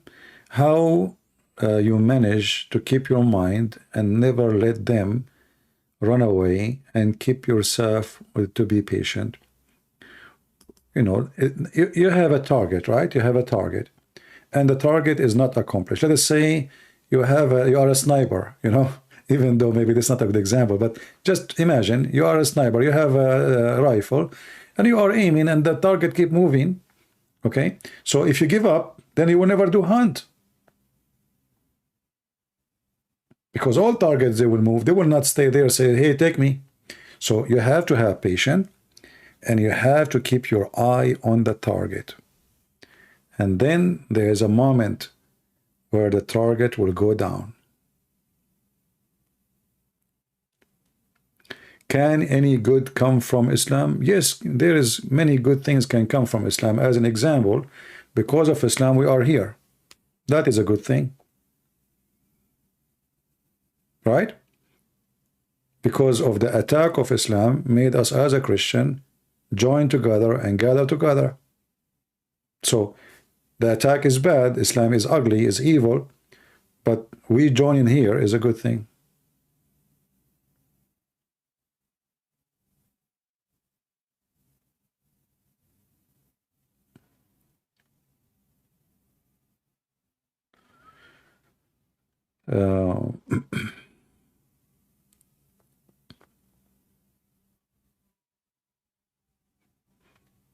Can I join? We are here. Join where?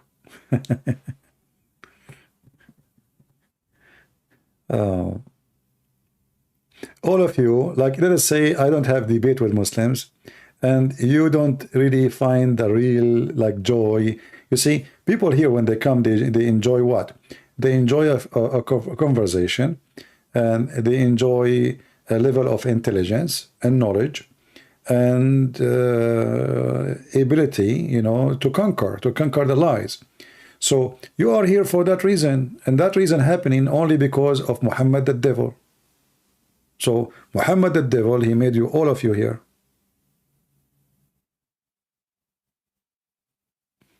Can you email me? My friend, you can contact me in Patreon, but why you want to contact me there when you can talk to me here? Patreon is only for people who have something very important.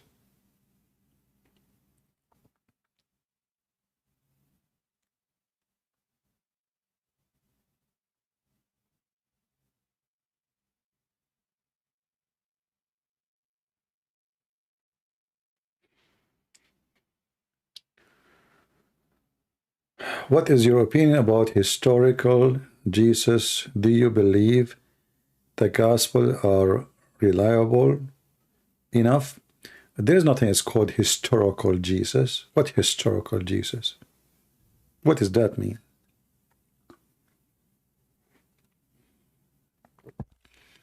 Historical Jesus, if there is something called historical Jesus, that means historian wrote about someone, his name is Jesus, and then because historian they wrote, they believe in someone exist.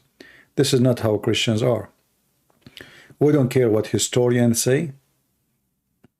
If they say the truth or they say the lie, we believe in Jesus, and his existence have nothing to do with the book of history. We don't take the name of Jesus from somebody. He is a historian. That is not the reason for us to be believers. We follow the gospel, not a book written by man. This man is a historian.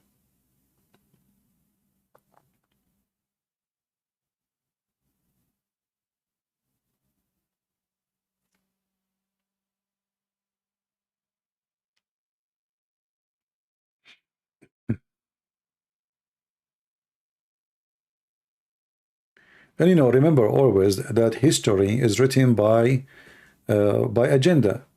As an example, if we read the history of Muslims, what the history of Muslims? That Christians are bad, and you know, they are corrupt, they are drunk people, there is no good on them, and Islam is wonderful, and Muslim, they were decent, Muhammad, that was a holy man. This is history, this is their history. So do you take history from those books? Is that how you get your history? Always a history is written by the agenda of the person who is writing the history. If Hitler, he won the war, listen carefully, if Hitler, he won the war, do you think one historian will write against Hitler? Nobody will write against him. In fact, they will write how amazing he is. Why? Because he won. They are afraid. Correct? I mean, come on, he's Hitler. So what historian then will do, Every one of them, he will start praising Hitler. But Hitler is a criminal. How they will praise him? Because he won. History is written always for the benefit of the winner, not for the loser. The one who win, he make history. Not, he don't write history. He make. If you read the history of the Turkish, about the Turkish, and you read the history of the Armenian, speaking about the Turkish, what they did, do we see any match? No. How come? Someone is the victim, someone is the criminal. And the one who win in that territory, he write his own history. An historian, if he's an atheist, is he going to speak really of history? Secondly, a historian who was not exist in the time of Jesus, how he can speak of Jesus if he was not there? You might say, well, he collect evidence. There is a book, I forgot the name. They were talking about it, media, newspapers, TV stations, and then they found that the whole thing is a fraud. It's not real. But this book was examined by historian, by in laboratory for a long time, and they were agreeing it's true, it's authentic. So, you know, if you go in that field, you might get, mostly you will get lost, because we don't know who's writing and why he's writing and what is the agenda and how truthful it is. And even if a person is truthful when he writes history, if the evidence he based in his study on was, one of it was fabricated, the whole study is fabricated.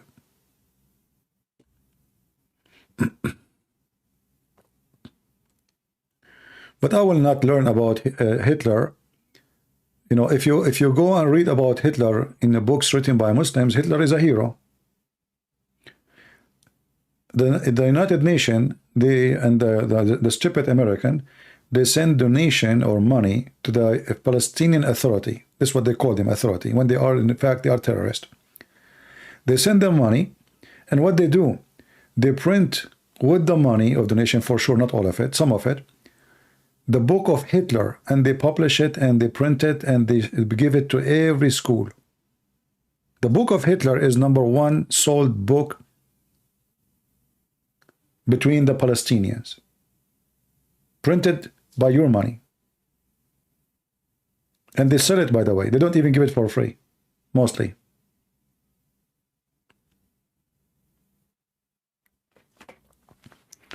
So the band you are talking about who?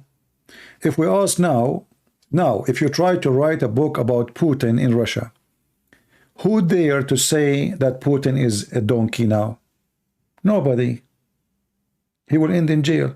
But if Putin is gone, and then the Russian, they notice how stupid he was when he went in this war, then people will write books about him. But right now, those who witness Hitler, and Hitler is in the office, nobody will dare to speak against him.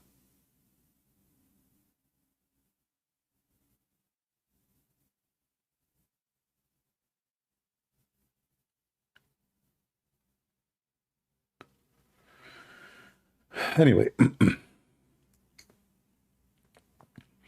somebody saying, can the country you came from dictate where you're coming from? My friend, I speak in all accent. I speak Egyptian, I speak Bedouin, I speak Saudi, I speak Bahraini. There's no accent you can catch me. I speak Lebanese, I speak Syrian, I speak all accent.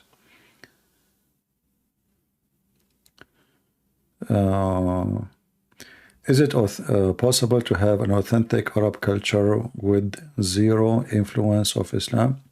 First of all, there's nothing called Arab culture. You see, Islam destroys all culture.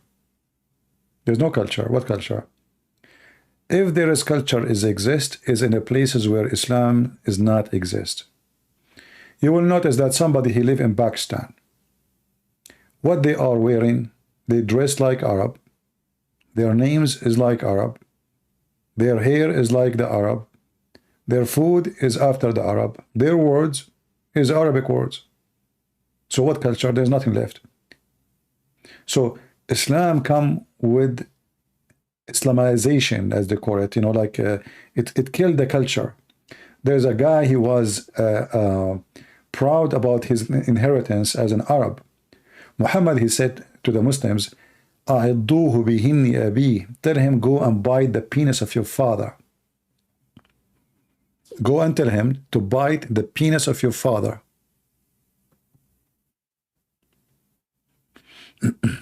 So Islam is against you. You can only be proud about one thing, Hitler, Akram Muhammad. Anything else you are not allowed.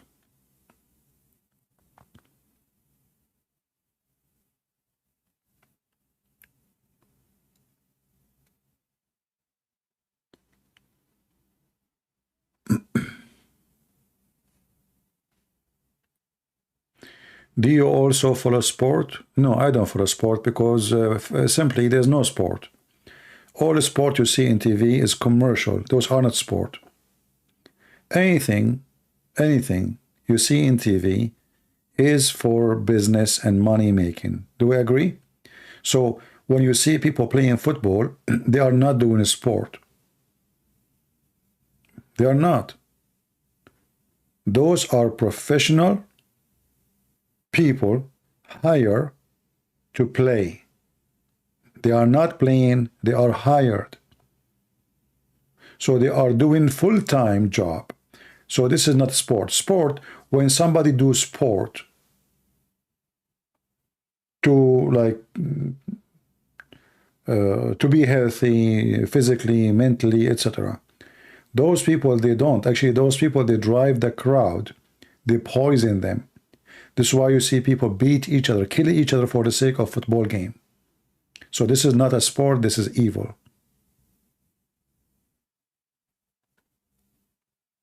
All the action you see in TV under the name of a sport is nothing but pure evil. The purpose of it is money. There's no sport in the sport.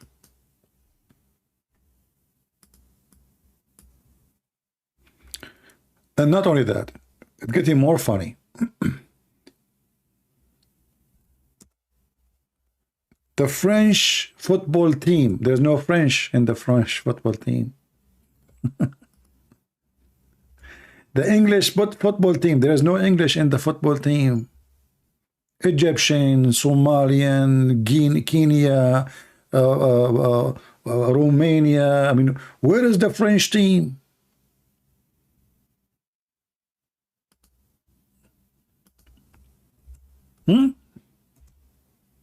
Spanish team. There's no, look at this. This is what team is that? This is the Portuguese team. Look at this. Look at this joke. This is Portuguese. I just searched. This is the Portuguese team. Where is the Portuguese in the team? Since when the Portuguese are African?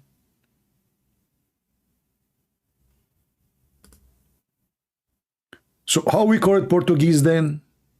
I mean, who is the stupid here? This is the Portuguese team. Portuguese are European. What happened? Let's count how many African. 1, 2, 3, 4, 5, 6, 7, 7.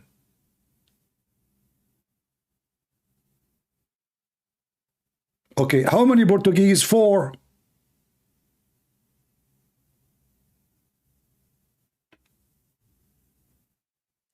I don't know, here it says Portuguese. Ah, this is the French team? Oh, this is the French. I'm not expert, sorry. So this is the French team. Okay, that's even more. This is the French. Sorry, I don't watch this, you know, so I thought that because it says Portuguese. But yeah, it says France, so I'm sorry. Yeah, this is the French team. Look, this is the French team. What is the French team? Oh, yeah, yeah, there is the flag. I see the flag there. All right. Where is the German team? Where is the Brazil? I mean, maybe the only one have a Brazilian is the Brazil team. So Qatar team, even Qatar, they have a team. I mean, where is the, you know? So it's a joke. It's just, it's horror, you know. Don't let them fool you and never even follow them. They are just sucking your money, making money out of you. And, you know, what about you? Use your time for something useful. You go do sport. Instead of watching TV, somebody doing a sport, you do sport. What about you go and run? What about you increase your physical ability?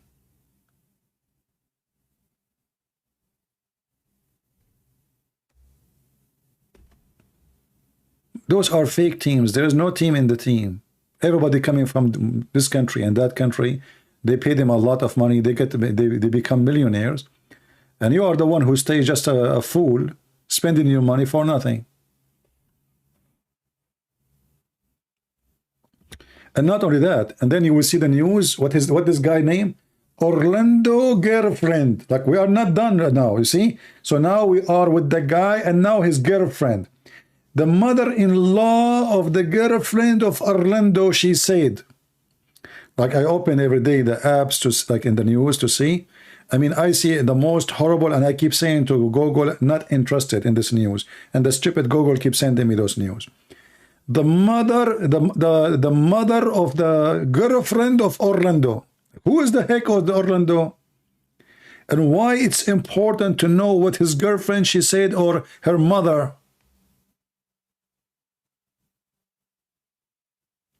What is my interest? What does this have to do with me? Is that going to pay for my gas?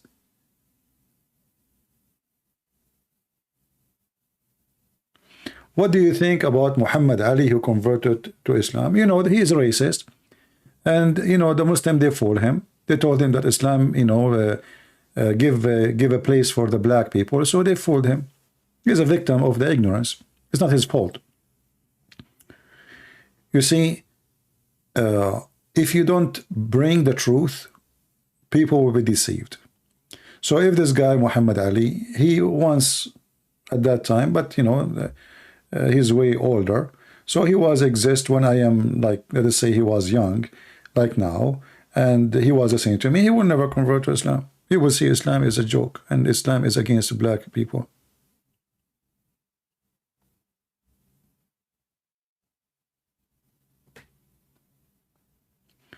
Are you coming with a new book? Yes, actually, I'm thinking to take like a few weeks off so I can finish my coming book. And then when it's ready, I will announce what the name will be. But I'm thinking to take like I will see when I will decide to take a few days off, a few weeks off, because you know, to focus and keep writing, it takes too much time and energy. And as long as I'm going live on air and etc., I will not be able to focus.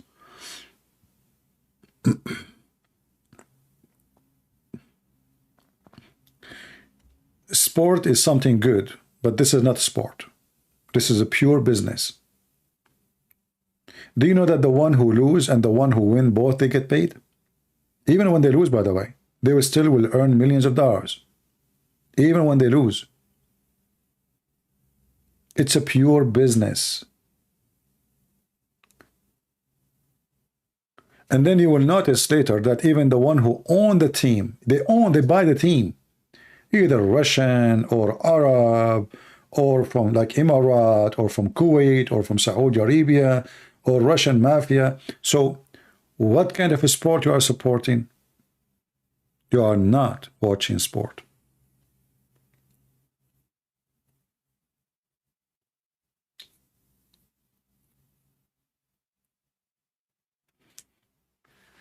Yeah, well, if I take a few weeks, that will make me be able to finish, you know. Otherwise, it's going to take forever. Right?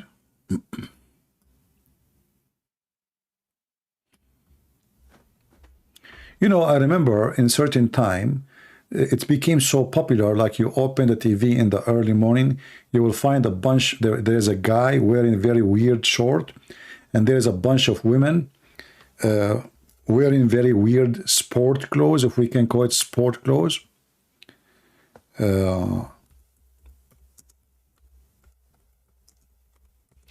And women bending over and the camera zooming in their ass, and yet they call it sport.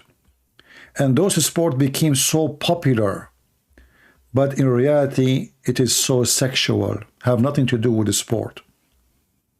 Like in the Middle East, every TV they have the morning sport, and the men, they sit in the front of the TV and their mouth is open, and he look at those women in the TV and he look at his wife and he say, why in the heck my wife, she does not look like those. He said to her, why you don't do sport like them?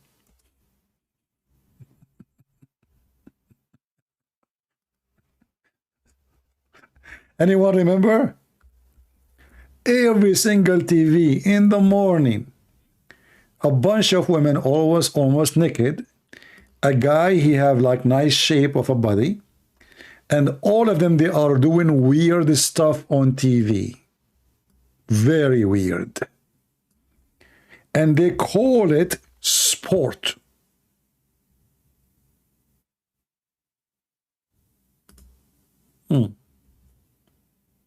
Good luck with that sport. It is pure sexual. Like, can't people do sport without wearing those clothes? Or, go to the gym. Hold on. The gym today.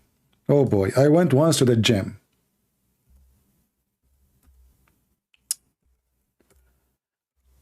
Oh boy. And I said, what the heck is that?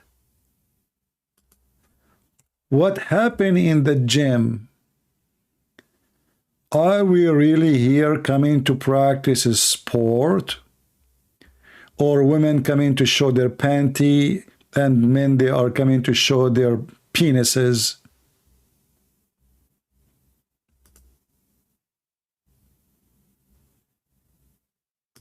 The gym is a different story now. Let us go to the gym. I'm not going to show you the crazy stuff you see in the gym, but you know what I'm saying? The gym, brother. This is the gym. I mean, look, we cannot do sport unless we wear those things, because this is the gym. I mean, you do in the gym what you do in the gym. Hello? Or yoga class in the gym. Hold on. The yoga class in the gym is different level too. Yoga.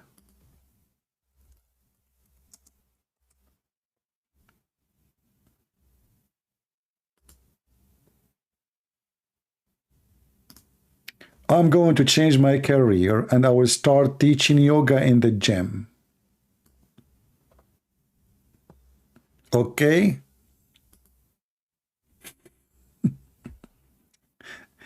And it's not like a private room where women, they are like nobody see them. And the one who's teaching them is a guy. Well, I mean, okay. Maybe we are coming from the old days, from like the cave time. Right? Yeah. This is the gym.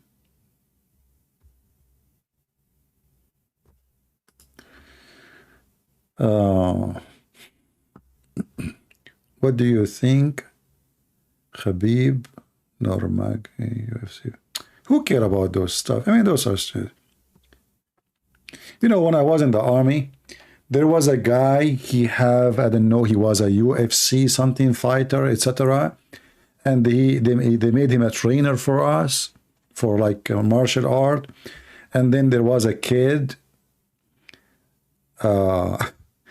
this guy, he came to teach him how to fight. And then the kid, he put him in the floor underneath of him in 2 seconds.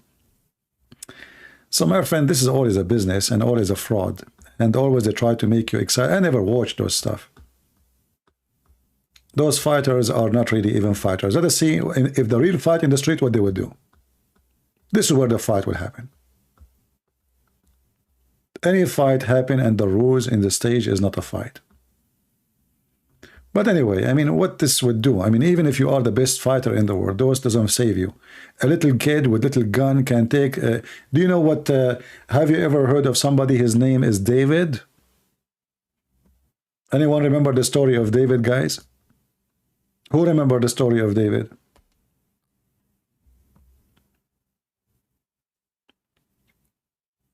Did David win the fight with someone is maybe 3 times bigger than him as size? Professional fighter, criminal, killer?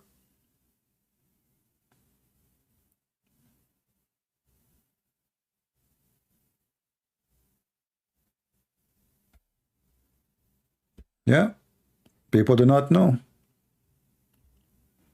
So who care about your size and even your skills of fighting? Today is the era of weapon, and who care?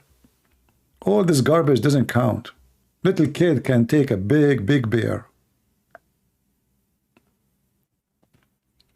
Yeah, a little rock, you know, it's a rock. It's not even, you know, like he take the giant.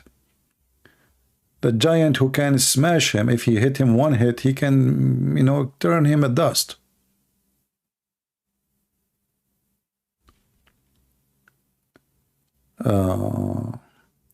Have you ever thought to talk with Father Boutros in your channel? Well, my friend, I respect Father Boutros really. He is a brave man. I respect him. But I'm a person, I don't do the kind of interview, you know what I mean? I don't do those things. All people know I don't like them.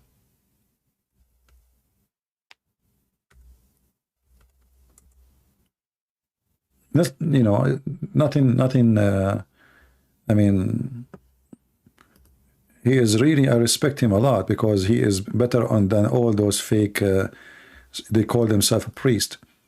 You know, he is a unique person and I respect him highly. But I don't do those interview stuff. Everybody knows.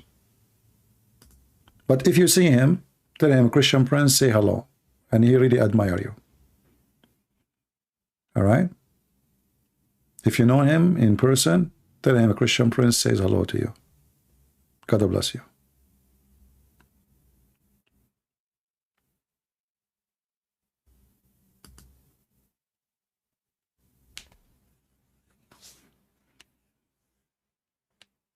For some reason, I don't find a reason for me to join any others because I can do perfect work by myself. And the second I have somebody else with me, like I'm the kind who don't like to have anyone with me in the kitchen.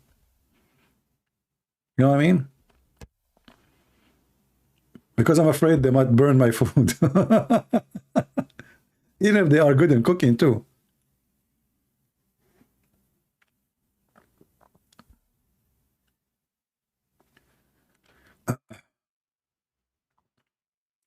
Yeah, I like to do my work by my own, and people, they like my style, you know?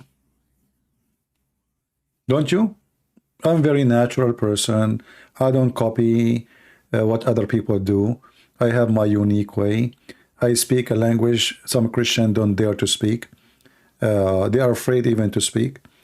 I'm very natural. I say things as I believe in it. I don't sugarcoat things. I can go against what you say, even if you are a friend of mine for a century, because what we do here is about God, it's not about friendship. So if you say something wrong, I will be against you. I take no side. I say the positive, I say the negative, I make fun of myself, and I make fun of others. But that does not make me bully, because I make fun of myself, right? So I'm you know, I like to be me, not someone else. When a Christian, they do their work as a Christians, they try to make themselves like look in a certain image.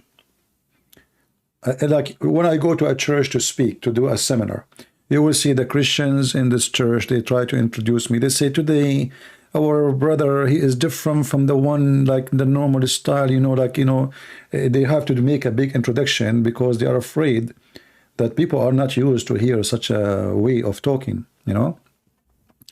Why? Because, you know, Christians, they became too much politically correct. Nobody want to say things, nobody want to say the word naked. When all of us, we say it, Why we cannot say it in public? Why we don't say the word penis? If we have to, we have to. So I want to talk about Muhammad, and I have to say the word penis because this religion, all of it is about penis. But you will notice Christians, when they speak, they avoid using such a language because simply it's not suitable to say it. But I find by not saying it, you are covering a lot of dirt of Muhammad for the benefit of who? Right? Just because you are a Christian, you cannot use such a language? Well, we have to be truthful. And we have to be bold about it, as it is. You know?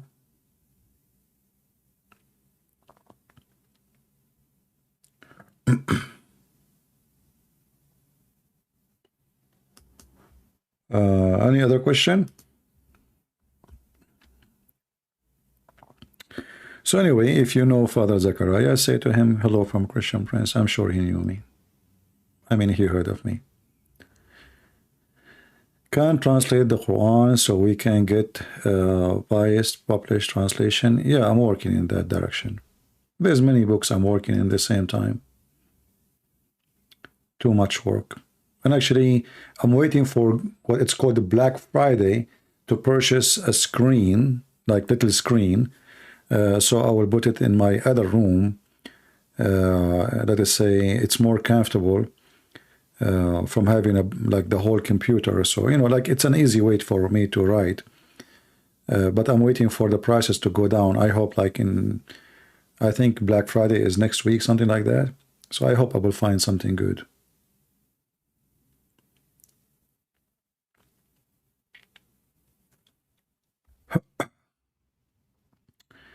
Uh, 228, please explain to me. What do you mean 228? You mean the Quran 228? Is that what you are saying? You want Quran 228? Yeah, well, you know, the Quran is a stupid book as usual. So when the Quran speak about that you were dead and then Allah, he made you alive, and then you know, he made you die and he make you alive. Muslim, they come with many explanations. They say, as an example, Muhammad, he said, there's two deaths. There's death when you sleep, and there's death when you are a real death. And they say, like, you know, you were a sperm, and then he made you alive, you know, and you were in the darkness of your mother belly. So they come all excuses, but if you think about it, if you read it, it's stupid. It doesn't make any sense. How can he reject faith in Allah, seeing that you were without life, and then he gave you life? But the fact, it doesn't say that. It says you were dead, not without life. So here you see how the Muslims try to duct tape the stupidity. Because if I was without life, that doesn't mean I was dead, because at that time I wasn't exist. So in order to cover it, the stupidity, because that doesn't make sense, they start, you know, but the whole thing doesn't make sense. How I was dead before you give me life first? Shouldn't you give me life first and then I would die? Stupid. So nothing I can say to you, my friend, except it's just another stupid verse of Muhammad.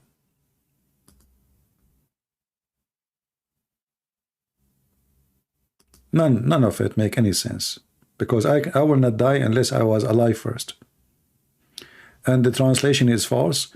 It says you were without life, when in Arabic it says kuntum amwatan. You were dead, not without life. What without life? If we have no life, we will not exist. We are exist after we have a life.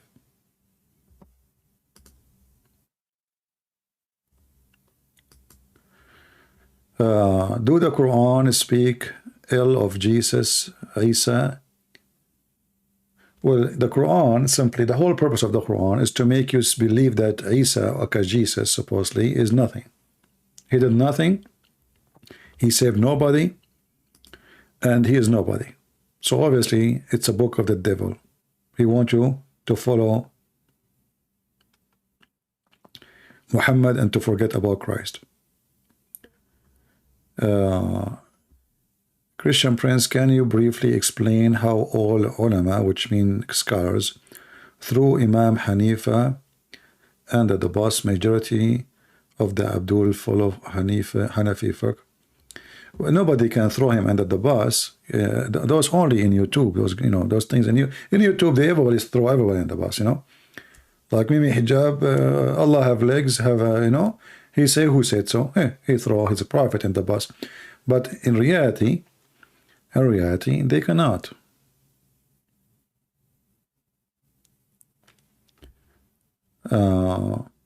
Lot daughters, Simon saying, slept with him and bore him kids. Through that lineage came David and then Jesus. Does that make Jesus not a clean lineage? First off, my friend, Jesus is not from the lineage of anyone, for Jesus is Son of God, not the Son of Man. This is number one. Number two, if I go with your logic, Adam sons, they have sex with their sisters. So that means all of us, we are not from a clean lineage. Number three, if your grandmother, she was a whore, I'm not insulting you. If your grandmother, she was a whore, and she gave birth, let us say a grandmother, like not your mother, like, far.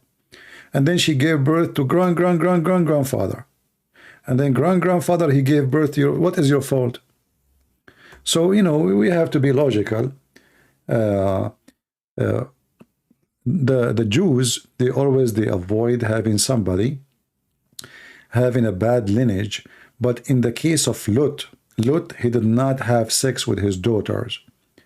It was the daughters who made their father drunk, and he was not aware, and they slept with him. For the purpose of having children, not the purpose of having sex. They thought there is no man is going to see them anymore, and they were worried about their future. So there is a story of somebody doing fornication and lust and incest, and somebody is doing something for the sake of, let us say, surviving. But in a way, anyway, the Bible is not defending those girls, but it's not really what exactly happened. It's not because they want to have sex with their father, and the father himself, he did not have sex with his daughters. He was not aware. He was drunk. And about Jesus, Jesus is not from the lineage of David. Jesus, he asked, like even the Bible says, like from the son of David, but this is by birth. But in reality, Jesus is a son of no man. Isn't it Jesus, he said to the Jews, what say ye of Christ? Son of who he is? What do you say of him? They said the son of David. He is the son of David. He said to them, well, if he is a son of David, then how David called him Lord God in his spirit? Correct? This is the answer of Jesus coming to you from Jesus' mouth. How David called him Lord if he is a son of David. So Jesus himself, he is saying, well, you know what? I'm not really the son of David, even though by birth, as a tribal, by birth, is from David. But in reality, he is not. He is son of God. He exists before David. Isn't it Jesus said, before Abraham I am? So who is more before, David or Abraham? Before Abraham I am. They said to him in John 8, if you read from verse number 52, the Jews were saying to him, now we know that a demon is in you. Abraham is dead, and the prophets, And you are saying, whoever keeps my words shall never taste death? Are you greater than our father Abraham, who died, and the prophets who have died? Who you are making yourself? Yeshua, he answered them, said, if I glorify myself, my glory is nothing. It is my Father who glorify me. He of whom you say he is your God. And you do not know him, but I know him. And if I had said that I did not know him, I myself would be a liar like him, like you. But I do know him, and I keep his words. Abraham, your father, desired to see my day, and he saw it, and he rejoiced. The Jews, they were saying to him, you are not yet 50 years old, and like yet you have seen Abraham? Yeshua said, timeless truth I speak to you. Before Abraham, I am the living God. So my friend, Jesus have nothing to do with David. Jesus is the God of David. He is not the son of David.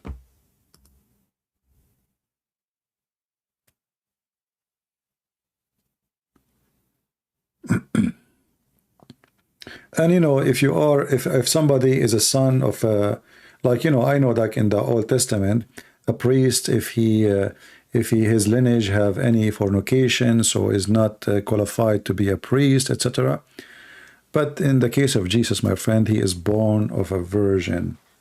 Not only he have nothing to do with the lineage, this is why he is born of a virgin. Did you ask yourself, the story in Christianity makes sense only in Christianity, that Jesus is born of a virgin.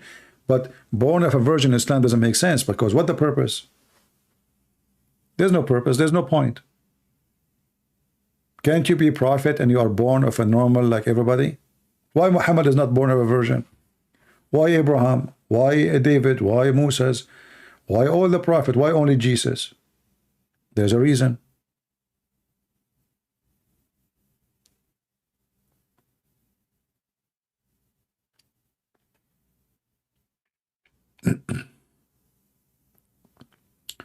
This is the Aramaic translation, which I believe it's way more accurate than other translations.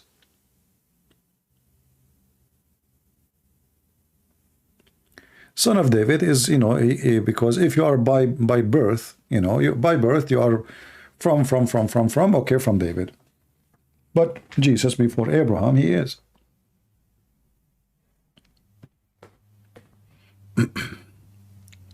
Same time, if somebody commits sin 2,000 years ago, you don't say that the sin is following you. Let us say somebody commits sin. If there is any person in the world that did not commit sin, if there is one person in this earth that did not commit sin, nobody, right?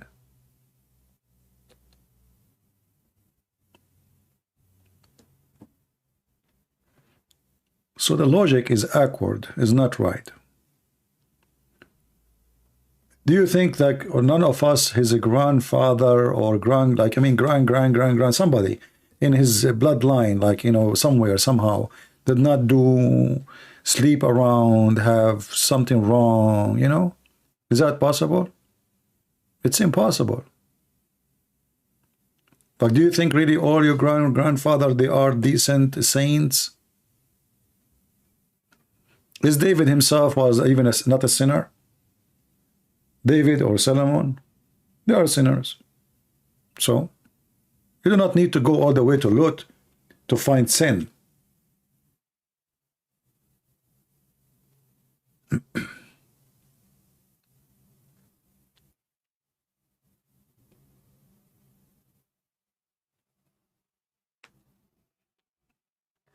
Jesus has DNA 23.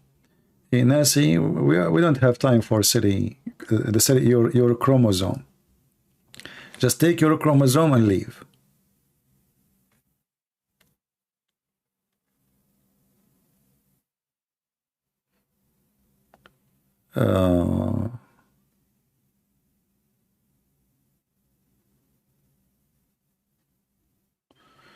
What do you think about this new young rabbi? I don't know who is he.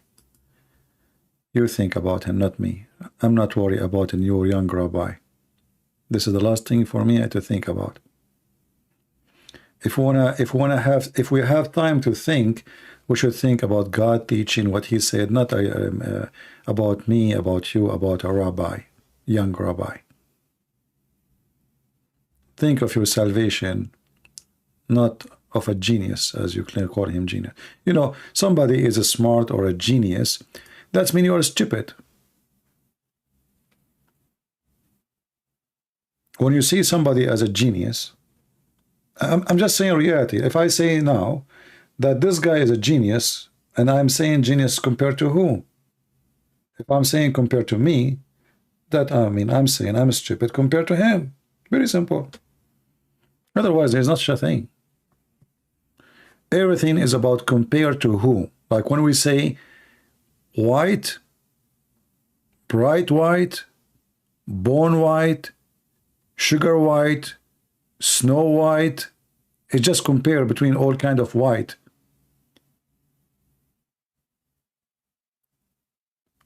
Gray, black, you know, etc., like colors.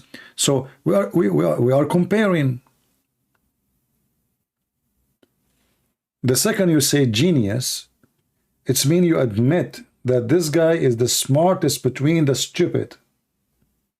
There's a bunch of stupid, and he is the smartest, which means he's a stupid too. But he is smarter than all the other stupid. And this is the truth about humanity.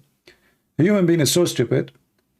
So when he sees someone is way smarter than him, he calls him genius, but doesn't mean that this genius is smart. He's still stupid, but he is the smartest between the stupid.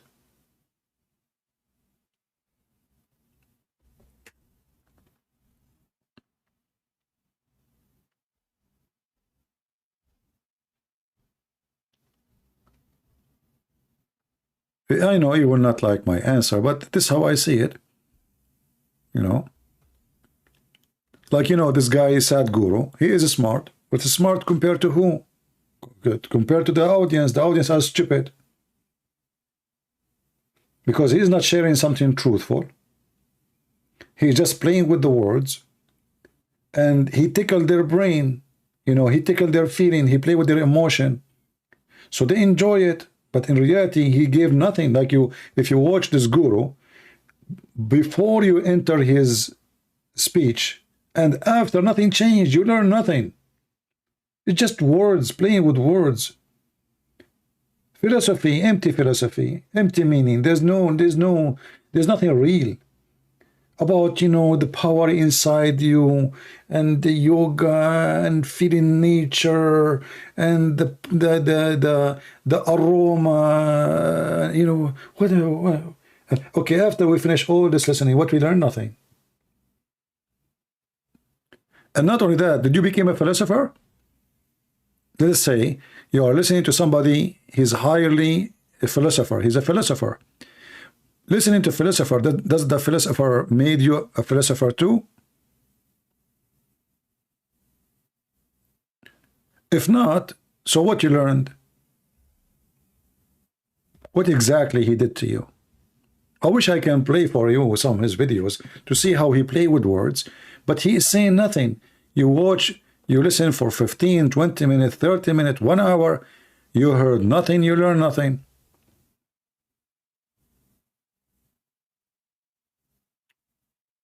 Like when you hear a guru about why you should not eat meat, and then he say to you, because we need to save life. Oh, good philosophy.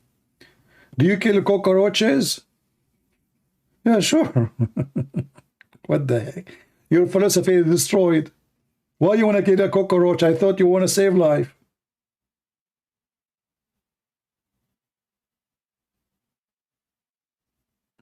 Do you kill a fly? If there is a bird is dying and he need to eat some flies and insect to survive, are you willing to sacrifice some flies to save the bird? This is their philosophy, is stupid. When the cow is eating grass, is it possible that in the grass there is what they call them, those things they creep on the, you know, what they call them? I forgot the name in English. You know, do the cow eat those little insect inside the cabbage or the grass? Or yeah, they do. So even the cow is criminal. Our mother, the cow, you know, what the philosophy is that? So your philosophy is against you. You speak big words, but in reality they are empty. Do you walk in the street? Yes, we walk in the street. Is it possible that when you are walking, you step over an ant and you crush the ant? Do you have an army? Is it okay to have an army? Yes, we have an army. Do you have a God? His name is the God of war. Yes, we have a God of war. So how you are against killing life, yet you go and you have a God of war? Their philosophy is just empty philosophy, is meaningless. But if you are like one of those, especially those hippie, they come from Europe, they wear those white pants, and they have tons of rings in their face, and you know, they did not wash their hair for a century, and then they sit in front of the guru, you know, and those are the stupid ones of Europe. The best example of them, if you watch the movie, it's called The Love Guru. Anyone did watch this movie? Is the best example of the stupid European following so-called guru. Anything he say, wow. Actors, they worship them, you know. And what the guru speak, he speak about your sex and how good you are in bed, and he give you advice about how to sleep with your wives, and you know, and the books of Hindus is teaching you that a man is okay for him to cheat, but a woman, she should be decent to her husband. What kind of religion this religion is?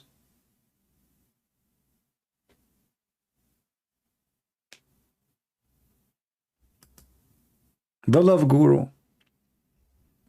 And those Europeans, they come and they open their mouth. Wow.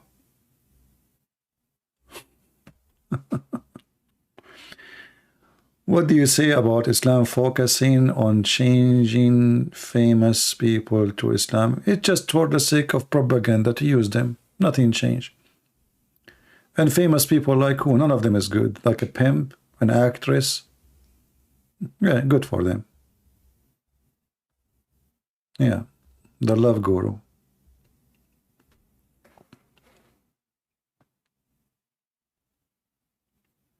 You know, the devil, he come to you and from different doors, different way, and he change his color, his skin, his language, depend where you are, who you are, what you are looking for. So if you are a person who think that you want to be religious, you want to be decent, he come to you from the door of religion, like Jehovah's Witnesses, you know, Mormonism, Islam, etc. If you are a person into sex, you know, you are desperate for sex, you think life is about sex, then he will come to you from the door of sex, like Islam promise you a lot of women, you know. If you are about money, about power, Islam provide you that too. They gang with each other. So always Satan, he will find his way, you know, depend who you are, what you are looking for. Satan is like a guy who owns a supermarket. He have everything in his shelf except decency.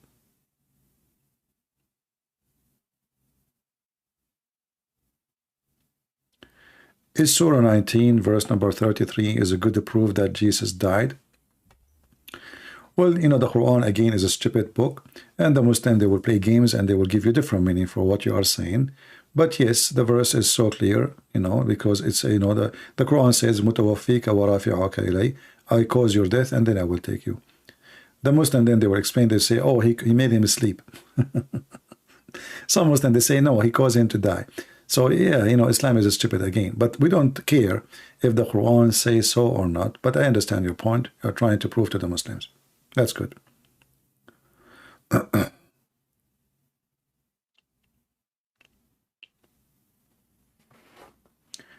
You know, always a foolish scam leader. He is smart if he is his customers or his listeners or his followers are a bunch of fool. You know, I remember once, you guys, do you remember once I made a video about this currency, the virtual currency? Anyone remember the video? And many in the chat, in the comment section, they say, Christian Prince, you don't know what are you talking about. Please don't talk about those things. You have no idea. And I was warning people, don't buy this currency. You don't know even who own it, who control it, where your money will go, what will happen. You know, there's no guarantee of it. And then many, they get upset from me. You have no idea. What are you talking about? This is stupid. You know, yeah, the Bitcoin, yeah. So, and then look what happened. Every few days now, we hear about a disaster. People, billions of dollars went missing. People do not know where their money is gone. So there is many now, they are a stupid fool. They put all their saving, all their life saving in a few coins. Did you ask yourself how this guy, he is not even, I don't know, 25, 30 years old. He lost $32 billion. 32 billion? From where? In order to get rich, somebody have to get poor.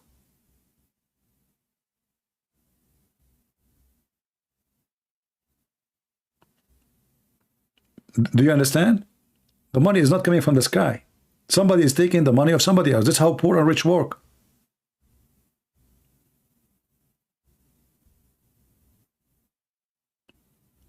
So when I start warning them, many, they got so upset from me and they said to me, we will not come here again. You are just saying stupid things. Doesn't make sense. You have no idea, you know. And look what happened. The money is gone. They are greedy. Crypto is unstable. It's not unstable. It's not exist. My friend, it's a money in the internet. It's not that. It's not there. What unstable? All those they can disappear in one day. If there is any Federal Reserve banks protecting your investment, no. You see, when you put your money in a bank, normal bank, in USA, even banks, there is up a limit of $200,000. After that, the Federal Reserve will not protect you. So if the bank won't bankrupt and your money is gone, the Federal Reserve only will give you $200,000. But at least they will give you money. They will give you $200,000. Here, they will give you no penny. Your money is gone. You do not know. Maybe somebody, he opened a shop in a garage sale. People, they are doing this currency now in a garage, in a basement. We do not know who they are. It's like buying a fish in the water. You never saw the fish. You never touch the fish. You dream to be rich. And what they do, all those scammers, you know, they will make you rich for a little bit so you can invest more.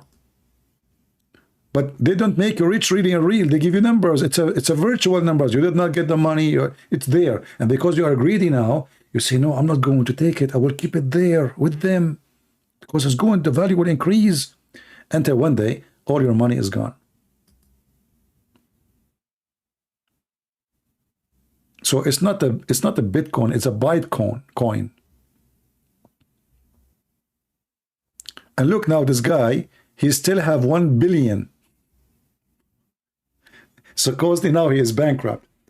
Now he have 1 billion only. Okay, did you ask yourself where he got the billion from? Well, how the billion grow up? How he have 32 billions? From your money.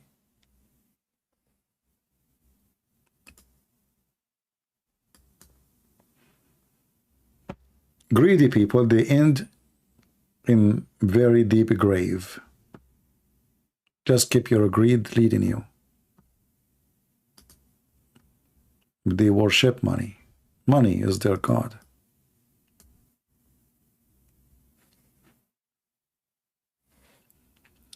right?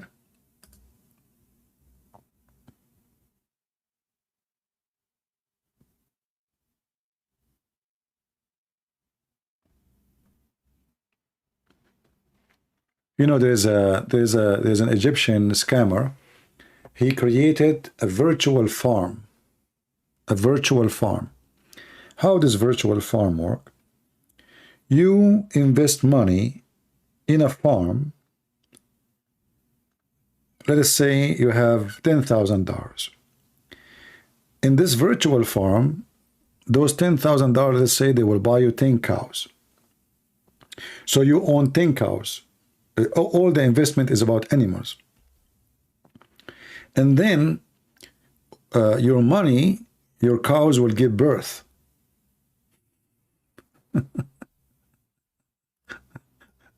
Your cows will give birth. So then you will have 12 cows. And then the 12, they will become 13 cows, etc.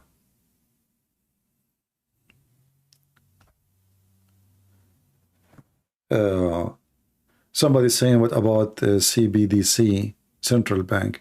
My friend, any bank, even a bank, if it's not under the trust of a Federal Reserve of a country, and the country have a strong economy, you have no money. Because even that can go bankruptcy and your money is gone. Money is money. Virtual money is not money. This is what I believe. I will never invest in such a thing. But anyway, so this guy, and people, they start investing their money because, oh, I bought 10 cows and now they are 12, and now the next month they are 13, they are 14. Man, my money is getting up. So now the 10,000, they became 15,000, but they got nothing. And even when, even if somebody want to cash out, what he do? He take from those, because more people come in, he take money from those who just put their money and he give it to you. And now because you are greedy, you say, oh man, I just made the 10,000, they became 20. Why I want to take it? I will put it back so they will become 40, and the 40 will become 80, and the 80. So people, they give them money, they give it back. And then when he have billions of dollars, he escape, and they are not even 21 years old. Two brothers. The guy is not even 21 years old. He took billions of dollars and he ran away to South America. I forget their names. Billions of dollars. Two little kids. So imagine you are just this 21 years old who made a bunch of donkeys, put their money buying their fake cows in the internet. There's no farms, there's no cows, there's no donkeys, there's no nothing, there's no monkeys. And the stupid you, because you are greedy, you believe it.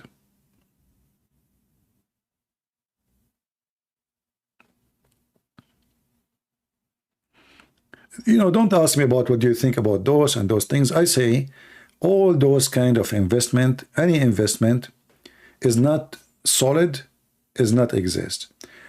Even stock market. Stock market is not in your hand. Like now, if you invest, let us say, in real company, like, Elon Musk. He have a real business. I mean, this guy is a big deal. It's not a joke, right? So you might invest with him, right? But this guy, he might make one comment, just one comment, and he can cause his company a big lose. So your life investment is in his comment. For him, if he lose $1 billion, it's not a big deal. But for you, if you lose a few thousands, you're bankrupt maybe. So you invest with the man who is very successful. He have a real business. He have a real company. The guy, he have a spaceship, literally. It's not a fake. He's expanding. But one comment from him, and this guy, he keep talking. He never shut up. Like he said, Twitter might go bankruptcy. Stock go down. His own stock. But there's many people they own stocks in Twitter. He's not the only owner. When you say it might go bankruptcy, you hurt everybody. So One comment, they can destroy your livelihood. So why you want to put your life in their hands? For me, if you ask me, I believe in investment in lands or real estate, something solid, something real, especially land. Land which is either can be very good in a good building zone, or a land which is can be a very good for farming. Both, they will never go wrong. Anything else is very risky. This is how I see investment. If I have the money, that's what I would do. I don't trust stock market. Even gold and silver, they can go wrong anytime. But if you own a land, the land will stay there. You will die, the land will stay there. Don't worry. Nobody can take it.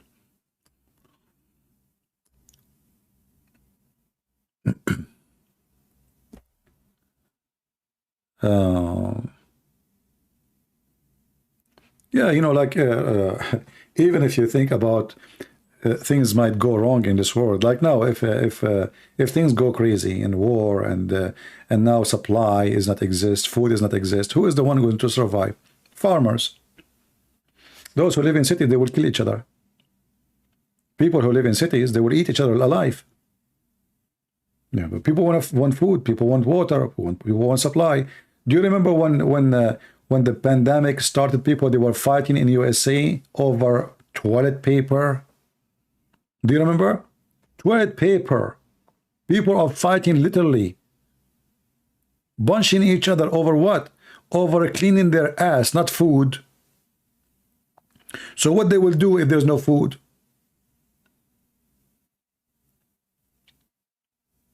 What they will do if there's no energy, there's no electricity, there's no heat, there's no water?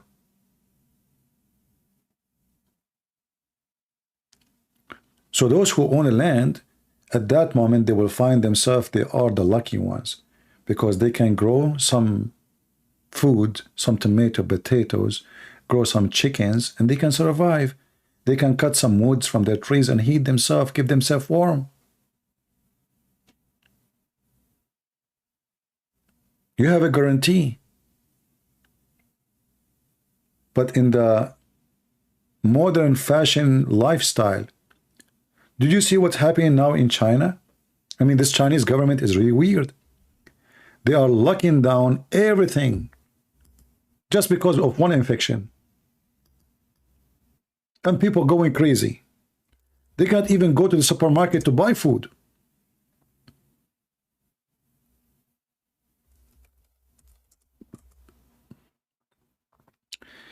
Living in big city,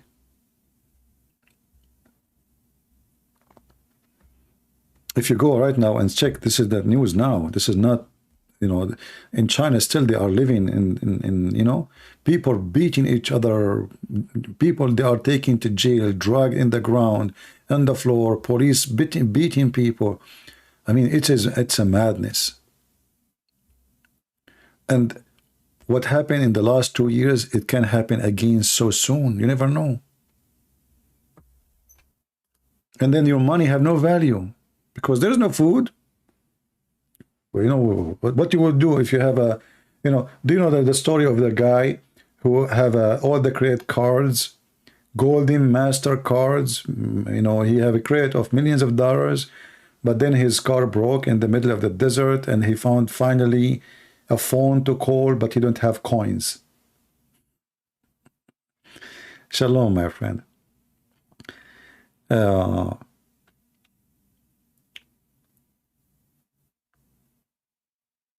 Anyway.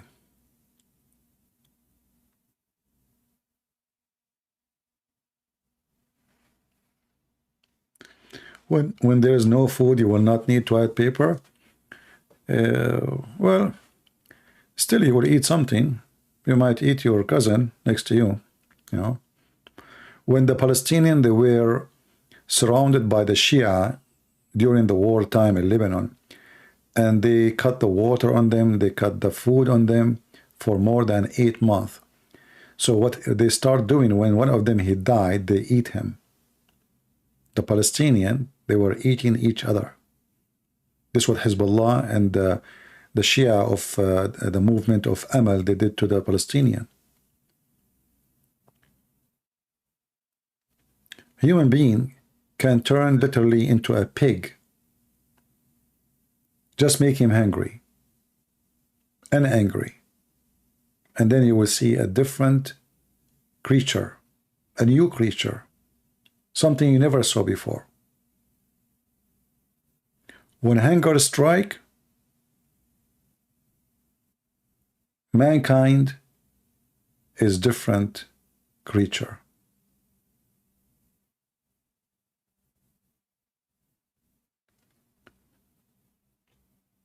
So I say, you know, those who live in mountains areas far away from everybody, they will be the lucky ones. They have arms, they have weapons, they have ammunition to defend themselves, they can keep their livestock, they can protect themselves, and they are far away from all the garbage of the towns and the cities. Why Iran support Hamas? Well, Iran support Hamas for a very simple reason. You know, so Hamas, you see, the founder of the Muslim Brotherhood is the Shia. The founder of the Muslim Brotherhood is Shia.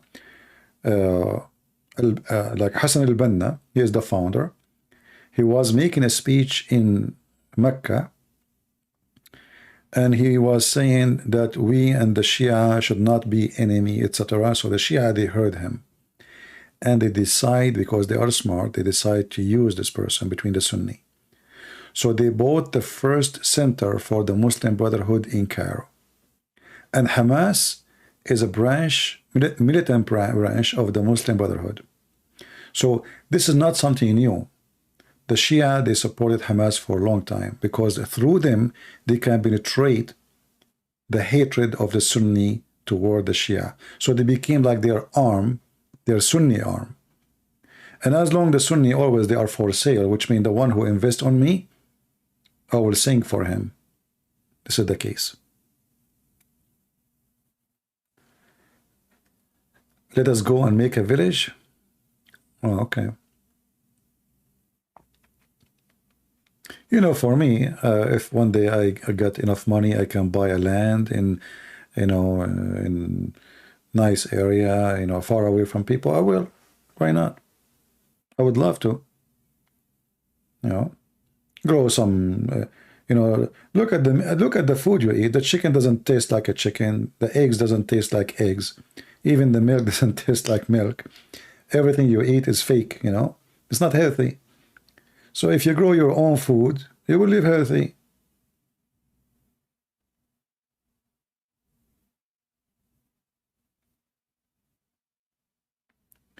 Can you take a call? Not today, my friend. We are speaking here for hours, and soon I will go. I apologize. Yeah, but for me, if you ask me about investment, I say to you, try to invest in something you can get hold in it, especially in the case of emergency when you need it. Any investment is in the pocket of somebody else is a risk. So if you buy stocks, your life is in their hand. Those are the agencies. They buy it, they sell it, and you don't even know. That's why they get so rich. And one day they will call you, they say, oh, your stock is gone. So don't be greedy. You know, just, you know, you're dreaming to be rich, hoping to be rich. You might get, let us say, lucky and get rich. But most likely, no. There's a lot of people that destroy themselves in those markets. Big deal. Go to Texas, land is cheap. I don't know about, I mean, Texas, you see, the problem in Texas, there's a lack of water, right? Not everybody, and now in USA, there is a big drought. And this is another proof that God is not happy with the American. If you don't believe in God, well, you better believe in God. You know? Yeah. Water, you need water everywhere. Doesn't matter where you go.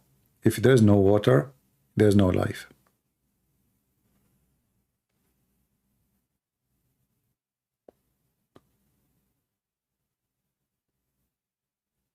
You know, people live like cities. Like when I was in the Philippines, uh,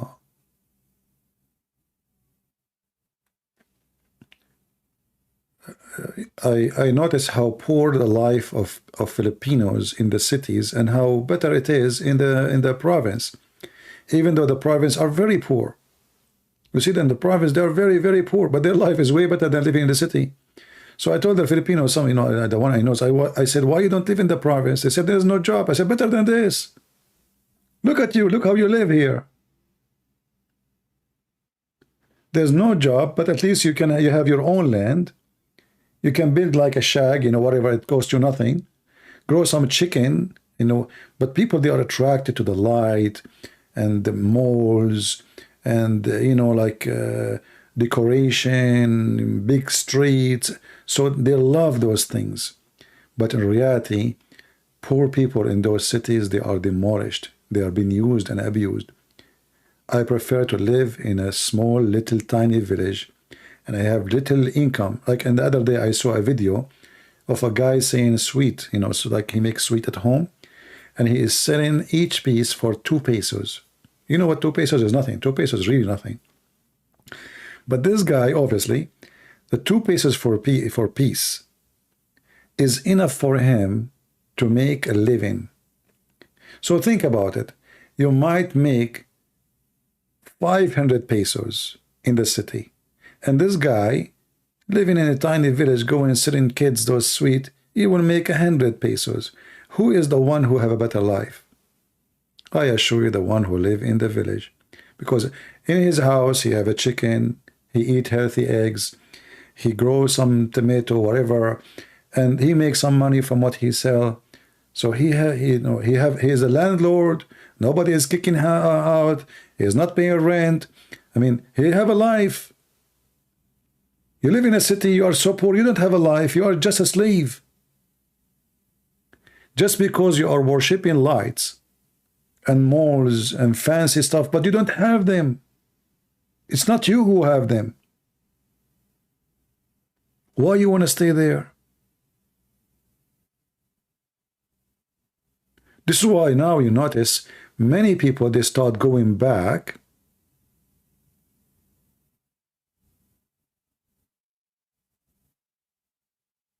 to province areas, to villages.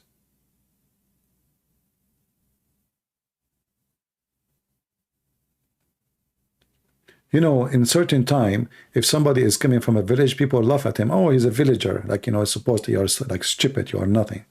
But now the one who have a village is the lucky one. The one who have a little land is the lucky one, not the opposite. So if you are coming from a village somewhere originally, and now you live in a city, I advise you to think seriously about preparing yourself sooner or later to go back to your village. Like what happened now with the pandemic. Those who have villages, they did not die from hunger. They go back to the village. Grow some chickens, grow some rabbits, to grow some stuff, you live. You're fine.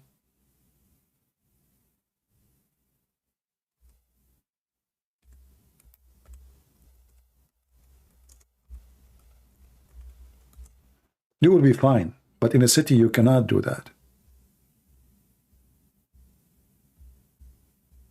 In a city, your life will be horrible. And mostly you will get killed by somebody. In a village, people, they love each other. Or let us say it's peaceful. You know, you will not find somebody, you know, like snatching your phone and running away with it.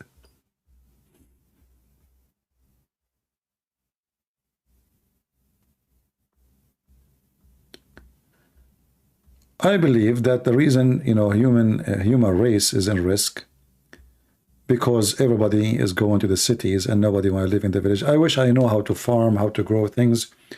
You know, I don't know really much about farming, but I believe it is a very good thing to learn how to do it.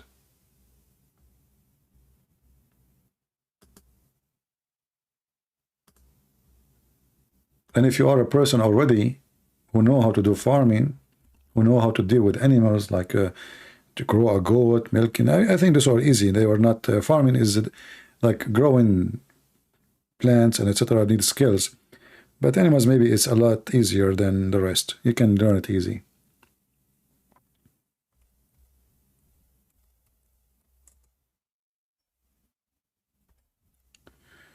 Yeah, and at the same time, by the way, I noticed that those who live in the poor areas, they smile better and they're more happy.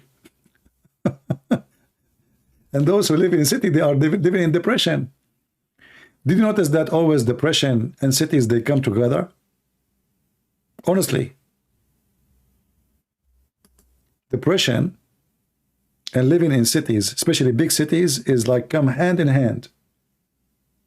Big city is depression. As simple as that. Because everything will cause depression in your life when you live in a big city. Crimes, open the news. What do you see in the news? A guy, he drove his car over the crowd. A guy, he started shooting people in the school. A guy, you know, you go to the mall and he, what the heck is that? In the village, life is comfortable. You have a dog next to you licking your hand, the other chicken singing a song for you, and then like the biggest problem you have now that you have to do some digging in the dirt. But this is not really the big deal.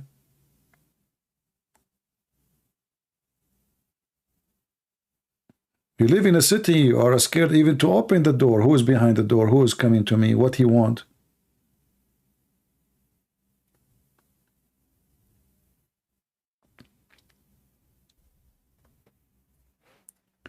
What is a good hand gunning investment? Well, you know, the handgun investment is going to be a bad investment if you put it in the hand of an idiot. So depend who is the person who will hold the gun. Because a gun, if you give it to someone as an idiot, he either will end in jail, either he kill himself or kill somebody. So this is not a good investment unless you are a smart person.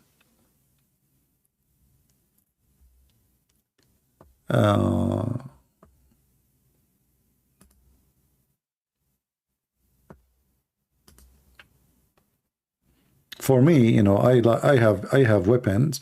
I like weapon actually. It's my hobby because it is the best way to defend yourself. You know, if you depend in your security on somebody else, that is anything. If you notice everything I'm saying to you, when your livelihood is dependent in somebody else, that is a mistake. So if you put your money investment in the hand of somebody, a company, that is a mistake because you don't know what they are doing with it. You are not in control. Same as security. If you depend on your security only in the police, they will come after you get killed, not before, usually. And then they will come to your house and they will take a picture of you after you are dead. And they will say, oh, this woman, she was raped. Oh, this guy, maybe he took his wallet. Thank you very much. So you invest in anything have to be an investment controlled by your hand. So security is something to feel secure. It have to be security by your hand, not by the hand of somebody. Same for money, same for business. As long as it is in the hand of somebody else, that means you are risking your life, your investment, your money, your future.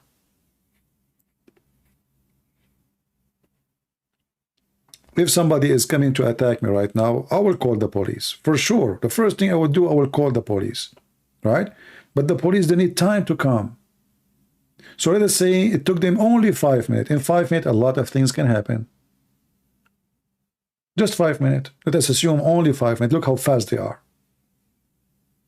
Look, I got lucky. They had nothing to do. They came right away to me. 5 minutes is a lot of time. In the time of a criminal is attacking you, 5 minutes is really long time. So you have to defend yourself. If you depend on somebody else, then you are just a fool. You know? I have my weapons, I have my bullets, I have a lot of it. Enough to fight for a long time. Because I don't know. Maybe the police will be here in 2 minutes, maybe in 20 minutes. Sometimes the police, they get many calls in the same time.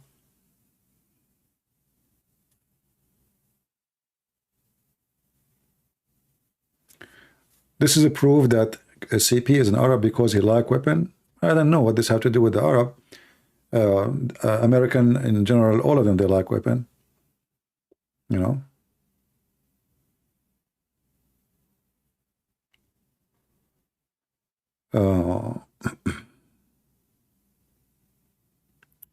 What gun you would recommend? It depends on your size, if you are a male or a female, in your skills, how strong your hand.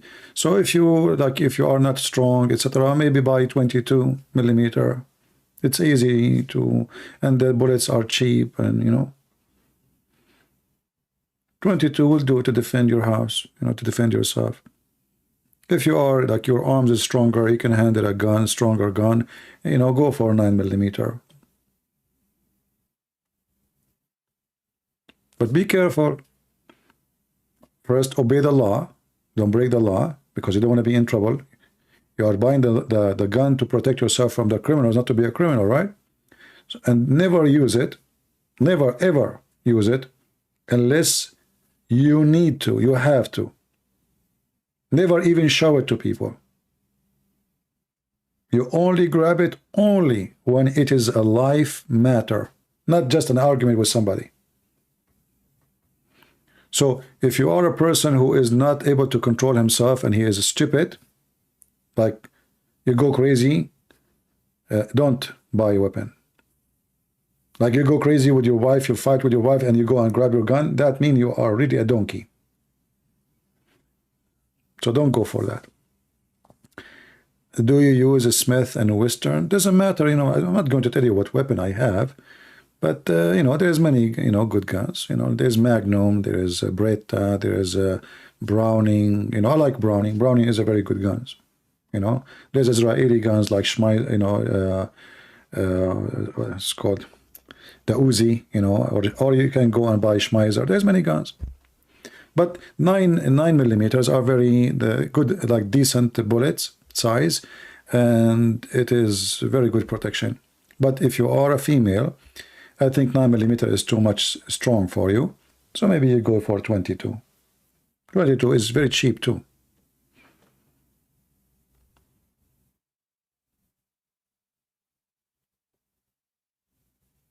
Well, here we go. People, they can tell you names of guns.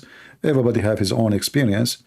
But I prefer always to, if I want to have a gun, to have a gun which have a good security, safety. Yeah, Uzi is a very nice gun. I like Uzi.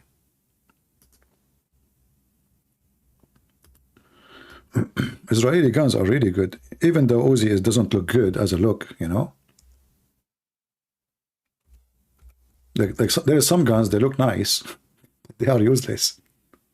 Some people even they buy certain guns for just the reason because they look good, not because they are, you know, good guns. Yeah. Depend. Like if you want to go in the wood, then go and get a Magnum 500. Have fun. If you are expecting to meet like a bear,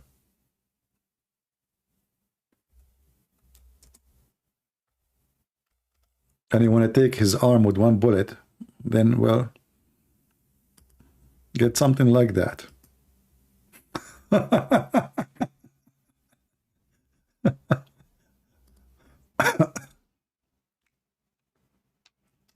Or electric guns are good. You know, electric guns, they can be used for just temporarily. Let us say somebody trying to kidnap you, you know, you want to push him away until you get in your car, maybe. But it's not a gun. No, it's not.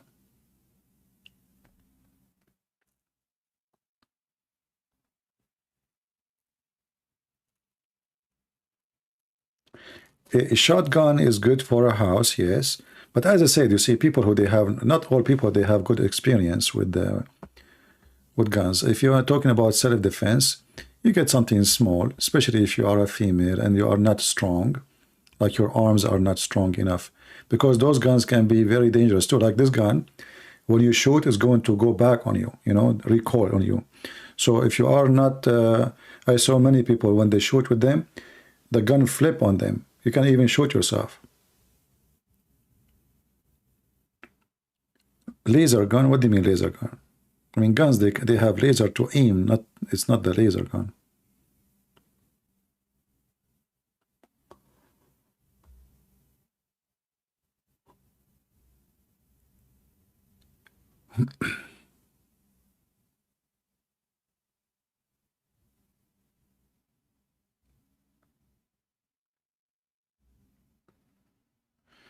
Anyway,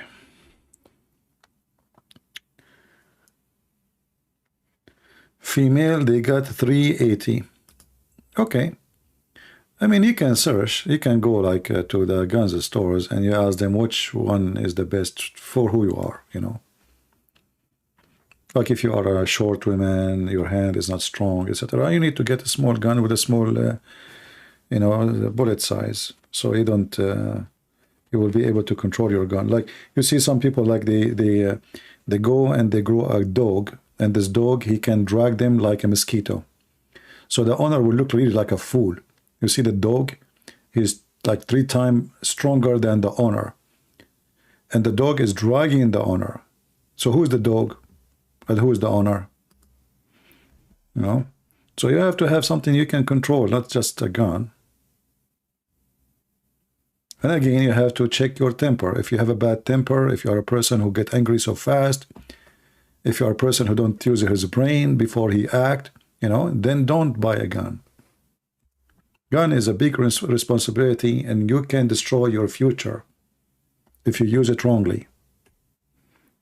And not only that, you have to be careful if you have a children's, you know, they will not play with it because they can kill themselves, they can kill others, they can shoot themselves, they can take it to school. You know, you have to be very careful.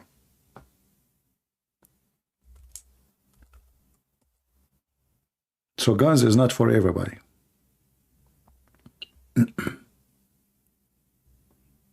And if you have too much money and you do not know what to do, and you have a big land, you can buy guns like this. You know, just for fun. Welcome to America.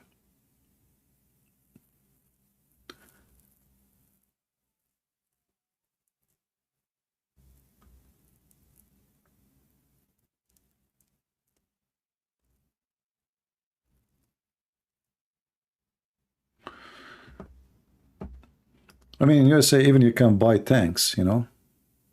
There's tanks for sale.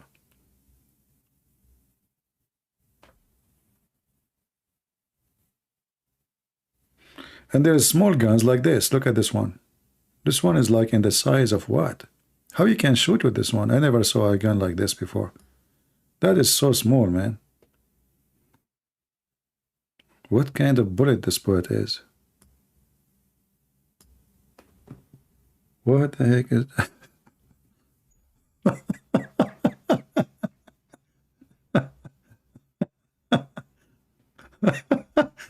Well, this is a good one, by the way. You can hide it anywhere. But how you can shoot with it? I mean, your finger will not even go through the hole. Maybe you will use your nail, if you have a long nail, if you are a lady.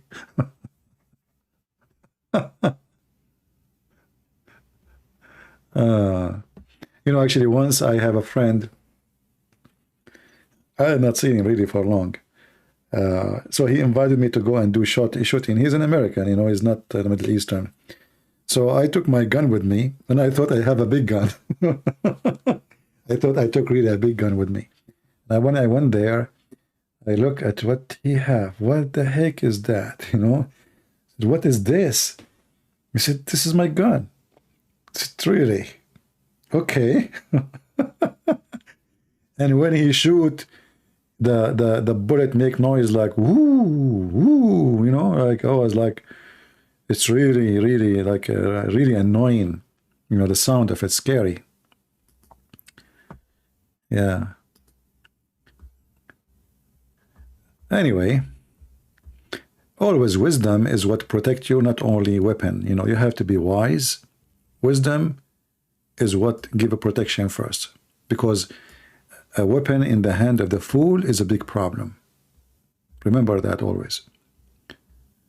So you need to be sure that you are not a fool, you know, who is just carrying a gun, because you might end in a very horrible way. What do you think about misfire rocket that happened in Poland will trigger a W war? No, because nobody wanted. You see, if they are looking for such a war, they will not need an excuse. They will create an excuse. But nobody wanted. Obviously, looked like the Ukrainian, they were shooting at Russian target, and 2 of their missiles went through the borders. Yeah, looked like it. Nobody want war to get bigger, because then the whole world will be destroyed. It's not a joke, you know.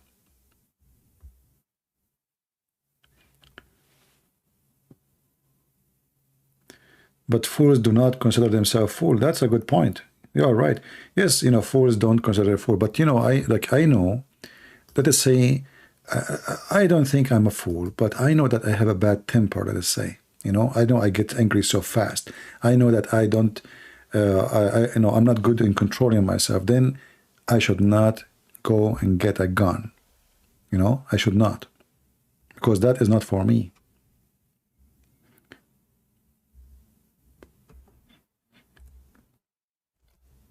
So you are right. No fool agree that he's a fool, but you have to agree that you do foolish stuff. Let us say, for the point. So if you are a person who want to grab a knife because you have a fight with your neighbor, that means you are a fool. Because weapon, the second you carry a weapon, it means you are trying to kill. And I'm talking about carrying a weapon to attack with it, not just to have it at home or have it with you, no. So the second you withdraw your weapon, that is the moment that's now it is time you decide to go and attack. You can say, I'm defending myself, but if defense does not fit with the offense, that means you are a fool, and then you will be in trouble badly. So you will end even killing somebody, or yourself maybe is dead. In the best scenario, you will spend a lot of time in jail, maybe the rest of your life.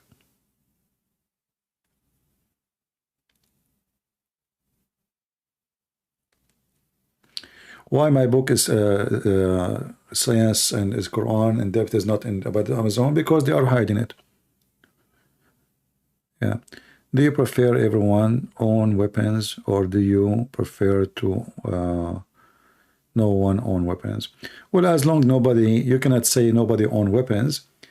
Always the criminals, they will have weapons. So if you say only criminals can have weapon, because that's what you are saying. If you say nobody can own weapon, criminals always they will have weapon, because they disobey the law. And that means you are giving advantage to the criminals.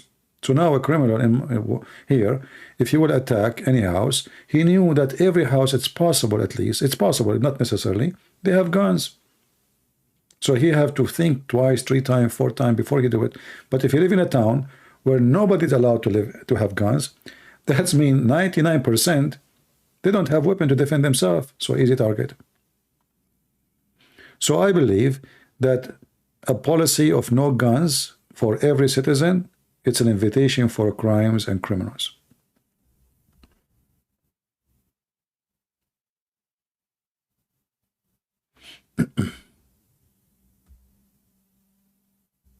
Because always criminals, they will have guns. Always. And what you do when you say nobody should have guns, you are saying to the good citizen, the one who deserves to have guns, you cannot have guns. That is a stupid idea.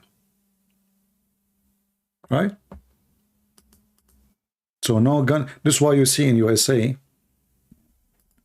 crimes is crazy. In areas there's no guns in it. Like Chicago, New York. There's no guns. Nobody is allowed to have a guns.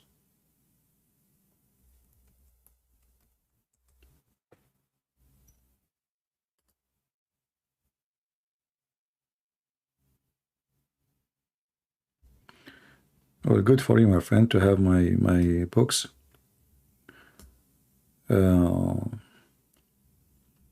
Anyway, we pray that none of us will need ever to use a weapon. We pray for peace and love and mercy. We pray that, you know, bad ones, bad criminals, the Lord will push them away from us, will change their direction and change them and make them better people. But always remember one thing, that evil is real and it is exist. So when you watch about crimes in the news, that is real.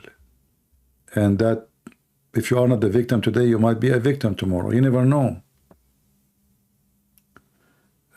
So you better be careful.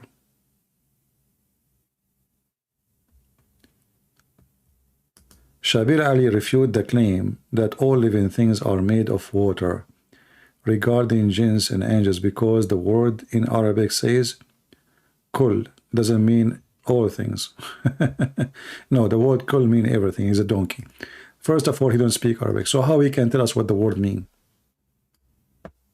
The word kul mean everything.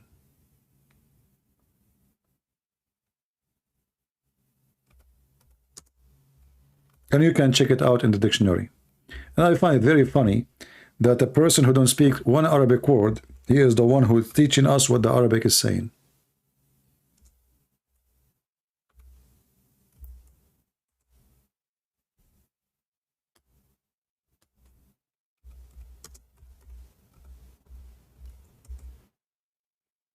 Can he show us from the dictionary that it says that the word kul does not mean everything?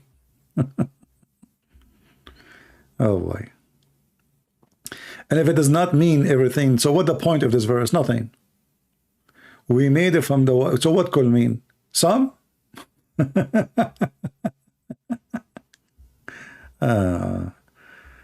know, very stupid.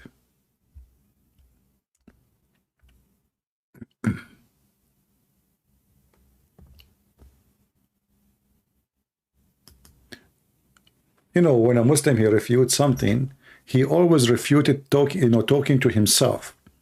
Can he call me and refute it?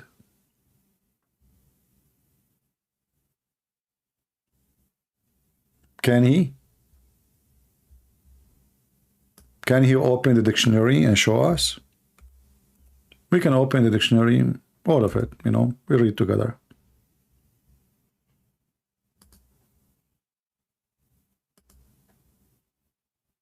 They are very silly. But I will give you an example about what the word kul mean. In chapter 3, as an example, verse number 93, it says, kullu ta'am. Let me open the screen here, just give me a second. Just to show you how they lie. What the Muslim translate is, all food was lawful for the children of Israel. So what kul mean? This is the word kul in English, in Arabic, and this is the word translation in English. All food was lawful. What food? All lawful, all food, which means no exception. So they lie, and this is the word kul. Would you ever go in the Dean show? I called them. If you remember before, we made even I have a recorded, and they hang up on me, and they never let me go through the. They say, anyone have a question, call. So I called. The second they hear my voice, they hang up on me. They lie, my friend. They are liars.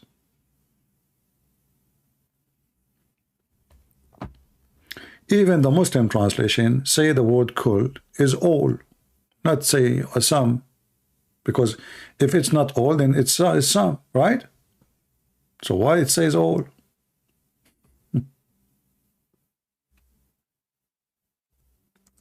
Not a funny.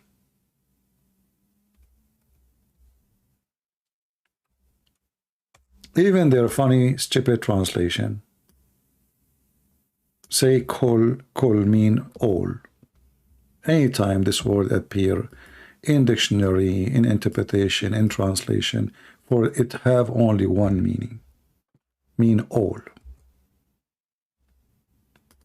And this is the chapter he is talking about.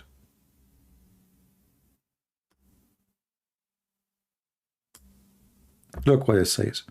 This is translation. We made from water every living thing. So here translated the word kul, not as all, every. The same. You can change the translator. Again, if it does not mean kul, then should be saying some, not every, not all. See? We change the translator. We can keep changing until tomorrow.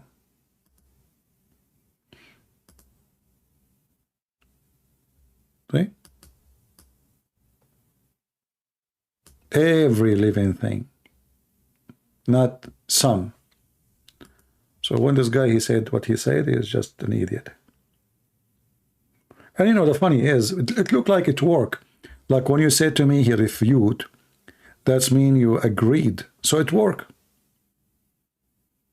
You know, guys, what I'm saying? It worked with a bunch of fool, because you just said to me, he refute. So you agreed with him then. That's me, it worked. So, but it worked with the ignorant. You know what I mean? It worked. You are the one who came, he says, Shabir Ali, he refute. That's mean it worked. Even though he's saying something stupid, but for you, you believe it, because you're a fool. What about you go and right now check what the dictionary says? Not a single Islamic translation says some. Kul mean everything, all.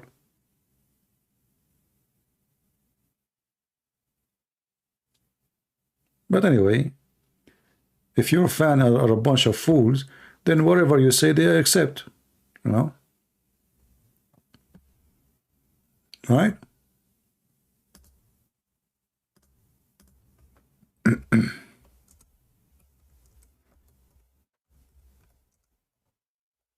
And you know, Muslims, they like to duct tape. Even there's a verse in the Quran that says, "Kullu man alayha fan." Kullu man alayha fan. What does that mean? Everybody who is living it, which means the earth is going to die. The word the same, the word kul. You see it? If it's not mean all, then this verse is very, very funny. Then everyone, he is going to die, is going to pass away. Everyone. This is what the word kul is. See it? This is kul. Silly, you know.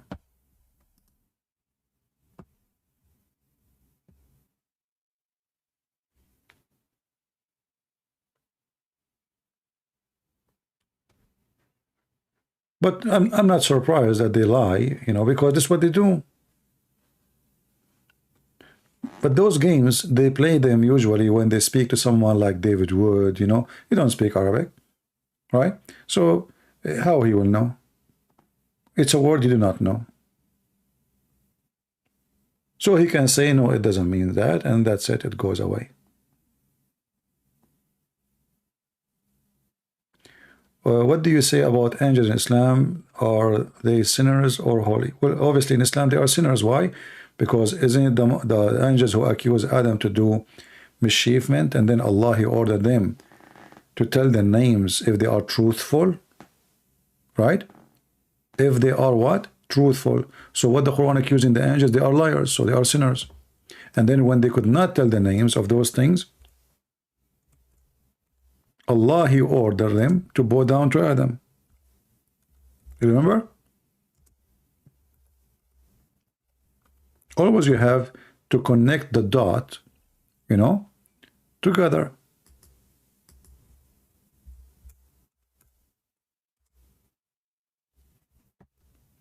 Chapter 2, verse number 31. When the angels accuse Adam that he would do mischievement, in verse before it, verse number 30, Allah wanted to prove that they are liars. He said to them, he taught Adam all the names, and then he said to the angels, tell me the names of those things if you are truthful. If I say to you, tell me the names of those things if you are truthful, what is it? What is the accusation? The accusation is very simple. I'm saying to you, you are a liar, unless you prove me wrong, correct? Do we agree? If I say to you, if you are the truthful person, tell me the names. So what is the accusation? You are not truthful. Otherwise, we have a condition. If you can't tell me the names, then you are truthful. If you cannot tell me the names, then what? Then you are a liar. And he's speaking to who? To the angels. And they were not able to tell the names. So what they are liars. Because the condition is, if you are truthful, tell me the names. So if you could not tell the names, then you are obviously not truthful. So yes, the Quran accused the angels, all of them, to be lying angels. And then we ask ourselves how they claim that Jibreel is the Holy Spirit. How we call him Holy Spirit when he is a liar. The word holy does not fit. Correct?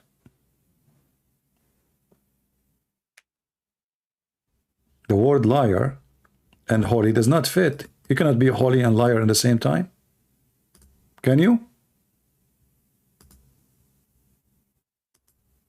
Unless you are Joe Biden. Then because you are Joe, you can say anything and the media will go with you. You know, Joe Biden, he can say he is a girl. The media agree. CNN agree. He can say that he is coming from the sky. The Democrat, they will agree. If you say he is the one who made the gas price is so cheap, they agree. You know, actually, I find too much similarity between the Democratic Party in USA, Joe Biden and Muhammad. I mean, the guy, he slaughtered everything in this country. The price of bread, the price of milk, the price of gas, the price of electricity, the price of everything, housing, rent, and yet they claim that he made everything cheap. This is exactly what the Muslims do. I mean, this guy, his poo-poo is all over the wall. And they say, this is not a poo-poo, this is ice cream. So I find very much similarity between Muslims trying to defend their false prophet Muhammad and the Democrat trying to protect Joe Biden and his regime. They are very similar. I mean, go to any grocery store, you see the prices are going crazy, and then they say to you, no, where's no price? What are you talking about? Like, what the heck? Even Joe Biden, he claimed that the price of gas in the time of Trump was $5. Like, what the heck? I mean, their lies is bigger than their size. So I find it really very much close and similar between Islam and Democratic Party. They repeat their lies and they believe in it. You know, they are the kind of people who keep repeating a lie to the point because they repeat it too much. It becomes true for them. You know what I mean? So Muslims are the same with Democrat. The same as CNN and, you know, all of them, they lie. And even Fox News, you know, CNN and Fox News, by the way, is a two-face of hypocrisy. Fox News, they are a friend of Trump as long as he's in the office. The second he left the office, they start, you know, like stabbing him in his back. Business, no dignity.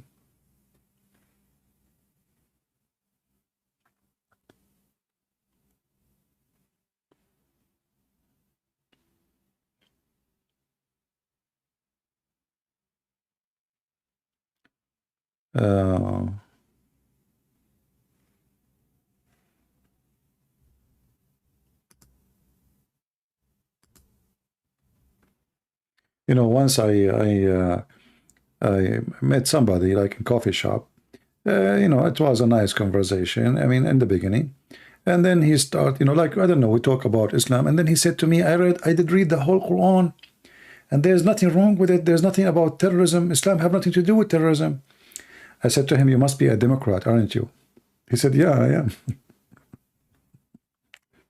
I said, are you sure you read the Quran?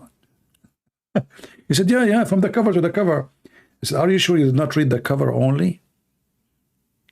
He said, come on, I'm serious. Don't be like those people who, say things is not true against Islam. And, this is all ISIS don't present Islam, okay? I said, okay, where you heard this? He said, well, everybody say it. The president say it. The TV says, everybody. And I told you, I read the Quran from page to page. So I said to him, okay, can you search in your phone this verse?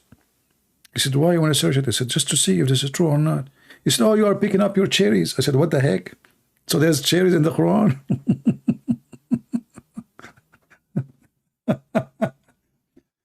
Yeah, all of them, they are the same.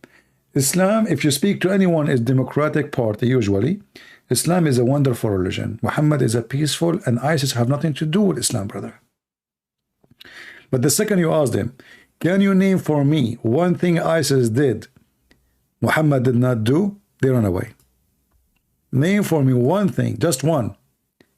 ISIS did, Muhammad did not do. Did you ever witness muta? My friend, do you know what muta means? Muta means sex. So how I'm going to witness it? Like, do you think somebody, a Muslim, will call me to his bedroom to witness him having boom boom with his rented women? How I can witness it?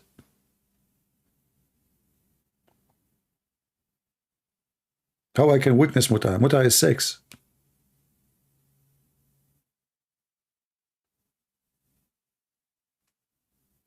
That is a funny invitation. Hey, ZB. Hey, Muhammad, how are you doing? Okay, I'm going to do muta. Can you come to my bedroom? Like, what the heck? How you want to witness muta? Muta mean, you know what muta mean? Muta mean pleasure. Muta, the word muta in Arabic mean pleasure. But what pleasure? Sexual pleasure. So you're asking me, did you watch them having sex? No.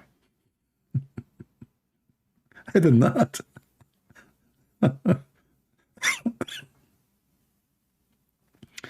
That would be a weird invitation, man. But maybe you mean like a ceremony? We don't have a ceremony. The man, he offer her money, she offer herself. That's it. They do not need. There is no ceremony. Do you think like they are going to go and make like invitation and with? No. You go in the elevator, you see a woman, you say to her, are you willing to give me yourself for $10 for 15 minutes? If she agree, that's it. You have all the pillars of muta, which is how much, how long, and when. Like now, today, tomorrow, And if she agree and you agree both about those terms, that's it. You go to the bedroom.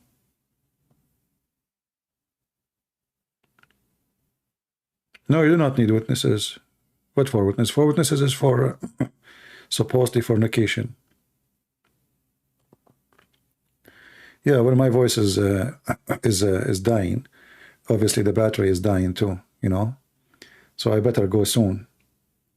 And I think I will delete this video. 5 hours and 53 minutes. Can you believe it? 6 hours.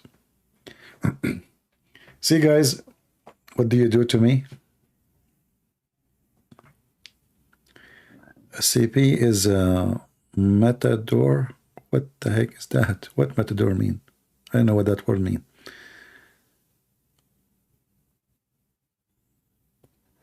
Yeah, it's prostitution, and in Iran, you will see, like, usually they use it against, like, young kids. So they go and they look for like kids who they are, like little girls, wiping windows of cars, or homeless, or so they come to her and they say, do you want to do muta? And because it's legal, it's it's not forbidden.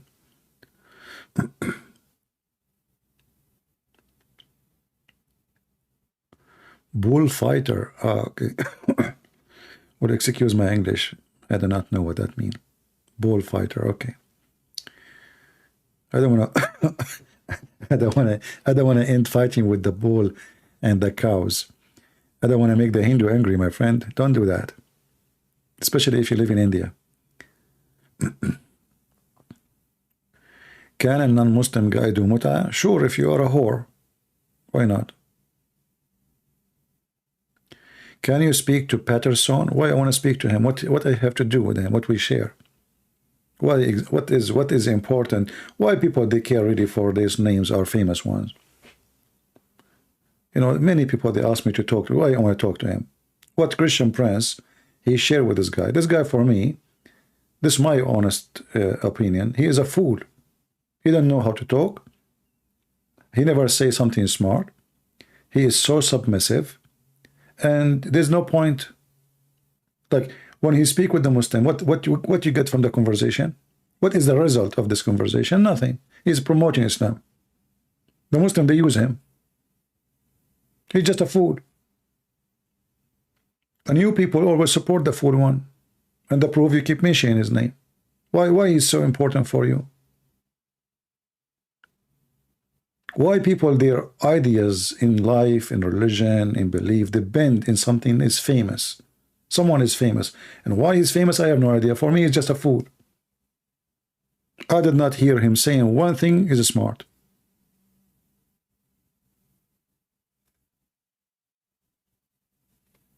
But, you know, human being. Human being, you know, is like, they like to follow, it's like insect. You know, insect, you put some fire outside in the yard right now, you will see how many insects will come. So they like lights, celebrity. Supposedly somebody became a famous, all the eyes on, but this guy is a donkey, is an idiot. Why even your eye is on him?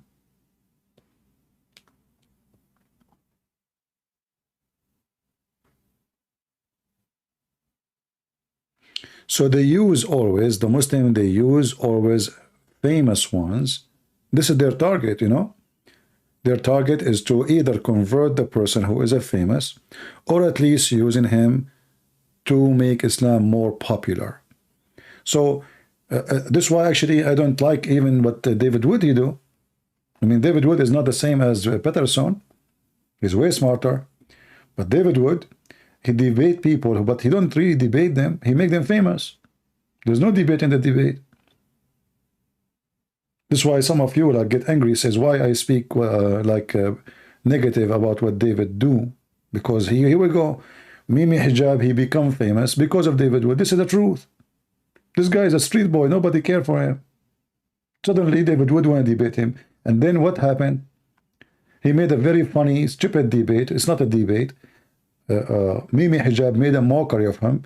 Everybody, anyone watch the debate, he will see that all the Muslims were laughing, and David Wood could not really get him busted. He got a golden opportunity to wipe the floor with the face of Muhammad in that debate, but he did not do it. So people who make Muslims famous are not my favorite people. I don't want to deal with them. I don't want to talk to them. I don't want to even hear their names.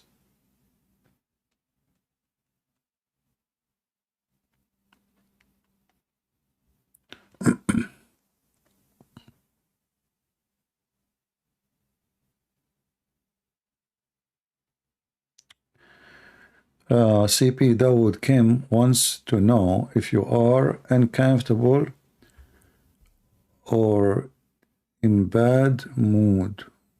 What do you say? What does that mean? What do you mean Dawood Kim comfortable? What the heck does that mean? I have no idea what you are talking about. What do you mean I'm comfortable? I'm always comfortable.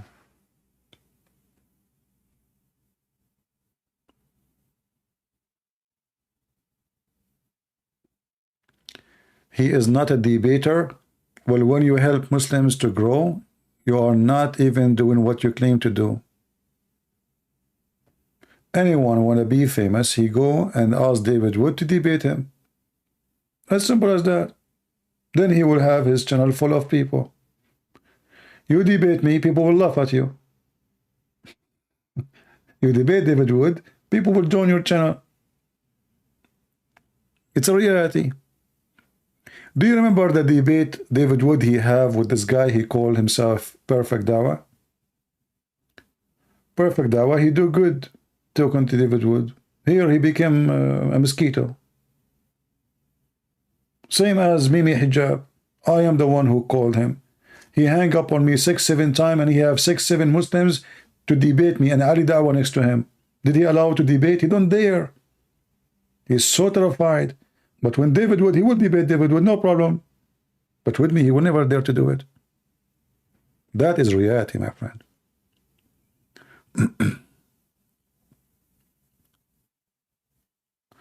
Do you think Yasser Qadi is doubting Islam? He will not dare, my friend, what doubting Islam. But this guy, he have a moment of sharing the truth sometime, and he get himself into trouble by saying something he believe in.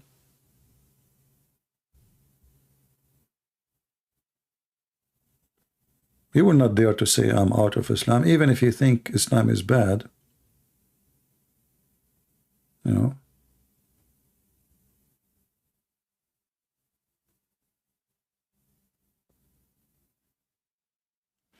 Al-Fadi talks to everyone, including you and David Wood and Warriors.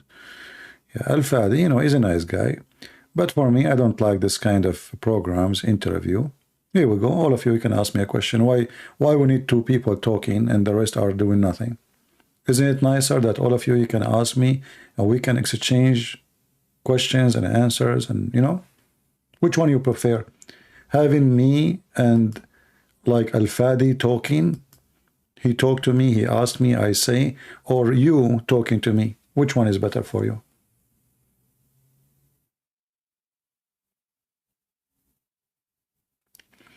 Somebody saying, Scatter Girl, CP, do you think you have an ego sometime? Well, you can say as you wish, but we have facts.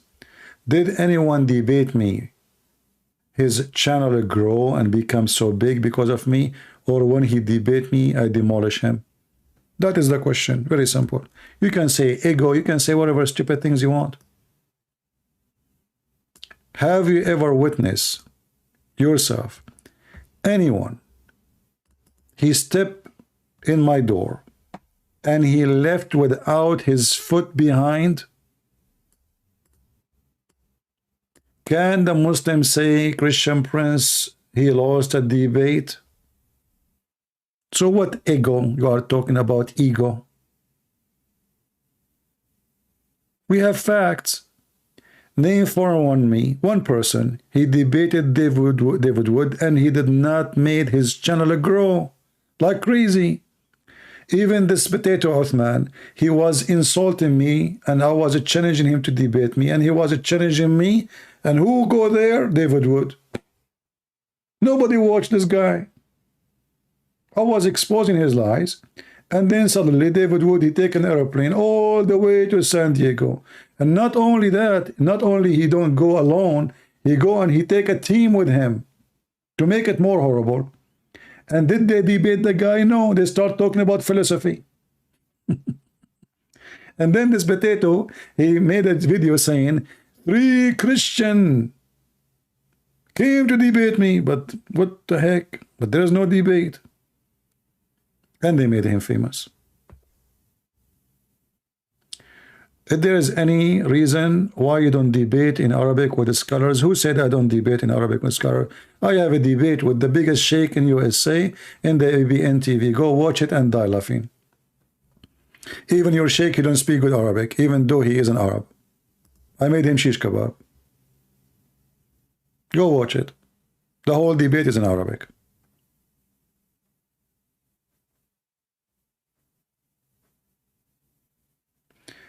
My point that you should debate in Dawah channel. I can debate in Dawah channel, no problem. Let them give me a Skype. I will call them right now. I don't go to anybody's channel, but they can be live in their channel. I never said you can call me and you are live in your channel. What are you talking about? What do you mean go to their channel? Is that like a physical place? People, they say stupid things. Literally, people, they say stupid things. Shamsi, I made him shish kebab before too. And he was never there. All of them, they want to debate me only face to face.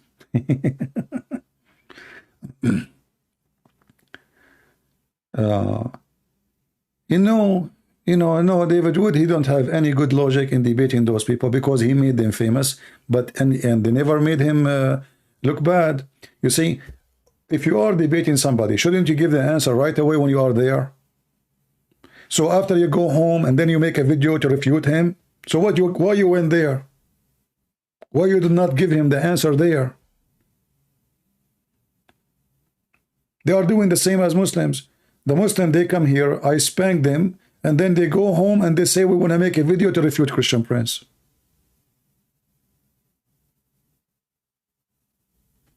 This is what Muslims do.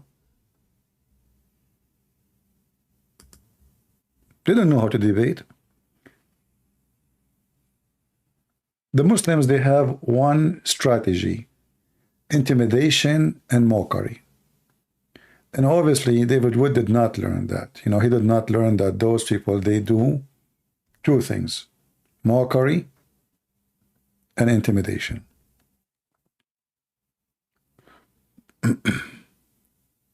They never answer a question. You have to force it.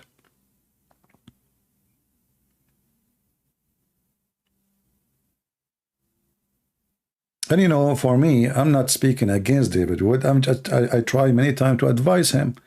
But this guy, he don't listen, he don't care, He keep doing the same garbage. He keep inviting stupid Muslims, and he make them. You see, anyone can call me. I don't even call a debate. Even the stupid Nader Ahmad, he can call me.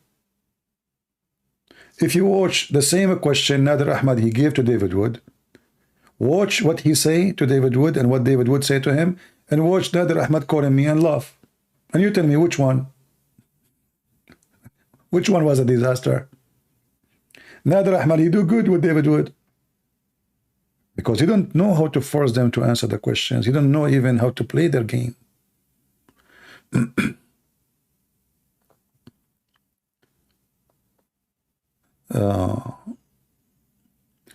Why you don't go to their on Skype or phone their channels and wipe the floor with them? Well, give me their Skype to call them.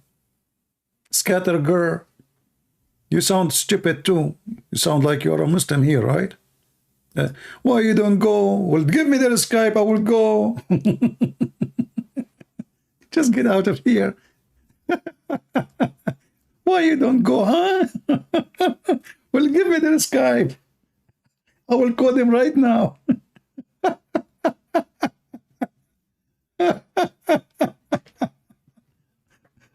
People are really stupid. Why you don't go? What I will do? How many times I say, just give me the Skype. Give me the Skype of Zakir Naik. I will call him. Just 3 days ago, I made a video says, anyone, Zakir Naik, Shabir Ali, Yasser Qadi, I accept even to have one of them to be the moderator of the debate. Did I or not? All of you, I refuse to have a moderator, right? But just to show you that they are a bunch of cowards, I said, I will agree.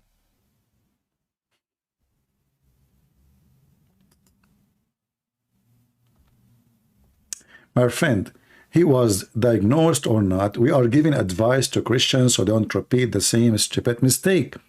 I don't care who is the person. I'm not speaking against a person. I'm advising you.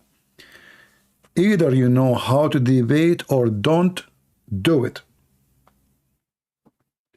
When Mimi Hijab, he said to David Wood, not a single Jew believed that God have a son. Why David Wood did not say to him, well, isn't it the Quran say the Jews, they believe that Uzair is son of Allah? What you are doing there? The guy, he just give you a chance to wipe the floor with him. Not a single Jew. That's mean the Quran is a book of lies. So Mimi Hijab, he gave amazing stupid answers.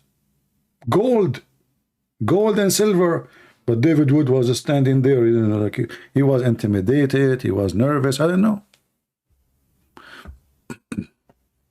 So all what I'm saying, if you do not know how to debate, then leave it for the one who knows.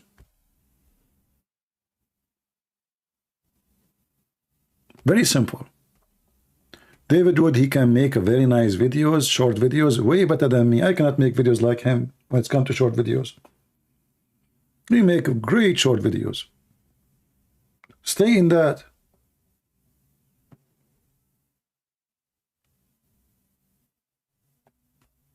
Right? Stay in that field. And this is the case for anyone. But I'm not speaking against him. But people think I am, you know. And then they complain. They say, why you don't whip the floor with them? I whip the floor with them without going there. But anyway, give me their Skype. I will call. What I will do? How you want me to go there? Speak in the chat? Then you will notice that the same cowards, they speak to everybody in the internet. In my case, they say only face-to-face. They knew that number one, I have a knowledge they don't. Number two, I speak Arabic. Number three, they are a bunch of jokers and they are not real. And they do not know what they are talking about. All those things will not work unless they are speaking to somebody who do not know Arabic, he do not know the source, and he is not good in debate. Do you remember when Mimi Hijab, he said to David Wood, I know this is coming. You don't speak Arabic and you don't even know Hebrew. I know this is coming. Right? No, this is the game. It's a mockery.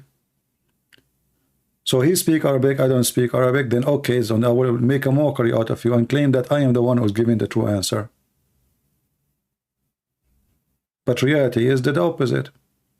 And then after they did debate with David Wood, I made videos and I refuted them, and I made them the joke of everybody. That's why Mimi Hijab was so upset. Very upset. He did not get upset of David Wood. He got upset of my response. All of you, after the debate between David Wood and Mimi Hijab, were very upset because David Wood, he did not do a good job. And then all of you, you start using my videos to refute Mimi Hijab lies. And then even David Wood, he was using my videos to refute him. But why you did not do it from the beginning if you are a person who have knowledge?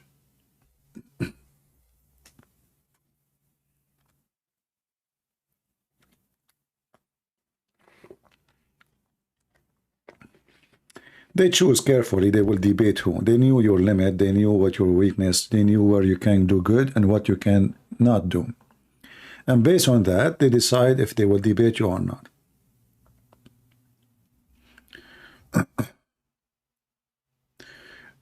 Somebody saying he have to hide. Who care about hiding or not hiding? My friend, the internet, Muslim, they debate everybody in the internet. How many times Mimi Hijab, he ambush opposite prophet? What about ambush me? He promised people he will debate me, right? I called him. He hung up on me 6-7 times. I did not even speak for 5 minutes. Go watch it. They don't dare. They don't. And you people, you like only famous names. Always. This is why you keep mentioning for me names like this Tate. I mean, why he's important for you? Tate is a pimp. Aren't you even ashamed to mention his name? You know, people, they want to force me to talk about him. And I was saying to myself, why in the world it is important for those people to talk about a pimp? This guy cannot say even 2 words without saying the F word. And literally, his jacket, his pant, his watch, his phone, his sunglasses is made from the water of vaginas, literally. And yet people, they come here like puppies. Can you refute this guy? Can you? Why he is important for you? Aren't you even ashamed? What you will say to Jesus? That a pimp is affecting you? You know, in the old days, people, they used to listen to philosophers. They read the books of Aflatun, Shakespeare. Now a pimp, he have a voice. Can you believe it? People are under the influence of a pimp. How a pimp can be a threat to you unless you're stupid? Unless you are stupid, literally. I mean, how shameful a human being is.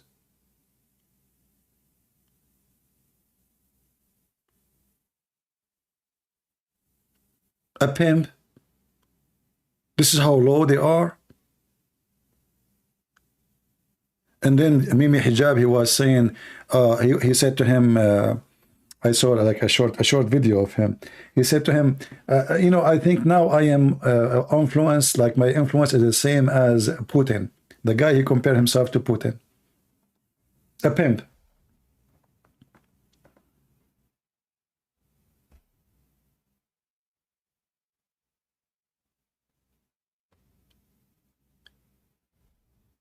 Weird, huh?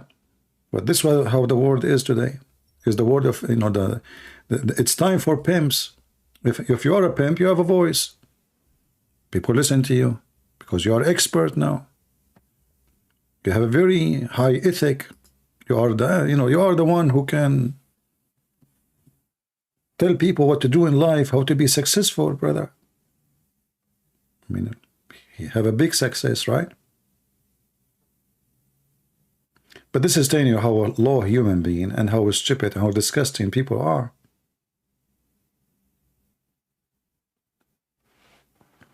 To the point a human being is under the influence of a pimp. And then there's a human being is proud that a pimp, he joined his religion.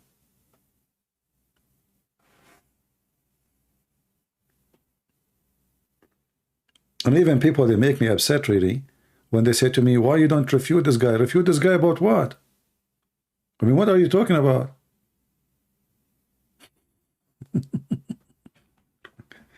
This guy, even he did not know anything about Islam. All what he knew, that Islam is an aggressive religion. They practice terrorism.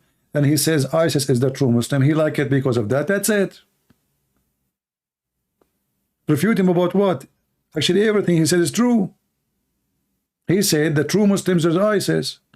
If you don't agree with us, we cut your head. To debate him about what? By the way, if you want to bring him here to talk to me, he's welcome. Just for a laugh.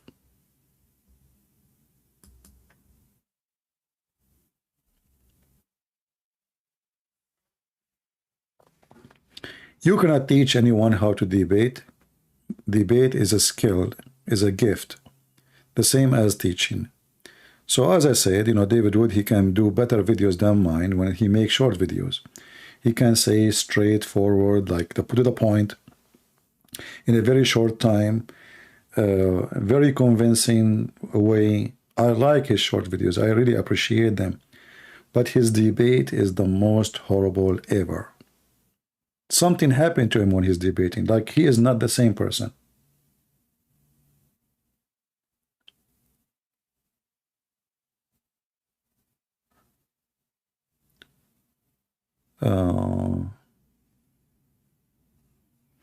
And you know, if you like to help, what about you invite all those people? You see, like some people, they keep saying to me, talk to Patterson. Invite him. I will never invite him. If he's willing to call, he's welcome. But I am not, like one of you, he said to me, if you like to promote your channel more, you need to invite somebody like this guy. I would never do that. Promote.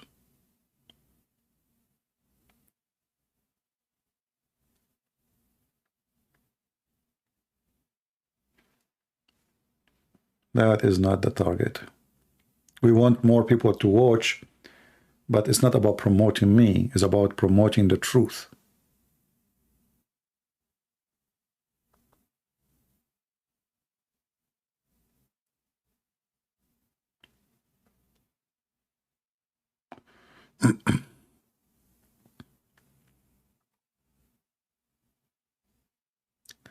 Shabir Ali daughter is upset with Andrew today because he said Islam abuse women. Okay, so what? I mean, he is saying the truth. She's upset from a pimp now? I thought they should be proud about him.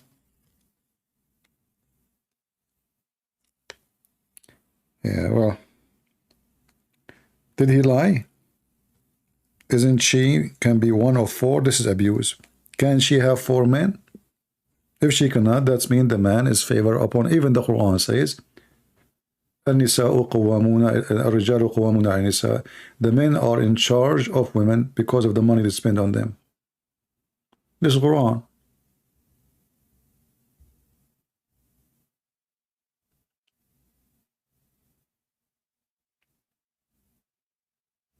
You know, if I speak to this guy, Patterson, I will ask him one single question. What was the target and the purpose of speaking to Muslims? One after one.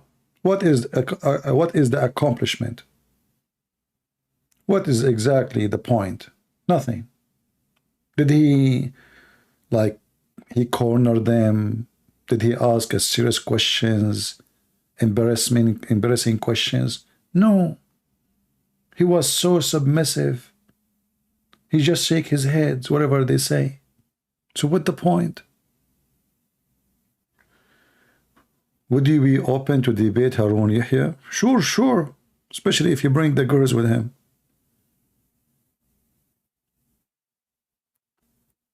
I will be happy to debate the girls before him. They have to open their camera, though.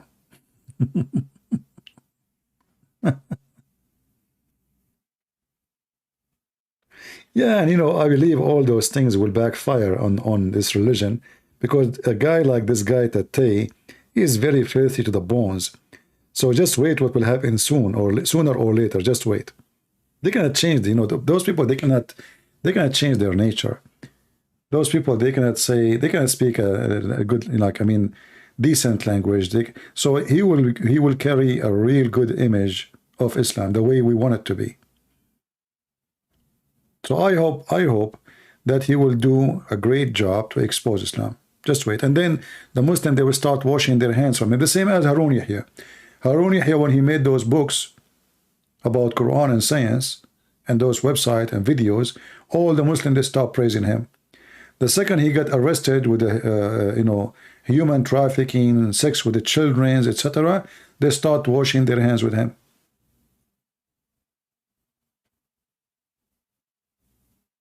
This is how they are. And this guy is literally a pimp, and he will go back to his nature. Did he close his website, by the way?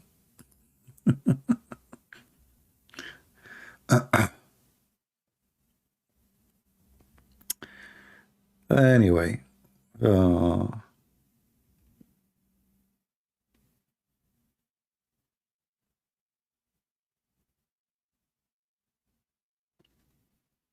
no, I don't care if he leave Islam or not. I think he is in the perfect place. Why he is important? You see, for me, this a person like this, he is evil. If he is decent, he should give all his money. All his money. If a person, he try to wash his image, like in front of God at least, not in the people, right? And all my money is coming from abusing women sexually. Even kids. You know, those websites, they bring even children's. So if this person, he have little decency, all the hundreds of millions of dollars he made from porn, he should give away to the women he used, not anyone else, if he have little decency. But this guy, everything he owned, his cars, his houses, his clothing, his watches, everything is made from the water of vagina. So how you claim that you are a person who changed, yet you did not give the money, which all of it is coming from such a business, which is the business of the devil.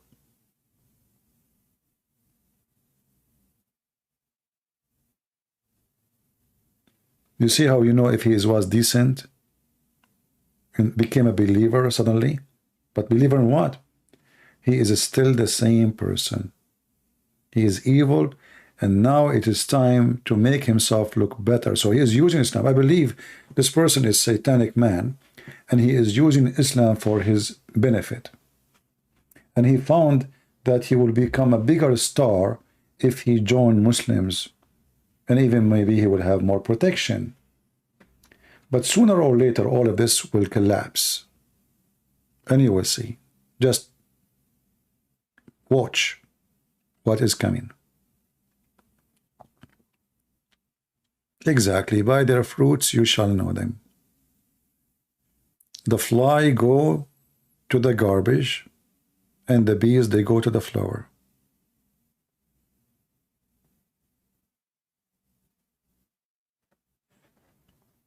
You know, once I was in the Philippines, and I was looking for something to buy. I think I want to I forgot something for mosquitoes, you know. So inside the store, and I was holding the thing in my hand, and I received a phone call, important phone call. So like I forgot myself. The reception is not good, so I came out of the store to talk in the phone. And then I walk away, coming out of the mall to the door so I can have a better reception. And then I noticed that I have the thing in my hand. And now I start thinking, man, I did not pay for it. How I'm going to go back to the store? How can I explain to them that this thing is in my hand?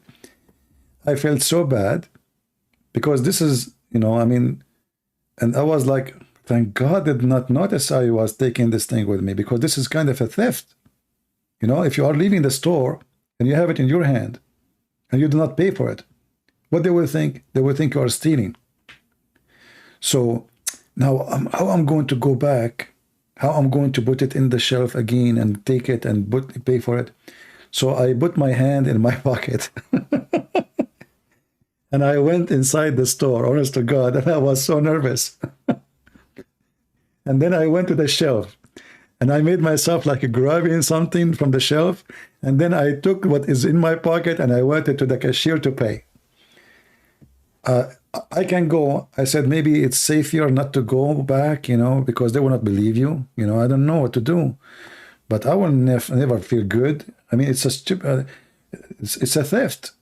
If you do not pay for it, it's a theft. It's literally a theft. So this is how you feel guilty for little stupid thing. How about abusing thousands and thousands of women? By such, not only deceiving those women, abusing them, how many people he deceived and how many people he destroyed their lives from the porn business so he can get rich.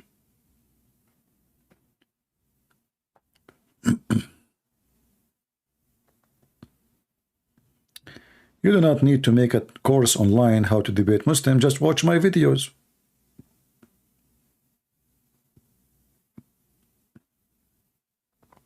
Just watch my videos. Watch how Muslims, they play games, they never answer, how you have to be consistent, you have to be insist. Don't let them, you know, move with their tails around, you know. You need to learn how to do that. Never let them go away without answering. This is the point.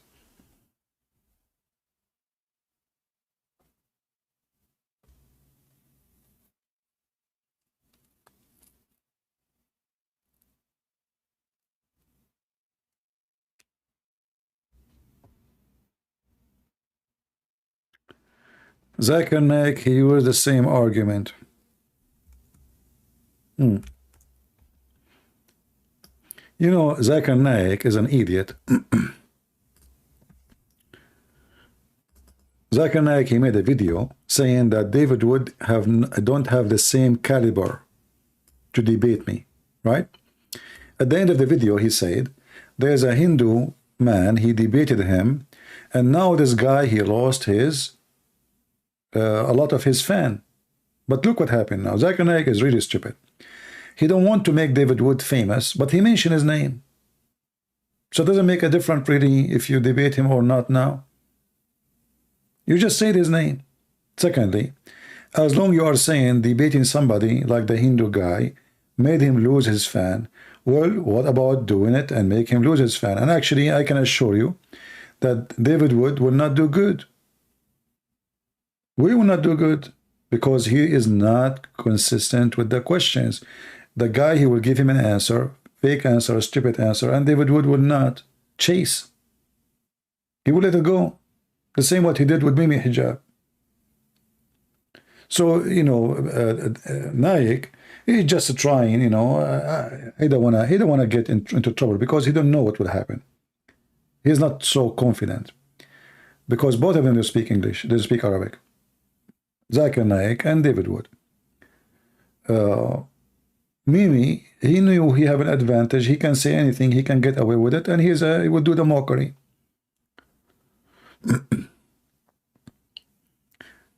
But anyway, I mean, Zakir Naik is an idiot.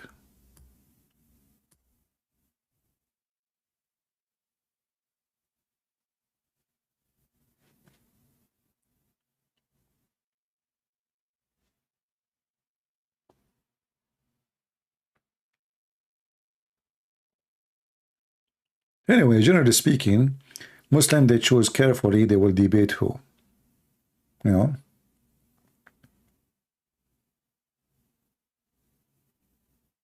And you know, for me, I don't debate Muslim really. Well, I don't have debate with Muslims. None of those I spoke to them. I can call it a debate because all of them, you know, debate have to be between two decent people, people saying what they believe. Muslims don't answer saying what they believe. They answer to defend, not to say the truth. So there's no debate ever can happen with a Muslim. There's only getting him busted. I don't debate Muslims, I get them busted. Because, you know, why I want to get you busted? How I can get you busted if you are saying the truth? I can't get you busted then. Like, if I say, you're a prophet, he have sex with the children, and you say yes, okay, that's it. I cannot get you busted because you were honest. You know what I mean? But they lie, and then my job is to prove that what he just said is a lie. This is why I say there's no debate with Muslims. Debate only can happen between two decent people. They say what they believe in truth. Then we have a debate. If they don't, if they are lying to each other, there's no debate. There's a bunch of liars on the stage.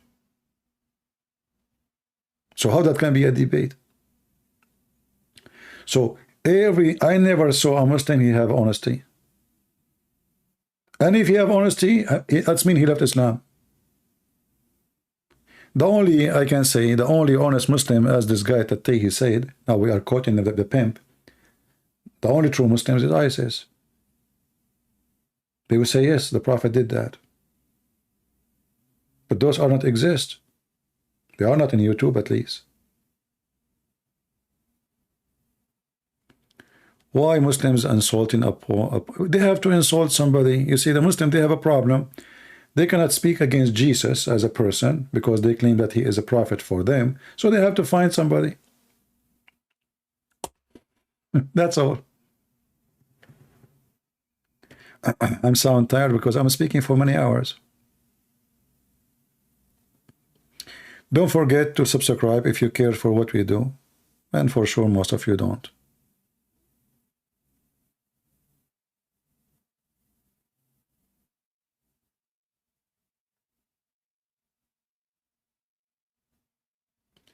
Do you remember the guy who called me just yesterday or 2 days ago? What his name? He called himself what? Didn't I ask him if he called me before? I did, right? Do you remember when he said to me, there's no sin in heaven? And I said, I heard this one before. Do you remember? He is the same person who called me before. And actually, I think he called me more than once. Yet when he called me 2 days ago, he claimed he never called me before. He is the same person, I think, who called me and he said his sheikhs made him disappointed. Do you remember? They lie. They have no dignity. And now he is coming back to say he's a Muslim again. But isn't this the same guy who, you know, he got disappointed and etc. And now what he is doing? They lie. It's in their blood. There's no dignity.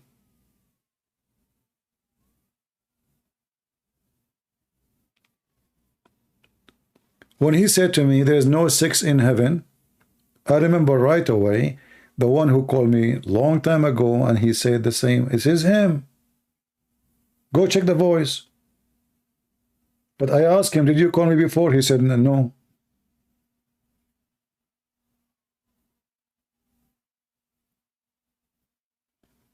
He, you know, changed his voice, but it's him. They lie. They lie. They lie, you know. This is the problem. And that's why, like, you know, in the beginning, when somebody joined our channel here, he will not understand why I am kind of aggressive with them. Because I'm dealing with liars. I'm, you know, my mission is not a comfortable mission. You know, I cannot be the same as the stupid, this Patterson. He said, and whatever the Muslim he want to say, he say, and he let it go. I'm here for a different reason.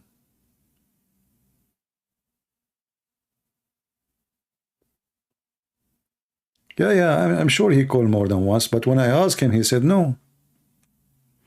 It wasn't him? I don't know. It sounded like, I don't know, it sounded the same voice for me. I'm not sure. But most likely, I think it's if you watch the video about the heaven, I think there's two people call me, and I think he is one of them.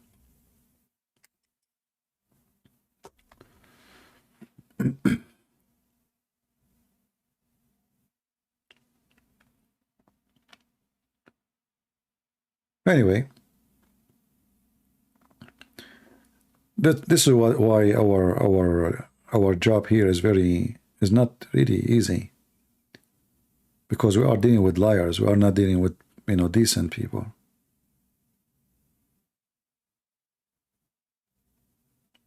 Liars. It's not easy to talk with liars. They will lie. What you can say.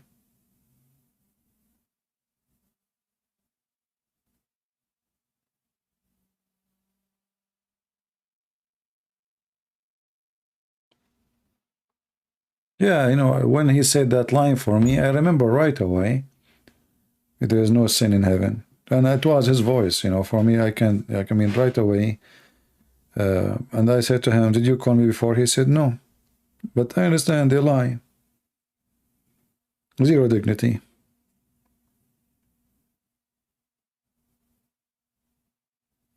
Yeah.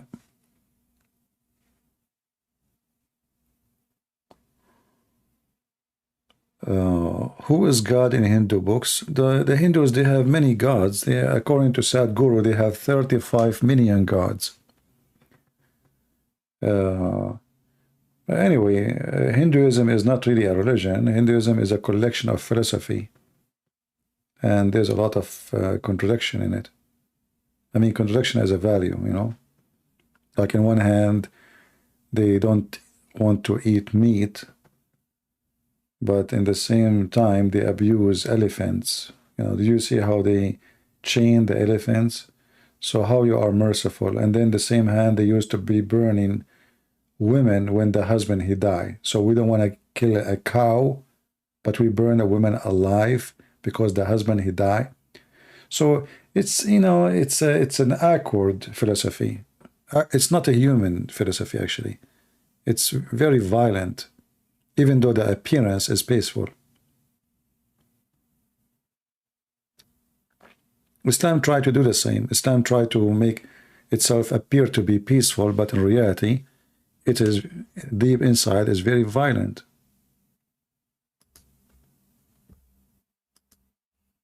You know, until the British occupation came to India, Hindus used to burn the wife of the one who passed away with him, literally. And this is a practice was done for thousands of years. You know, where was their human sense of, you know, the one who is sensitive for animals and not to kill, and very awkward.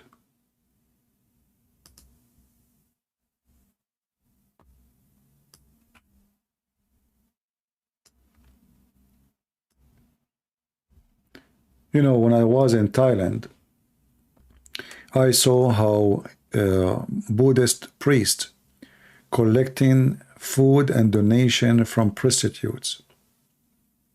And then, you know, like when you see a priest speaking to a woman, she is wearing the clothes of a prostitute. She is standing in front of those places, you know. So, like, I'm walking by, and this priest, he's standing in front of them, and they bow down in front of him, and they give him money. He opened a jar. He did not say anything to them. He took the money. He took the, you know, they gave him something, and then he keep walking to the second prostitute. And then you ask yourself, what's wrong? There is something wrong with those religions. It looked like in Buddhism and even in Hindus, you know, they have like the Kama Sutra stuff. Prostitution is kind of a job. It's like a respectable job. It's a good thing to do. So they have different way of thinking or looking at human behavior. But I found that those priests are like the devil, like a mosquito, who suck the blood of those prostitutes, like the same as this guy at that tea. They are taking money from them. And those poor sex workers, they bow down in front of the priest, seeking blessing of the God Buddha.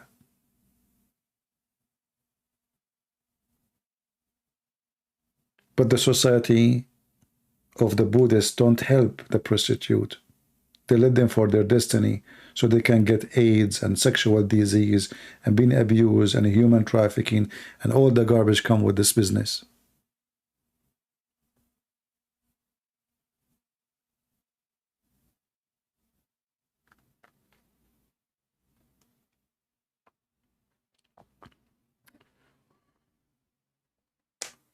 Human being, he deserves what is being done to him if he agree with it. If not, then we call him a victim. Correct? If you agree with it, if you agree with the system, if you agree to live with the system, you are not a victim no more. If you've been forced to, then you are called a victim.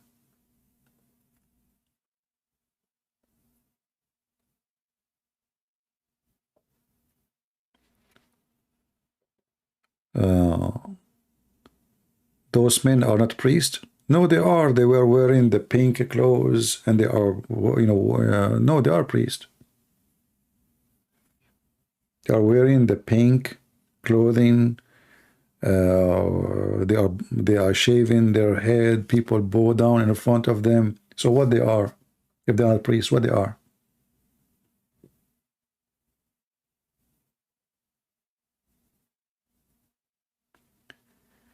How you will stop the border crisis? It's too late, that's it. You have to wait for the coming 2 years.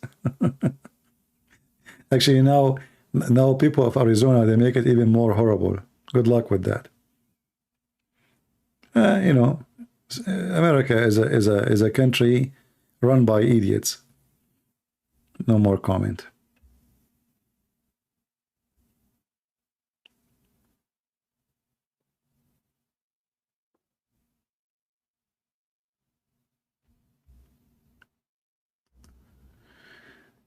Mr. Patterson is too smart. No, I did not see his intelligence. Did you see it? I don't know even why people care for what he's saying or what he do. I did not see any of his meeting. Anything can be called intelligence. I don't know why even those people get famous. I'm not sure how things work in this world. Did you see any smart, like a genius answer he said? I didn't see anything. But obviously, people are so much attached, and actually, this is what makes me upset, that people are so attached to famous ones because they have big numbers of followers. I don't know why even they have followers, but people are interested on numbers. Why even he is important for you? Why you people keep mentioning his name? What's wrong with you? Why even what he say or what he do is affecting you? Let us say Christian Prince, he become Buddhist. Let us say, is that really what make you a Christian? That you think if I'm a Christian, then you should be Christian too? Is that the reason? I find a lot of foolishness in a human being behavior. We don't follow God because of a famous man. He accepts Jesus or he refuses Jesus. But we are in the time where people are literally like insect. They are worshiping lights. Anyone you put spotlight on him, all of them, they swarm around. Insect. No brain. Programmed. Followers of fake light. Celebrity worshippers. Let us say everyone famous in this world, and all of them, they are idiot, by the way. Have you ever seen someone is famous? Famous means something, you did something, right? Why you are famous? So if you are not famous in science, let us say in making medicine or going to the moon or something big, all the other ones is just nobody.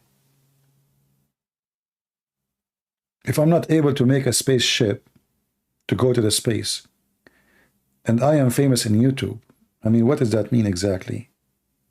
What I did give to humanity. If I could not bring someone out of something dark, what exactly my accomplishment? Why I'm famous? So you will find that somebody is an actor in a movie, is famous. Action movie, sex movie, fiction movie, very famous. You have millions of fans. Someone, he was interviewed by someone is famous like Oprah. Suddenly you are famous too. And people, they follow you. But why? We don't know. Why even someone like Oprah is famous? She's stupid. Literally stupid. But she's very famous. So people, they are slaves of their own act. They worship, they follow, they chase the news of the famous ones because they think that without those famous, they are not exist. They are like a bunch of cockroaches going in circle around a sewage. And they think the smell is so good.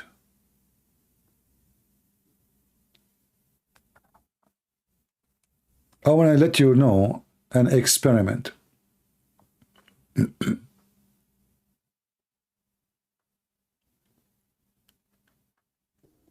If you go in the street, a very crowded street, ask few friends of you, like 5, 6 friends, to make a circle and to look down in the ground. Just don't do anything. Make a circle, you and your friends, and look down in the ground and see how many people will join to look at what you are looking at. You will start as 5, 6 people, and then there will be 20, 50, 60, 70. Everybody want to see what is in there. Why people are coming there? Do you know why? Because a human being is donkey.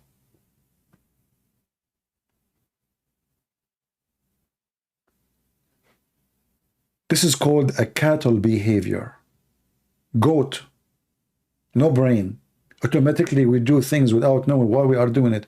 So 5, 6 people, they are looking at the ground. I'm walking in the street. Suddenly I became so curious to see why they are looking down. So I go and join them. And then a guy, he came behind me. I wanted to leave, but now I cannot leave because there's people behind me now, they want to look. And now the one behind me, he want to leave too because he cannot see anything. There's nothing there. And then he cannot leave because there's more people coming. And the circle will get bigger and bigger and bigger. But the circle in the middle is empty. And everybody around it is a donkey.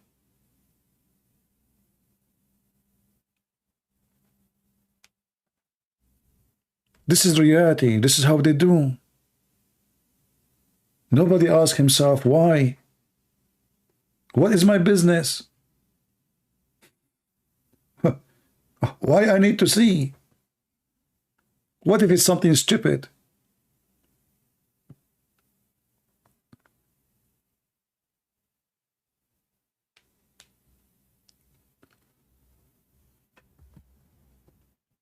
Matthew 15, those who curse parents, put them to death.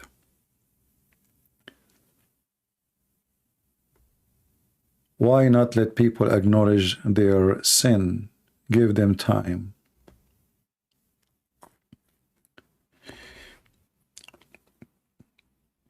You know, if you are serious about what you are saying, well, God, He gave you time now. Are you a better human being? Is a human being getting better? Here we go. You can do whatever you want. Today you are in a time where you can be gay, you can be bisexual, even if you, anything you do, you are free. There's no law to control you.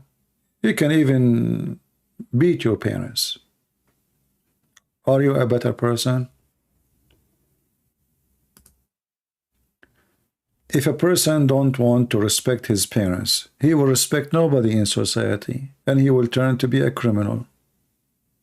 So it's not really about the person, the parents, it's about creating a generation of respect.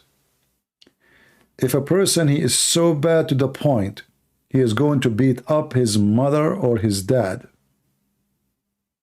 what he will do to people in the street.